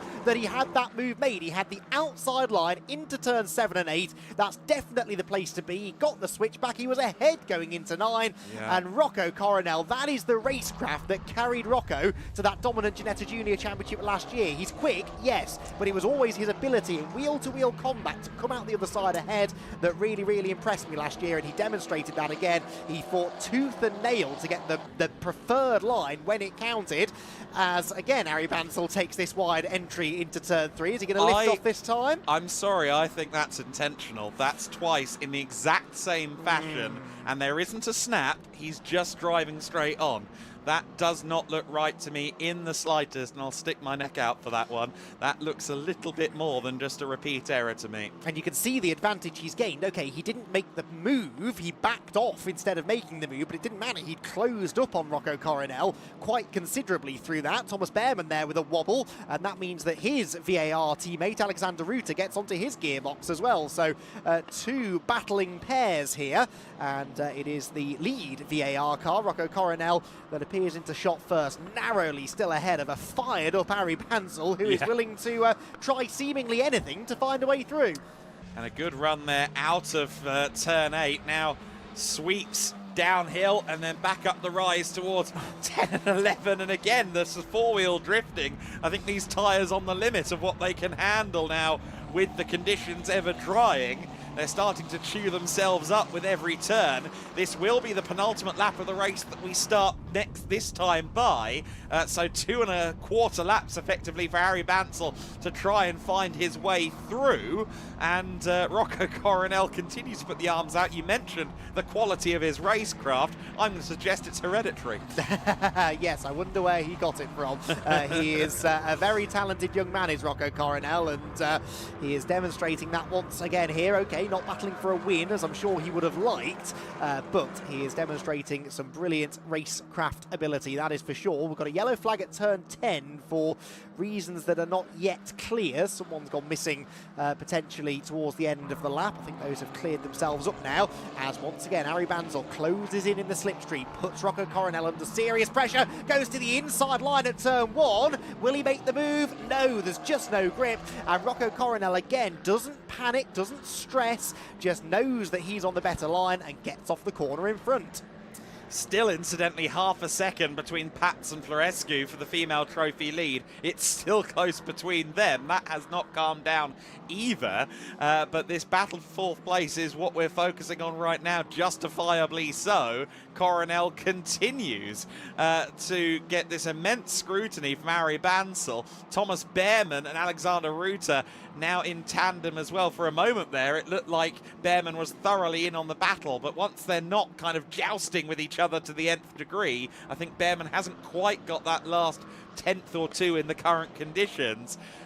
But with how this race has gone so far, you wouldn't mind betting that Coronel and Bansal aren't done with each other yet. Therefore, Behrman may still have a shot at fourth place. Oh, it's a shame, really, for Thomas, because he got onto their tail, then had a little moment, didn't he, down in turn 5, and had to fend off Alexander Ruta for a corner or so. He did fend him off, but now he's had to try and sort of bridge that gap that was created. The more these two battle, and battle, believe me, they still are, the closer Behrman might get, though. So there's a chance that this could all swap around on the final lap of the race, which we're approaching now. Well, Dries van Langendonk is anyway. He's 6.5 seconds up the road from anybody else. His Rodin teammates Alfie Slater and Ethan Lennon still run second and third, about a second or so apart.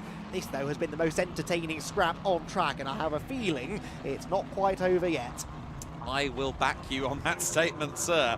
Dries van Langendonk has crossed the line to begin the final lap of the race. With a new fastest lap, Adam, 2:05.7. Nearly a second quicker than anyone else. That's impressive. Really impressive stuff from Van Langendonk. Of course, he was setting similar qualifying times way down the field at Estoril in race 3 after they had to make a late decision to switch to wet tyres.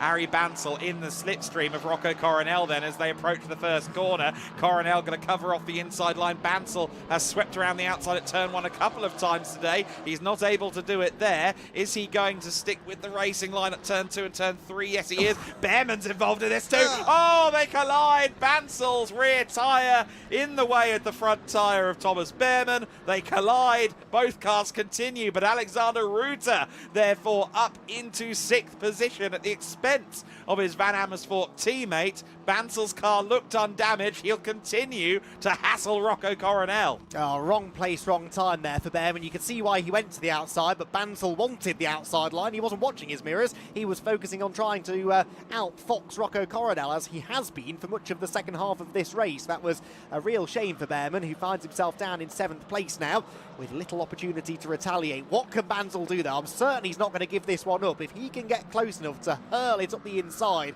of Rocco Coronel's number 2 machine, I'm sure he will give that a go. But Rocco's been wise to every move, hasn't he? Learned from the attempt that Bansal made a lap ago into turn 1, didn't give him the inside line, and has once again managed to see off the challenge.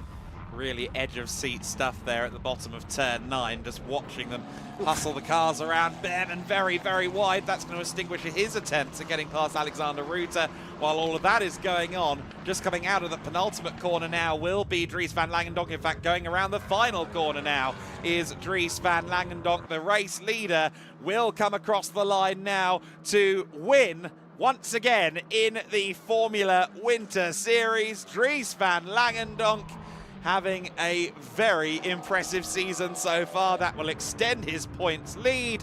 Another win on the table for Rodin Motorsport and the McLaren Development Programme driver. Slater in second, Lennon in third place, and it will be just Rocco Coronel who holds on by 3/10 from Arie Bansal at the line. Thomas Behrman in 7th place behind Alexander Ruta. Lima comes across the line in 8th place. Good to see him up there in the points after the very early end to his race earlier on, and I could see him bouncing in the seat, so I think he's had fun with that one as well. Busso and Theo Borenstein round out the overall top 10 in the race. Ultimately, Kilian, Ifrid, Kamyab, Savinkov up to 14th by the end. And here is the female trophy battle coming across the line. Despite what has been an immense amount of scrutiny from Zoe Florescu, it is going to be Matilda Pats with a second female trophy win of the day. A pretty good day in the books then for Matilda Racing and for the eponymous Matilda Pats. Zoe Florescu with 2nd position in class, and indeed finally getting to the finish of a race on her first day in Formula 4 competition. 23rd overall, but matching up well there with Matilda Pats. An interesting scrap between those two. Ella Stevens we saw there coming across the line in the other McLaren liveried car. She did reach the flag in 28th overall, behind Chiara Batigue in 25th overall, so Batigue finishing 3rd in the female trophy. But once again, it's all rookies in the overall top 3. Van Langendonk, Slater and Lennon, your top 3. And all Rodin Motorsport podium. as Alfie Slater doing a little bit of a drift there. Van Langendonk, Slater and Lennon showing exactly why road in motorsport is always a force to be reckoned with, not just in F4, but anywhere on the global single-seater ladder.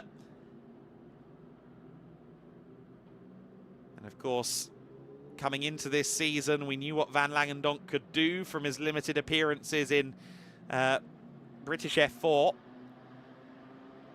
So there was a lot of hype, as is often attached to a F1 team's junior driver, but we already knew that the hype had been delivered with a race victory prior to the end of 2025.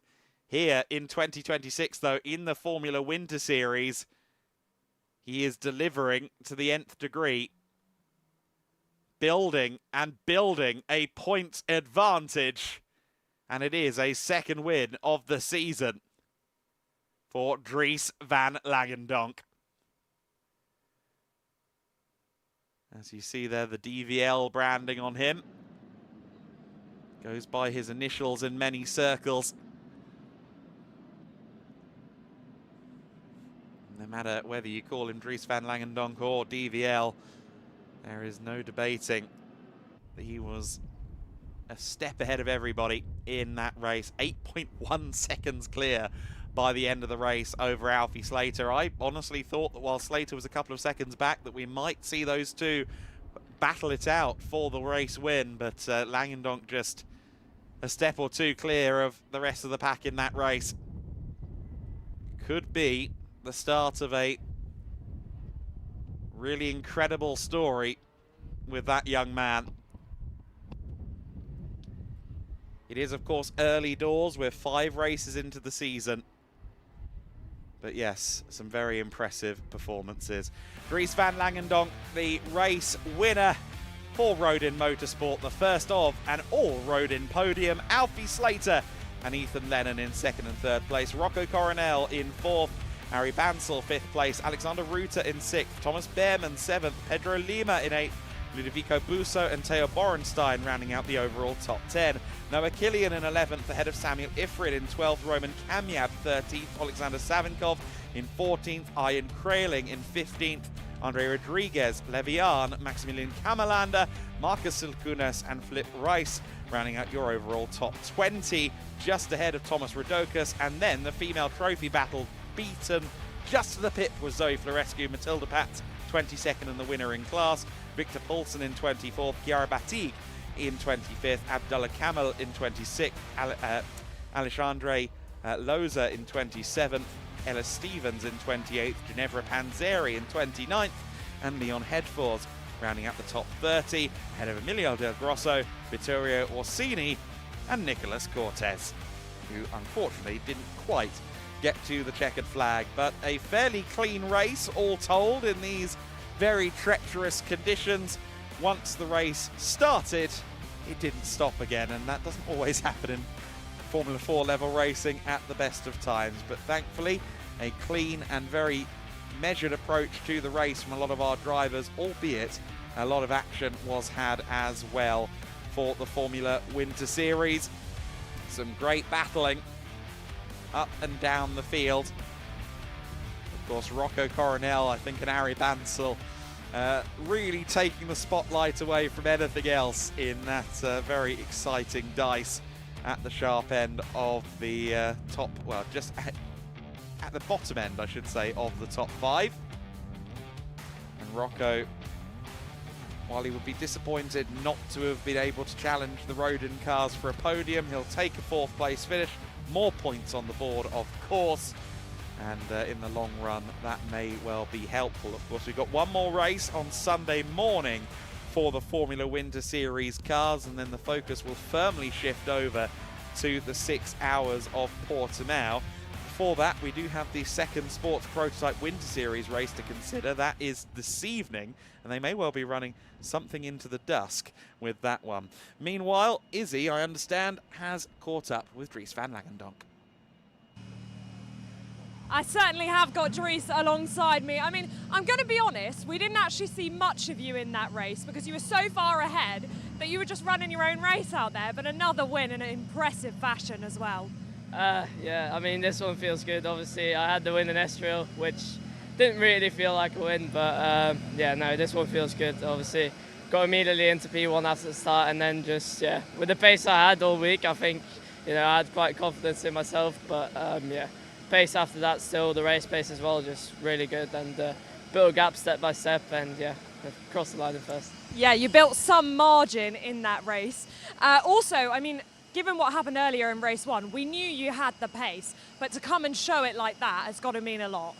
Yeah, especially after the race before. Obviously, this one was a little bit more boring, but yeah, I mean, the pace has been really good, like I said. Obviously, can't thank the team enough. The whole team has been incredibly fast in the wet. And yeah, we're going to see how tomorrow goes. But yeah, I can't thank the team enough and everyone who's involved in this.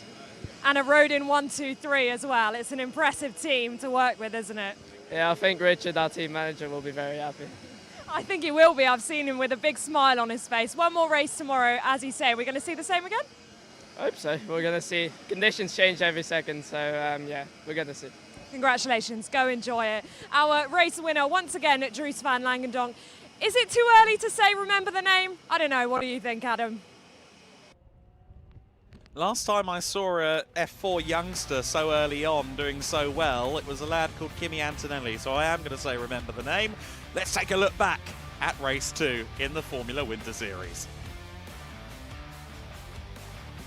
Race got started, officially speaking, under safety car conditions owing to a change of weather from the sighting lap to the first racing lap. The 92 car of Leon Headforce had an issue though before we even got started, did not get off the line, but the rest of the field did get off the line with a single file, well, mostly single file rolling start as the race fired into life. And it was Ethan Lennon at the front of the field on the run down to the first corner. Ari Bansel and Alfie Slater side by side for third position at the early stages. Also contact between Coronel and Alexander Savinkov. Savinkov spinning down to the rear of the field. He would slowly recover his way back into the top 15, but what might have been had he been able to stay in the top 10.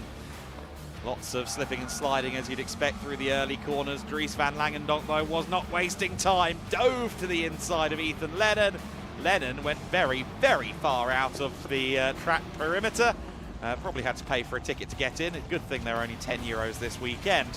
Off the circuit goes the 53. That was Pedro Lima having a bit of a wide moment, and lots of wild battling going on further back as well. Borenstein getting into it there with the 29 of Ludovico Busso. Ian Kraling there getting past the 21 car of Levian as the number 12 bouncing across the gravel trap. Alexandre Loza having a bit of a gravelly excursion, and not the only AKM car to do so either. Camel along with Nevra Panzeri having a moment up at turn 10 and turn 11. Silkunas going wide in the Yenza Motorsports purple car and running well off the track, and then having a nice side-by-side moment with Radokas in the Renault Motorsport entry. The two Lithuanian drivers finding each other on the road, and then unfortunately just behind that there was also a 3-car collision involving Ellis Stevens, involving Vittorio Orsini, who took his front wing off on the curb. And Emilio Del Grosso was also down a front wing out there on the circuit as well, having already had to start the race from the pits. It was going from bad to worse for him. And in general, everyone out there on the circuit was fighting to try and find some grip. Zoe Florescu was fighting for a female trophy win on her first day in Formula 4 racing. Matilda Patz there, using the runoff area to stay ahead. I don't know whether that one will get looked at all, but there was a couple of moments there where the runoff was being used to people's advantage. Ari Bansel inventing a whole new circuit. The Autodromo Internacional do Algarve B, seemingly, for Ari Bansel at turns 2 and 3, but he was all the same right on the back of Rocco Coronel. We thought the move was made here. He got through, did Ari Bansel, but then just asking too much of the rear axle. Coronel side by side with him around turn 9, and the move was made once again by Coronel to remain ahead. Thomas Behrman then had the opportunity to challenge the 46. Then 3 cars going into one spot, and Thomas Behrman colliding with the rear of Ari Bansal. Thankfully no damage to the cars, it seemed, but certainly a heart-in-mouth moment. All of that happening well behind the race winner Dries van Langendonk, who powered his way to the victory. Some battling further back as well. Pedro Lima going at it there with the 29 of Ludovico Busso further back, but no questioning who was at the front. DVL, Dries van Langendonk, with his second win of the season in the Formula Winter Series. And as he said, that one felt like a proper win. Lights to flag. Great stuff from Dries. Well, there we are. The second Formula Winter Series race of the weekend is in the books. Let's go up to the podium with Andy McEwen. Thanks, Adam. Yes, another entertaining Formula Winter Series race, and we are now about to get our drivers onto the podium once again, starting with our best female finisher of the race. For the second time today, Matilda Pats. Well done, onto the top step of the podium once again for Matilda, who had to really defend that class win on that occasion under increasing pressure as the race went on from Zoe Florescu. And she will receive a trophy from Florencio from Pirelli, a handshake as well, and a double victory in the female trophy here at Portimão today for Matilda Patch. She'll be after the hat-trick tomorrow in that third race of the day. So we will now have a word with Matilda on the top step of the podium.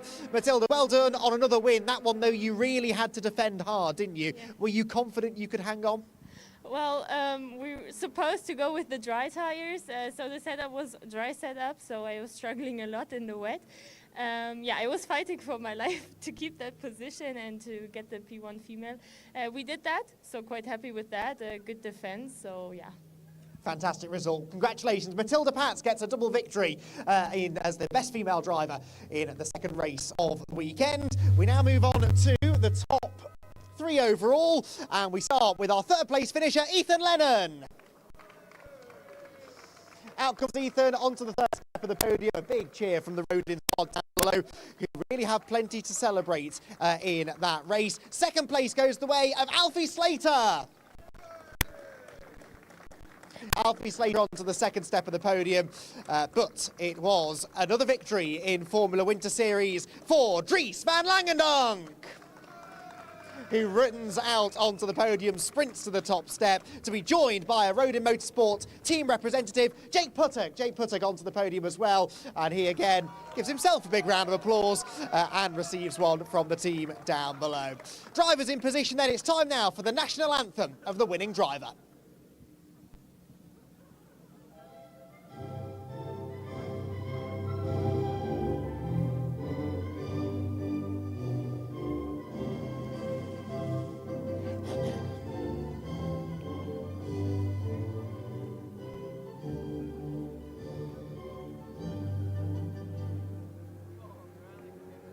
Dries van Langendonk wins the second Formula Winter Series race of the weekend here at Portimão and will now receive his winner's trophy once again. And a fabulous performance that was from Dries van Langendonk then, who will celebrate on the top step of the podium. A solid season he's putting together, that's for sure, even with all of the challenges being thrown his way. A great day for Rodin Motorsport, a great day for Dries van Langendonk. One more race still to come here though from Portimão. The sports prototypes up next.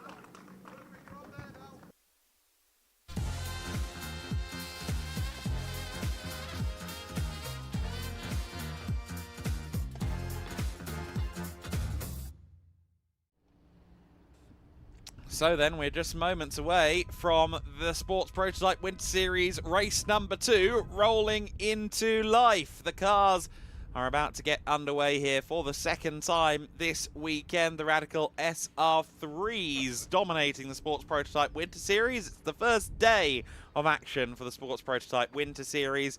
While the Radicals are the dominant force here, there are plenty of eligible cars, be it CNs, be it Wolfs, be it Novas, really anything outside of the LMP family of cars is eligible for this series. Even an old SR2 car, if you so desired, would be eligible for this series.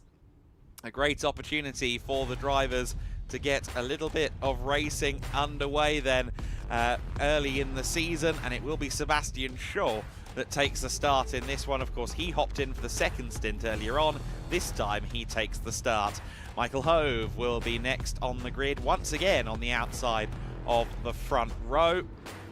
And it will be Stephen Berntsen taking third position off the line. It'll be interesting to see if he can pursue Sebastian Shaw through the first stages of this race. He was fairly close in pace to Sebastian Shaw of Sunder Motorworks earlier on in the day. Yes, Fransen rounding out the 4 cars in the order for this race. Now, Berntsen is, of course, in a team race streaming entry, formally, officially, and on the entry list, but both of those red cars from team race streaming are on the Sunder Motorworks garage, as it were, and Stephen Berntsen is the founder of Sunder Motorworks. So if he does pursue Sebastian Shaw in these early parts of the race, it will be the team boss chasing down one of his clients, and I suspect that might mean he'll be a little bit more careful than most in that circumstance.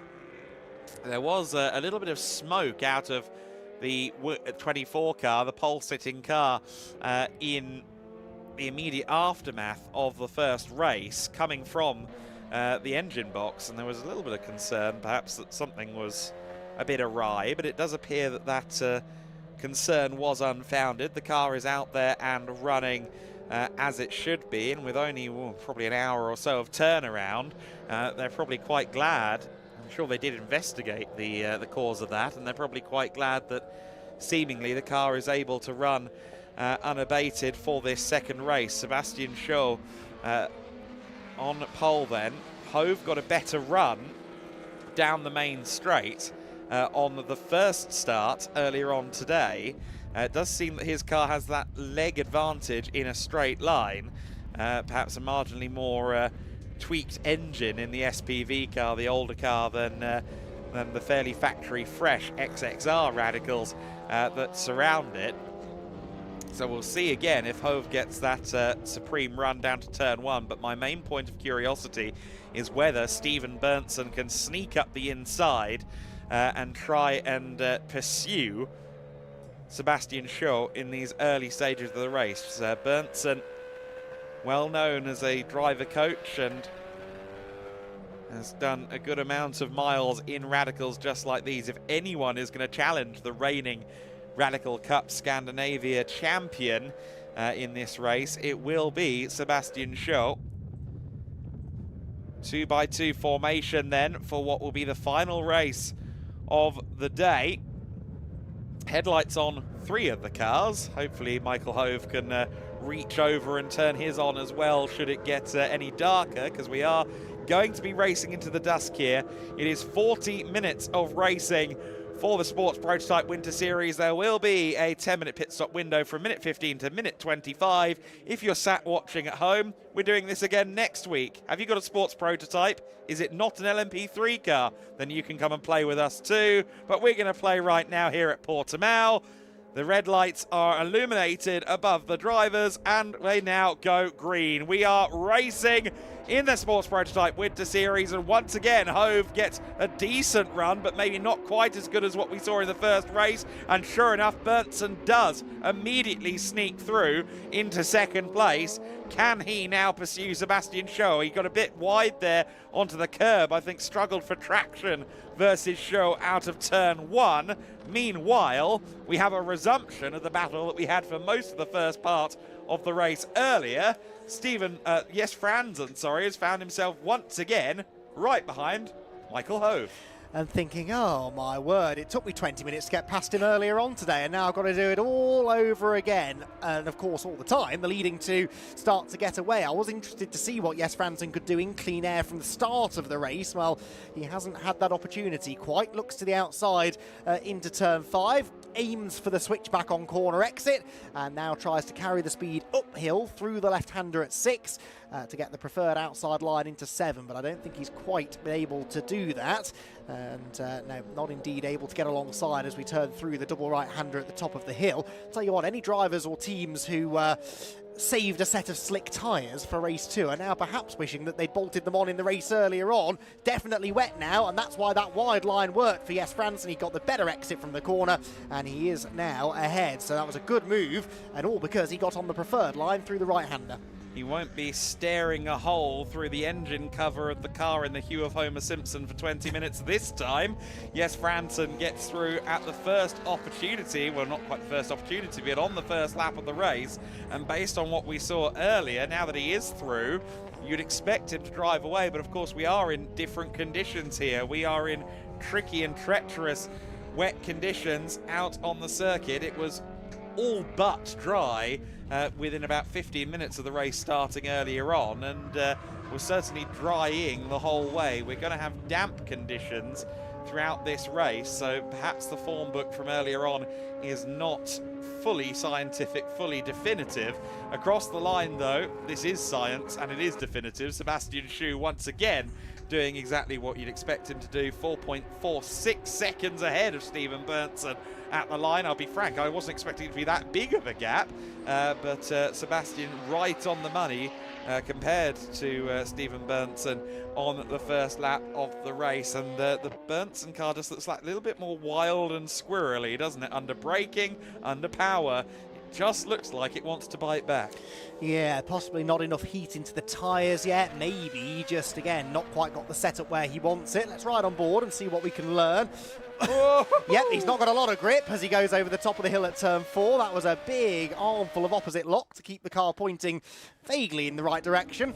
And I reckon he might have more of the same here as he tries to get the power down out of turn 5. It's a low-speed corner, slowest corner on the track, but then you're accelerating uphill. So easy to spin the rear tyres, as he does. And manages again to keep control of it, but that will slow him slightly on corner exit. So yeah, Berntsen struggling a little bit at this stage, a full 1.1 seconds slower than Sebastian Schue in the first sector alone. Yeah, absolutely right. That wasn't so much a dab of Oppo as a deluge of Oppo, wasn't it, from Sebastian, from Steven Berntsen, I should say. Great to have that on board there in that position in the sports prototype. Of course, that is a race streaming product, so rather apropos that we're seeing the best of it from the team race streaming car. Andy, I like a slidey car on a sim. I get the impression it's a bit much for you. Yeah, it's not something I'm that comfortable with, I have to say, but this certainly would be catching my attention if I was at the wheel. Yeah, if it wasn't a sim, I maybe wouldn't be so keen. Yeah. Yes. There are real solid things you can hit if you get it wrong in real life, although quite a long way away from the edge of the track, in fairness, here at Portimão, but that will still very much have focused the mind of Steven Berntsen, who is at least comfortably quicker than the two cars behind him, who are only separated by 8/10 of a second. So actually that gap not going out quite as rapidly between the second and third place cars, Jes Fransen and Michael Hove, as I perhaps expected they would. Yeah, and that's not a minion in the mirror, Jes Fransen. It is still, unfortunately, the yellow SPV car of Michael Hove. Hove is holding on. He's kind of in the reverse of what he was doing earlier on, or the inverse of what he was doing earlier on. He was defending and proving to be a fly in the ointment for Jes Fransen by being ahead of him and just parking the car in the right places on corner apexes. And now he's half a second away. They come down the main straight. The yellow car typically has the advantage, but not enough to draw alongside into the first corner. Once again, these two are at loggerheads. Indeed so. Well, this was not necessarily, as you've suggested, what we expected from this race, but I'm not complaining. It's an entertaining battle and a different dynamic this time then, with Hove putting the pressure on and Fransen having to make sure he doesn't make a mistake, make sure he defends the line when he needs to. On board with Fransen. Now that car looks a lot more stable than Steven Berntsen's car, but I suspect that's because it's not being driven quite as close to its limits, which certainly would be what the lap times are suggesting. 9 seconds slower than Berntsen on the last lap, but sometimes slow and steady in this case might not win the race, but it might get you third position, because I think as long as Fransen doesn't make a mistake, he should be able to keep Hove at arm's length. Certainly the gap has gone out significantly in the first sector by 1.3 seconds. Not sure whether Hove had a mistake in that first sector. He's closed right back in, though, through the middle part of the lap. Yeah, absolutely right. Again, this ebb and flow sector on sector around the circuit is the story between these two, isn't it? With both of them taking a very tentative run up the hill to turn 8. We've seen so many drivers just lose it and snap there at the crest of the hill down at turn 8. I think Igor Klyer 2 or 3 years ago in the GT Winter Series just had a huge opposite lock, nothing he could do, and ended up in the barriers. So fairly sensible stuff, really, to be quite so tentative, especially with a stiff sports prototype, much less forgiving than a GT car for sure.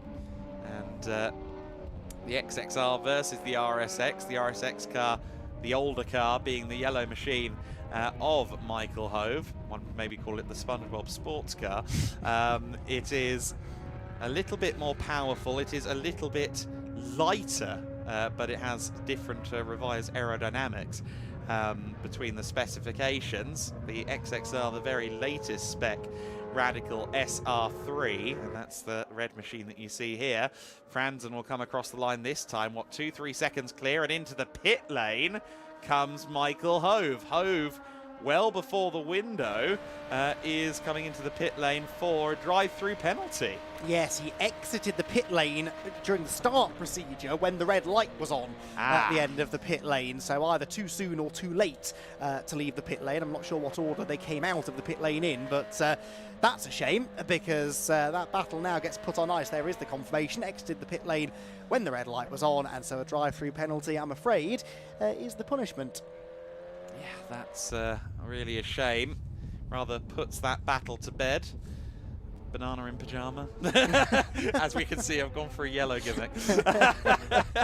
But the 4th place car makes its way back out there, and that might be beneficial realistically to Hove. And actually his starting number is flapping around in the breeze there on the front of the car. They didn't quite glue that down enough by the looks of it. Meanwhile, Sebastian Shaw at the front of the field, a little bit out wide there, making the most of it and clearly pressing on.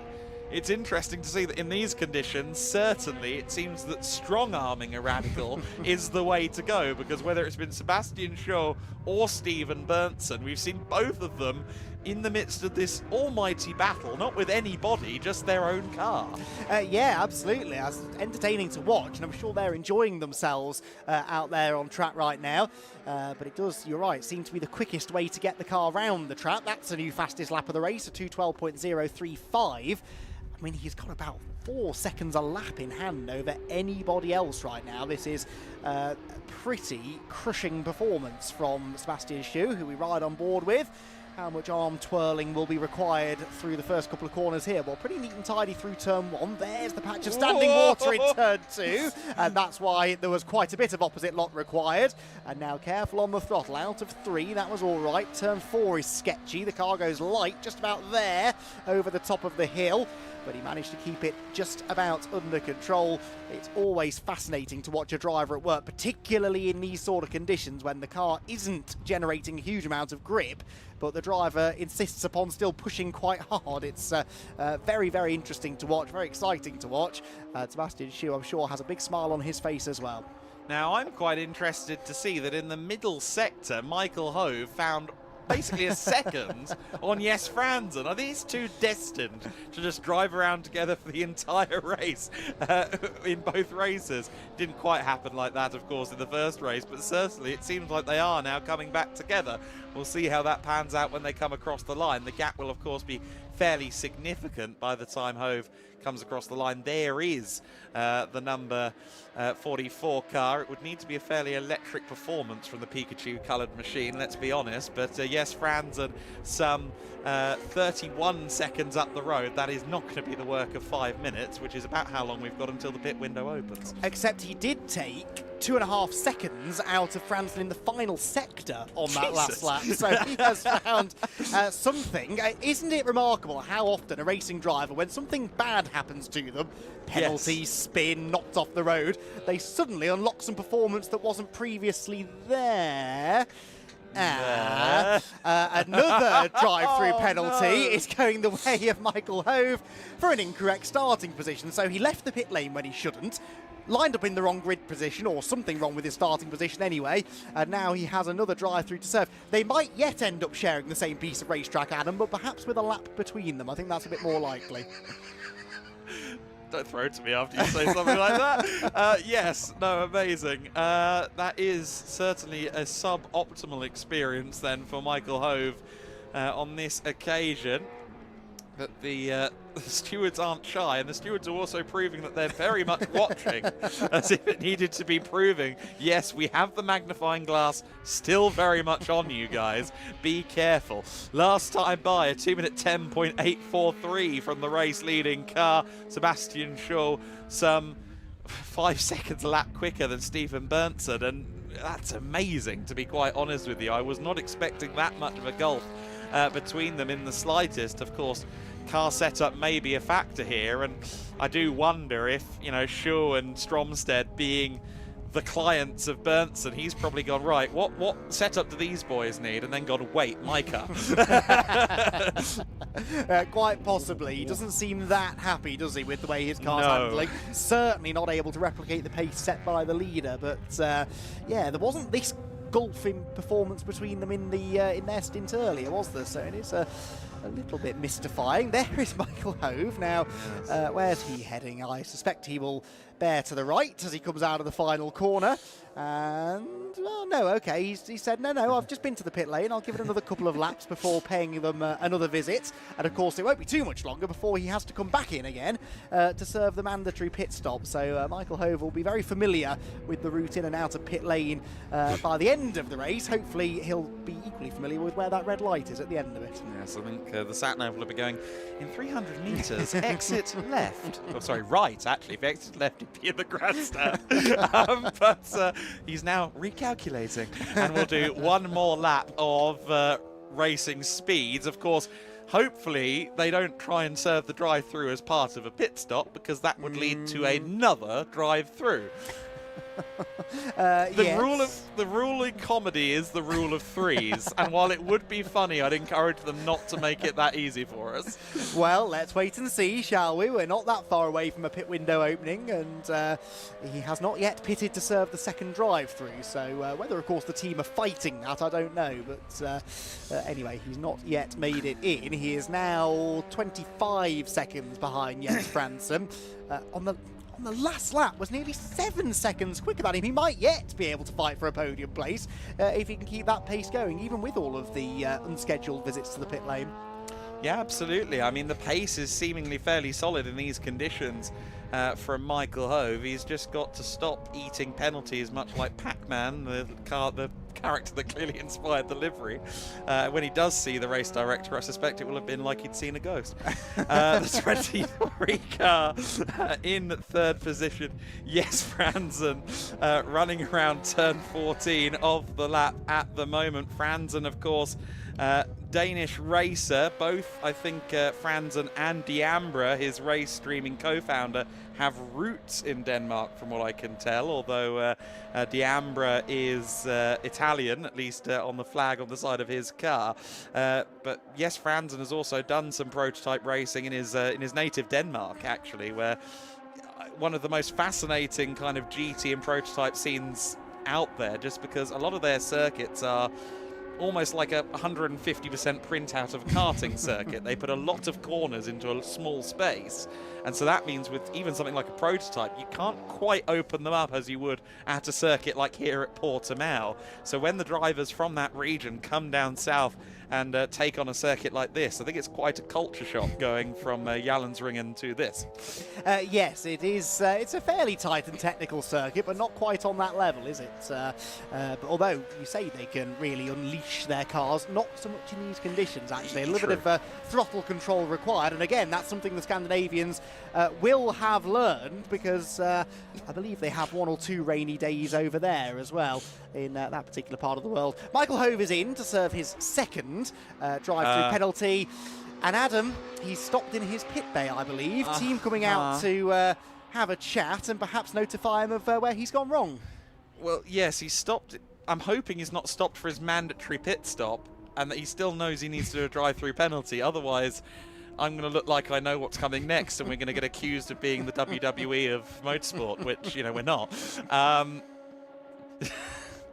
Director's chiming in. 44 car exiting the pit lane. Now, will this fall under the mandatory pit time? No, it will not. So they're going to send him out after a minute or so of chatting. It'll be under the 1 minute 29 mandatory pit stop time.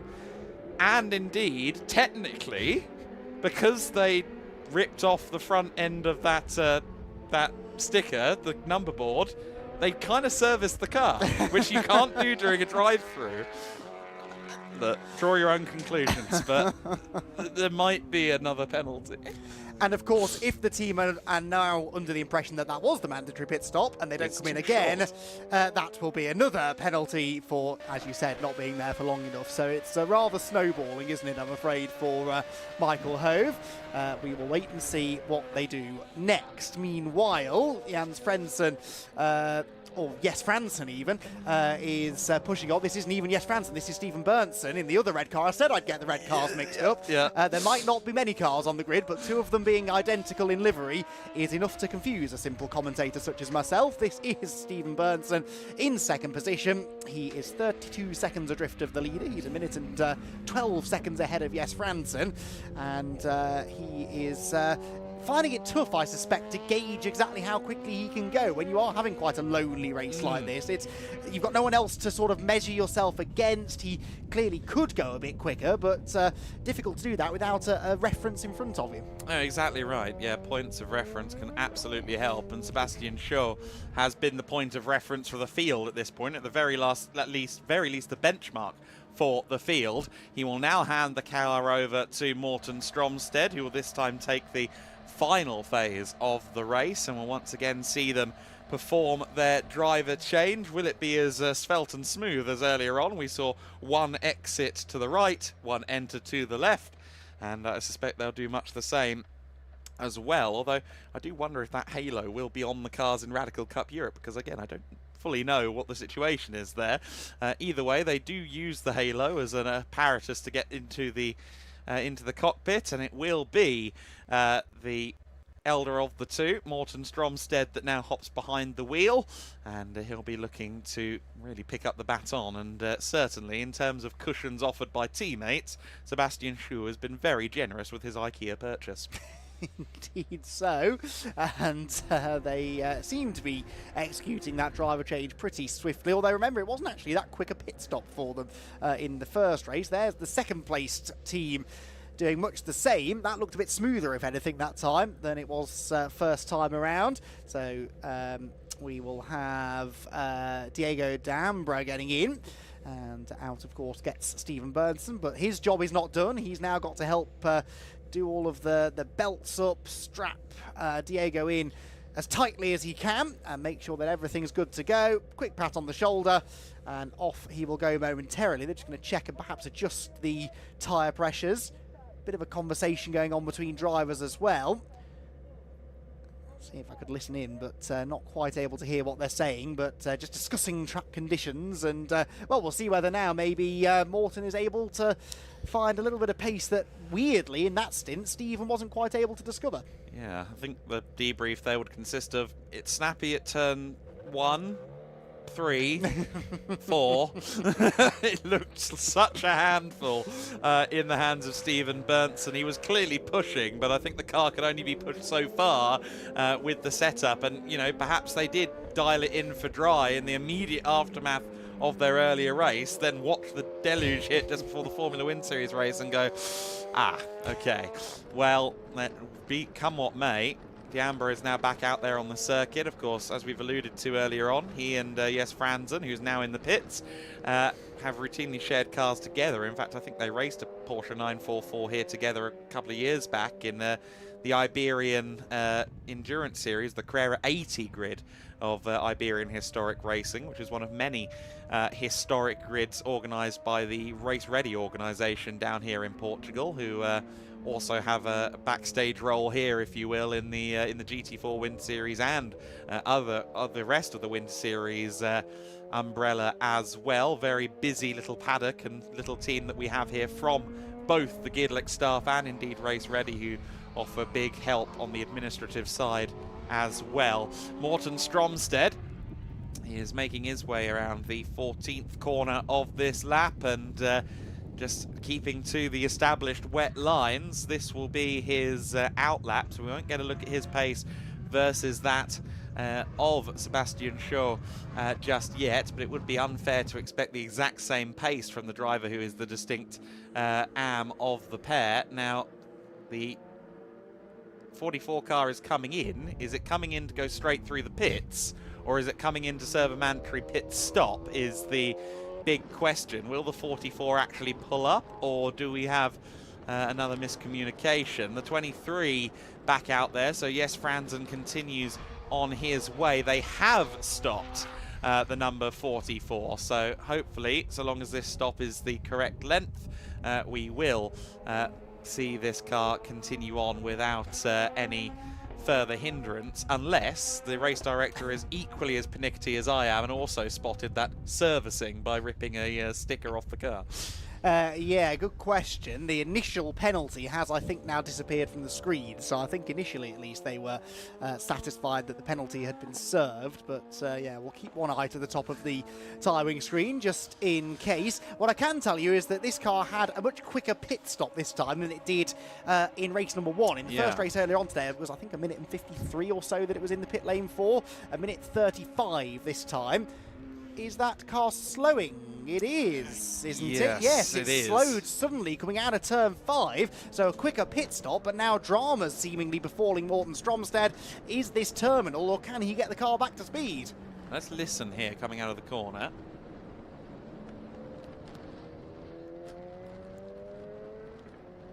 Sounds about right, but clearly got no desire to push the car. Maybe he's felt a misfire or something like that.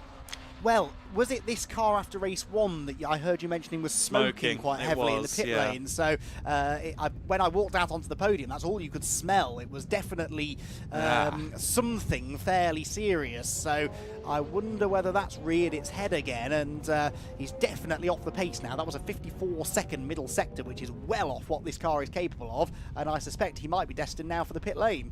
Well, certainly. We had... Just listening. No, okay.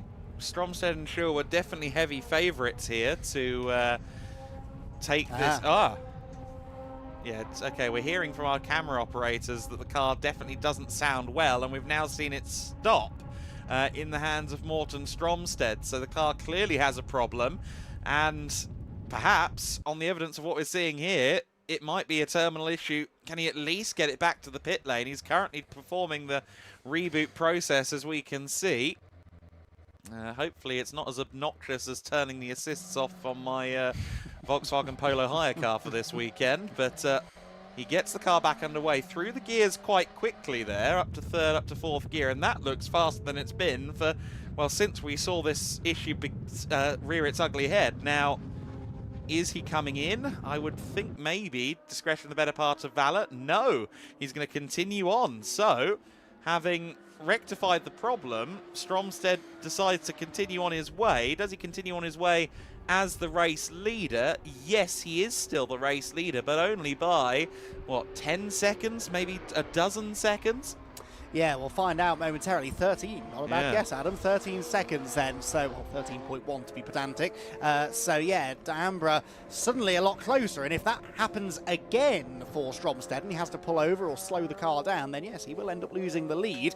Izzy reporting to us that she could smell that very same smell that I noticed after the race earlier on the grid at the start of the race, so they hadn't really got the issue sorted, and we did make that point in race 1, didn't we? It's a very short turnaround between the two races. Any issues you had at the end of race 1, you didn't have a lot of time to resolve them before race 2.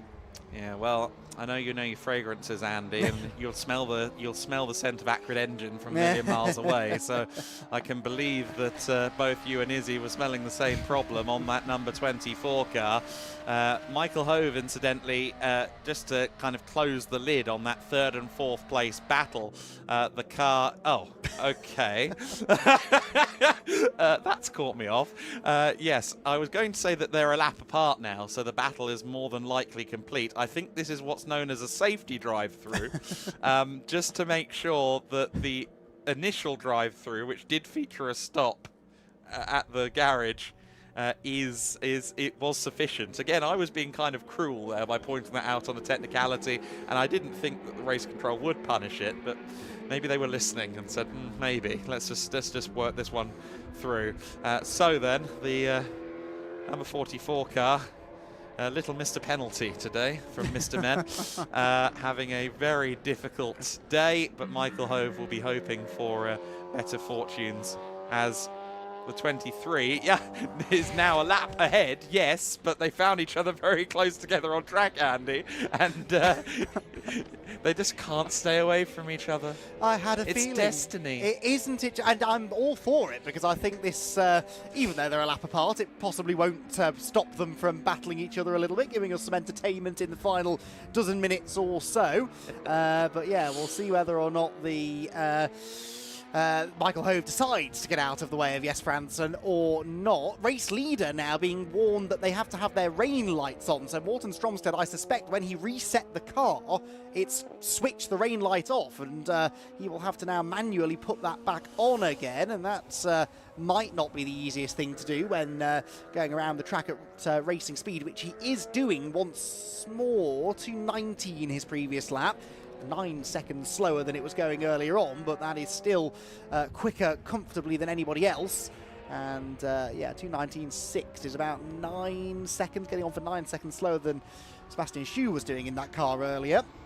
As he again moves over to try and find the wet patch, but you'll notice as he exits turn 5, there is no rain light, no red light next to that number 24 on the back of the car. So he is being told that that needs to be put on, and if it doesn't get switched on, then that is the kind of thing you will be given a mechanical flag for, and he will be ushered into the pit lane to get it sorted. So he may have an 18.6 second lead, but the destiny of this race now, I think, depends purely on whether Morten can find the on switch for that rain light, and might not be the easiest thing to do. No, exactly. The 24 car has had its drama, perhaps not the same as Michael Hove in Tweety Bird the SR3, but it has been a tumultuous race for just about everybody in some capacity. Stephen Berntsen was having a mighty fight with his own car earlier on. Diego de Ambra, we haven't seen on board with him. I'm interested to see quite how out of line the car is in his hands. Of course, I think the only one who's really had it fairly calm is Jes Fransson. He's had a nice chilled out race, but Morten Stromsted, of course, will now be spending the rest of this race, of which there are still 11 minutes, just feeling every minor issue, every mechanical vibration that normally goes completely undetected. It will now be, oh, it's happening again every time. And well, let's just hope he finds the the rain light switch before too long. Of course, what we don't know, one would assume, but what we don't know is whether they have pit-to-car communication on these as well. That was my next question for you. So I'm no I idea. don't know, and if you don't know, then I definitely don't know.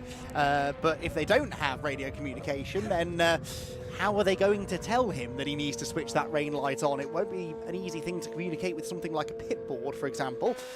So there might still be a sting in the tail of this race. The message has disappeared from the timing screen now, saying that the rain light needs to be put on. Now, is that because they've deemed that the track has dried and technically he doesn't need the wet rain light, or is that because they're now considering that they've given him sufficient warning and perhaps a penalty at team manager car 44, I should have known, is being told to report to race control. That is team manager, Michael. You don't have to come back into the pit lane. Your team manager is being sent to race control. Well, quite what that's for at this point, I'll be honest, I've lost track, but some other indiscretion could lead potentially to another penalty. The meeting subject will be that the commentator is out of yellow characters and now needs some help. We can just keep rolling down The Simpsons, so Seymour Skinner, the number 22 car. What I will say, it's not just the rain light though, is it? Because Stromsted is running around there without any headlights on at all, or tail lights for that matter. And it is getting dark as well. Of course, the race has been pushed back owing to the rain, the deluge that we had earlier on in the day. And it is getting to a point now as well where I suspect race control would like all of your lights on. Morten will need to get that sorted as well, I suspect. Yes, I'll be honest, I half expected that message to read car 24 reports race control. yeah. Not yet got to that point, have we? But yeah, there you are. No headlights at all, no rear lights. And as he accelerates out of the left-hander towards the end of the lap, the brake lights are functioning. That's something. Not that there's anyone that close behind him, but no rain lights or headlights. It's a little bit gloomy out there. It's not maybe quite as dark as some of the camera angles would have you believe, but race control, I'm sure, would rather this car was running fully lit. Literally fully lit as opposed to metaphorically. And I was wondering. They may well decide to do something about that. We'll have to wait and see. For now, though, Morton continues on his way. And what's the lap time? It's a 2-minute 20.8. So he is getting a little bit slower. No doubt driving with 1 or 2 distractions, though, as you quite rightly said. The green and yellow car turns into the first corner and begins its 14th lap of the race. Shades of 92 Lotus F1 car about this livery, aren't there? I was just puzzling over that specific kind of configuration of green and yellow. Not quite the aerodynamic, but the proportions, the percentages of yellow to green. It's like, yeah, it's a bit 92 Lotus. Of course, the dying days of the Lotus Formula One company, although they did live on a little bit longer as Pacific for 1 year and what can only be called a branding exercise. So then, Morten Stromsted runs down to the first corner, and of course, a 5th corner of the lap, I should say. And of course, we briefly touch on Formula One. This place will be a Formula One venue again from next year. 2-year deal signed for 2027 and 2028, which means that yet another, let's call it impending Formula One venue, is on the Winter Series calendar. And not just the Winter Series calendar, but also the race tests and also the endless summer, the track day program. And quite frankly, if you're a track day, if you're a car enthusiast that's maybe not so much into the actual racing but just wants to experience some of these leading venues, that pull of it's a Formula One track means so much. And I suspect that already probably one of the most popular bookings of all, Portimão, is going to be even harder over next winter to get for the endless summer dates, purely because it's an F1 circuit again.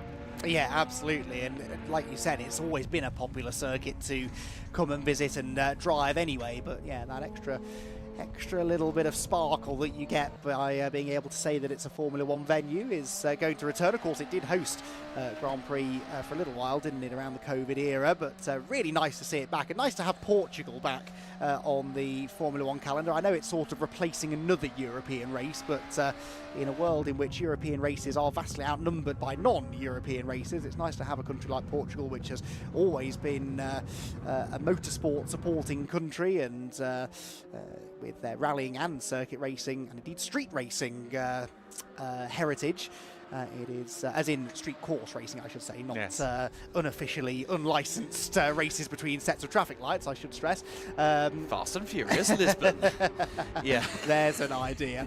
But no, nice to have it back on the calendar, and what a great circuit to come and see a Formula One car full tilt. That must be quite special.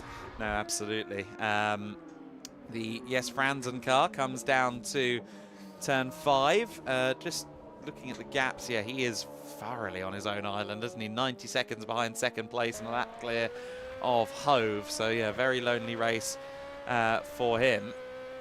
To continue on that thought, though, the street racing, of course, there's still very much an active street race here in Portugal, the Villarreal circuit, which is still on the TCR World Tour calendar, and indeed the Iberian Supercars calendar as well. And that's the illustration of that crest at turn coming out of turn 8 that I was talking about. It really does get loose if you try and steer and apply throttle at the same time, especially in those slippery conditions. It's very likely that it can snap underneath you. Yeah, that's the challenge of this place, isn't it? The drivers do refer to it occasionally, the fact that there are lots of ups and downs, but at the top of the up, before you go down, there's the crest, and that's where the car gets very light and so easy to spin the rear wheels, or in a front-wheel drive car, generate a little bit of understeer, possibly. Not that we have any of those here this weekend, but certainly a handful, regardless what you're driving, and in the wet particularly, when the contact patch with the tarmac is reduced even further. It's why we see drivers really having to work hard behind the wheel. Now, when we have those onboard shots there, that means that for a moment, potentially there's an inkling of a moment off for our camera crew around the circuit here, although they all do always shoot anyway in case, of course, something happens. But we should really shout out our camera crew, our marshals, and everyone trackside today in particular. This has not been the day to be in one of the outside jobs in the motorsport industry.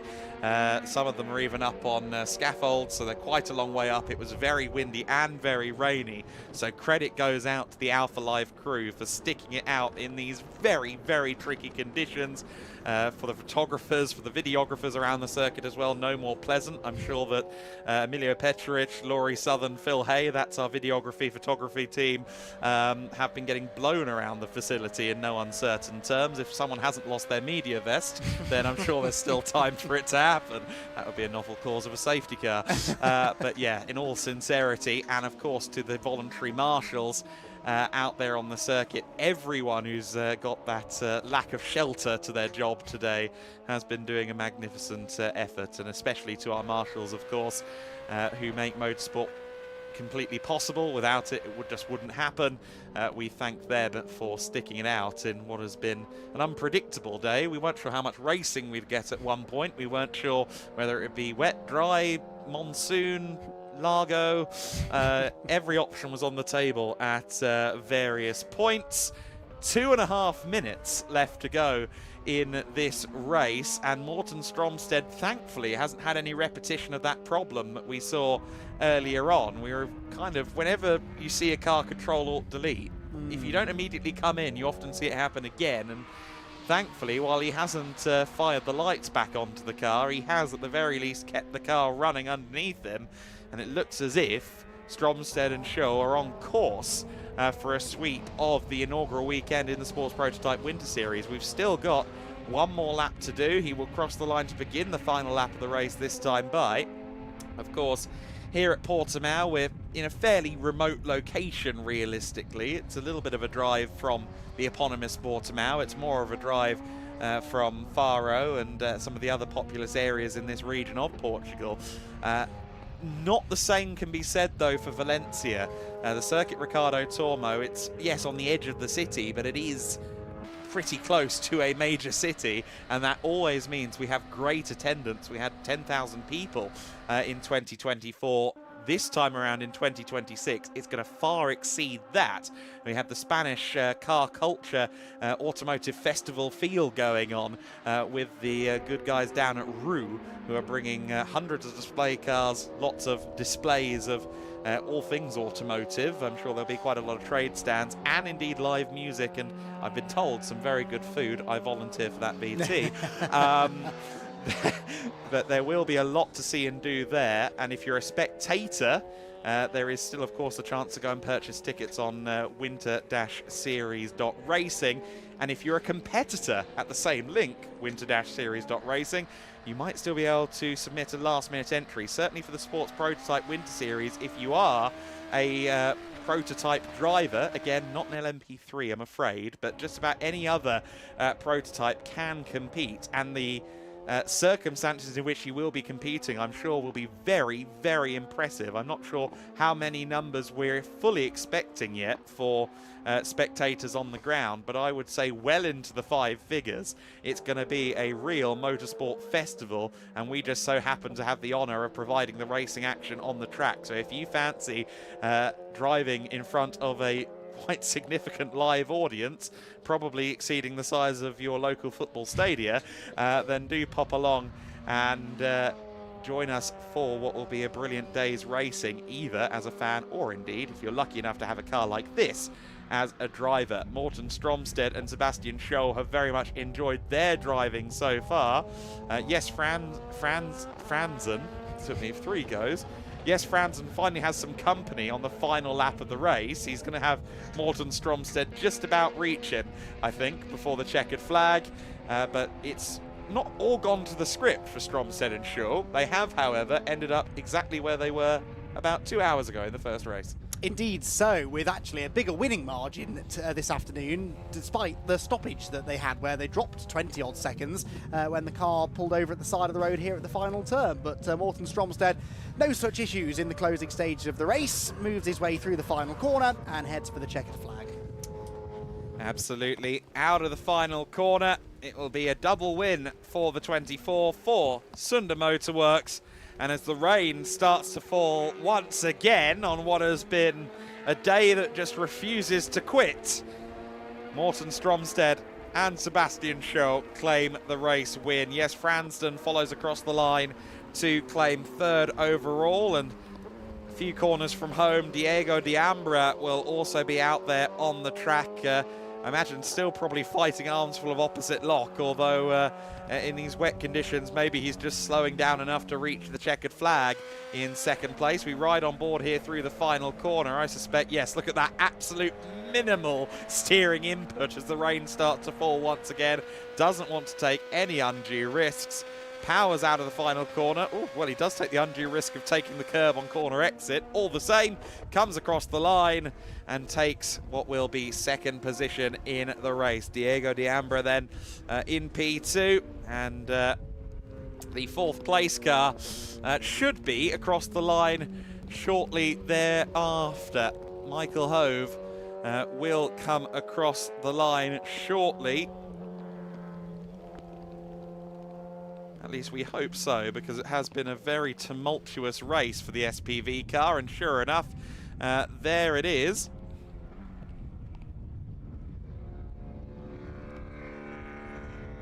Comes out of the third last corner for the final time.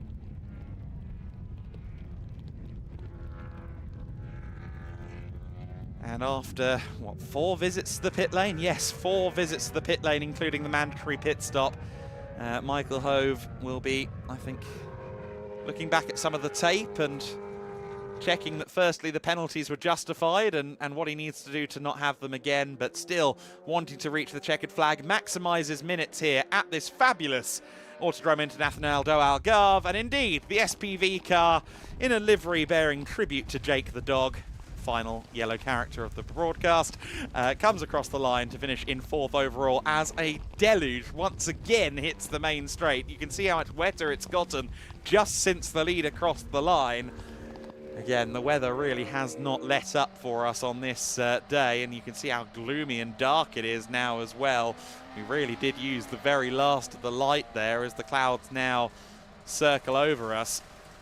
We're expecting quite a lot of wind and rain this evening, but the forecast suggests that the skies should yield better results or better conditions for everybody in the Sunday. And that will be the third race, of course, of the Formula Winter Series kicking us off. And then the big one, the main event, the 6 hours of Portimão, the second edition of that race with a bigger entry list, with a really interesting mix of teams in the GT3 class, which means the overall battle should be one to pay a lot of attention to.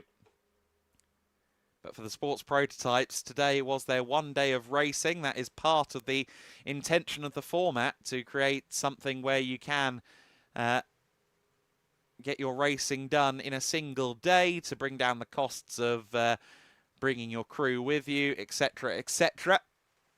And hopefully in future years, with a bit more advance notice for the teams, we can have better and more diverse grids with many different types of prototypes on the Sports Prototype Winter Series grid. Morten Stromsted and Sebastian Scholl taking a second consecutive victory then of the weekend. I believe they will be with us as well for Valencia. And it remains to be seen whether they could maybe, just maybe, sweep the entire season. I can't think of a Winter Series campaign where someone has swept the season, so that would be a little bit of history if they can do it, but we might be getting ahead of ourselves, because perhaps there may be a couple of extra cars to consider by the time we get to Valencia. The conditions are pretty poor. I imagine that Izzy, Morten Stromsted and Sebastian Scholl will be seeking shelter for the interview. As you can probably hear, I have a tin roof over my head, and boy oh boy, is the rain coming down.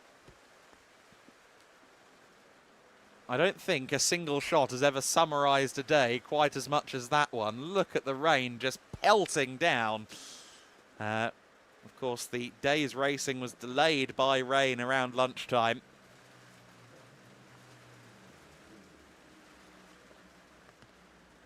And it's been looming for a majority of the day since then. It almost became dry again for the Formula Winter Series race, and then of course there was a little bit of a cloud burst, and well, we end the day with a firm and full-on shower. Let's go down to the pits. Izzy has found a little bit of shelter for her and her race winners.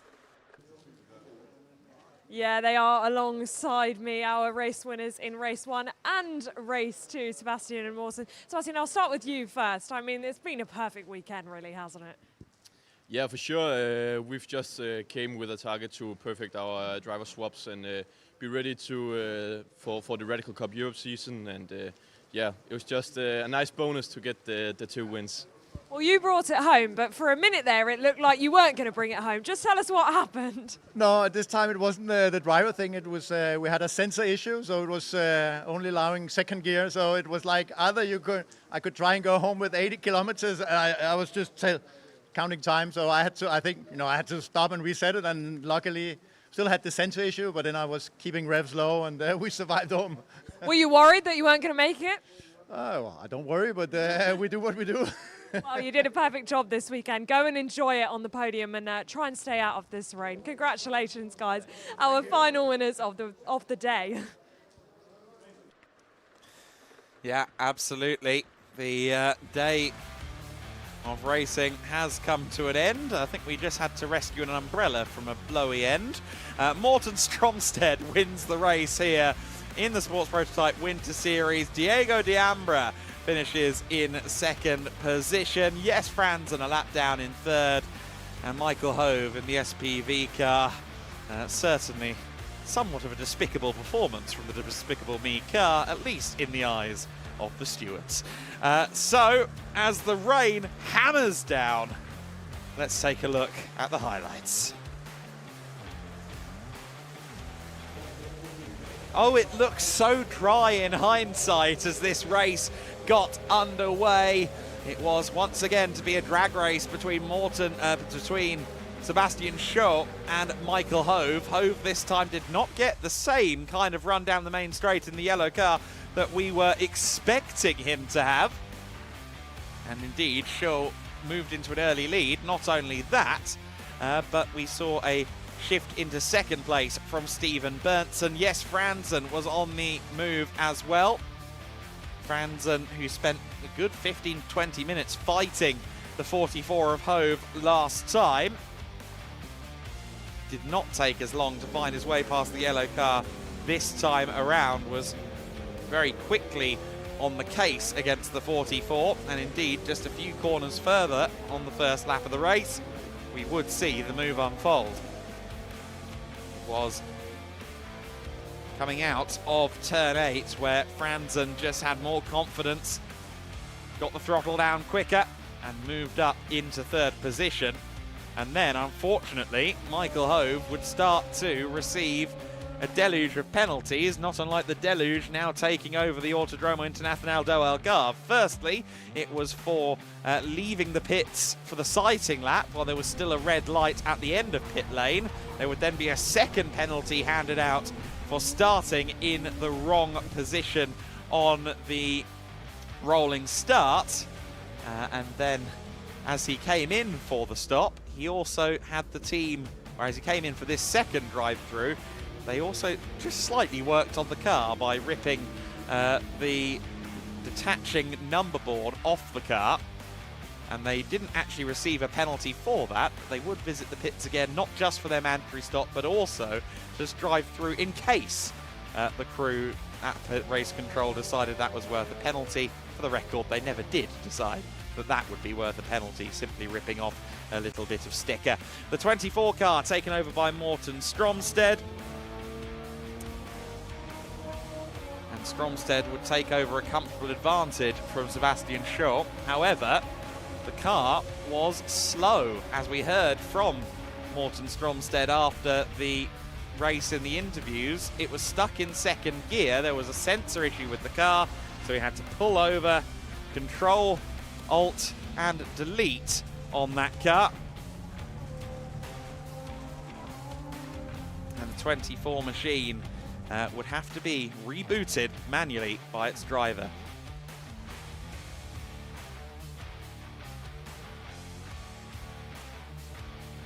So he rebooted the car at the penalty loop section, turn 14, and thankfully the problem didn't rear its ugly head again, at least fully. He kept the revs low to make sure the car would stay underneath him and to make sure that indeed he could drive to the checkered flag, which he did so. Not before though the 44 came in for its self-imposed drive-through, just to make sure that it did not incur any further penalties.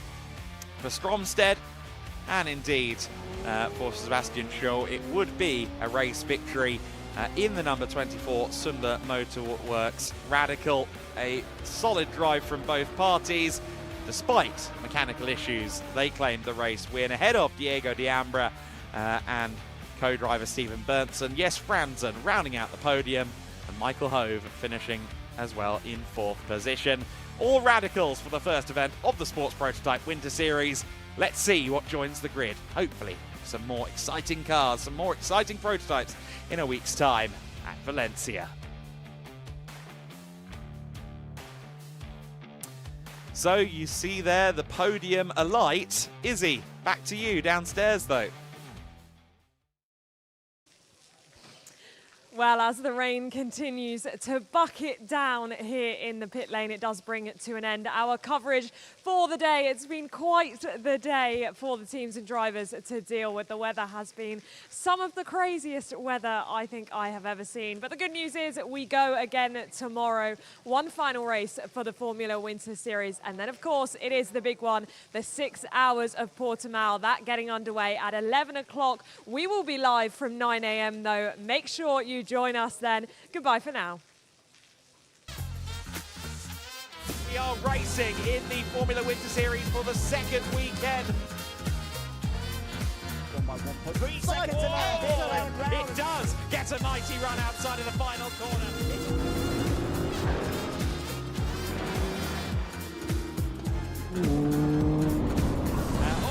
Danny Sufi loses it into the first corner.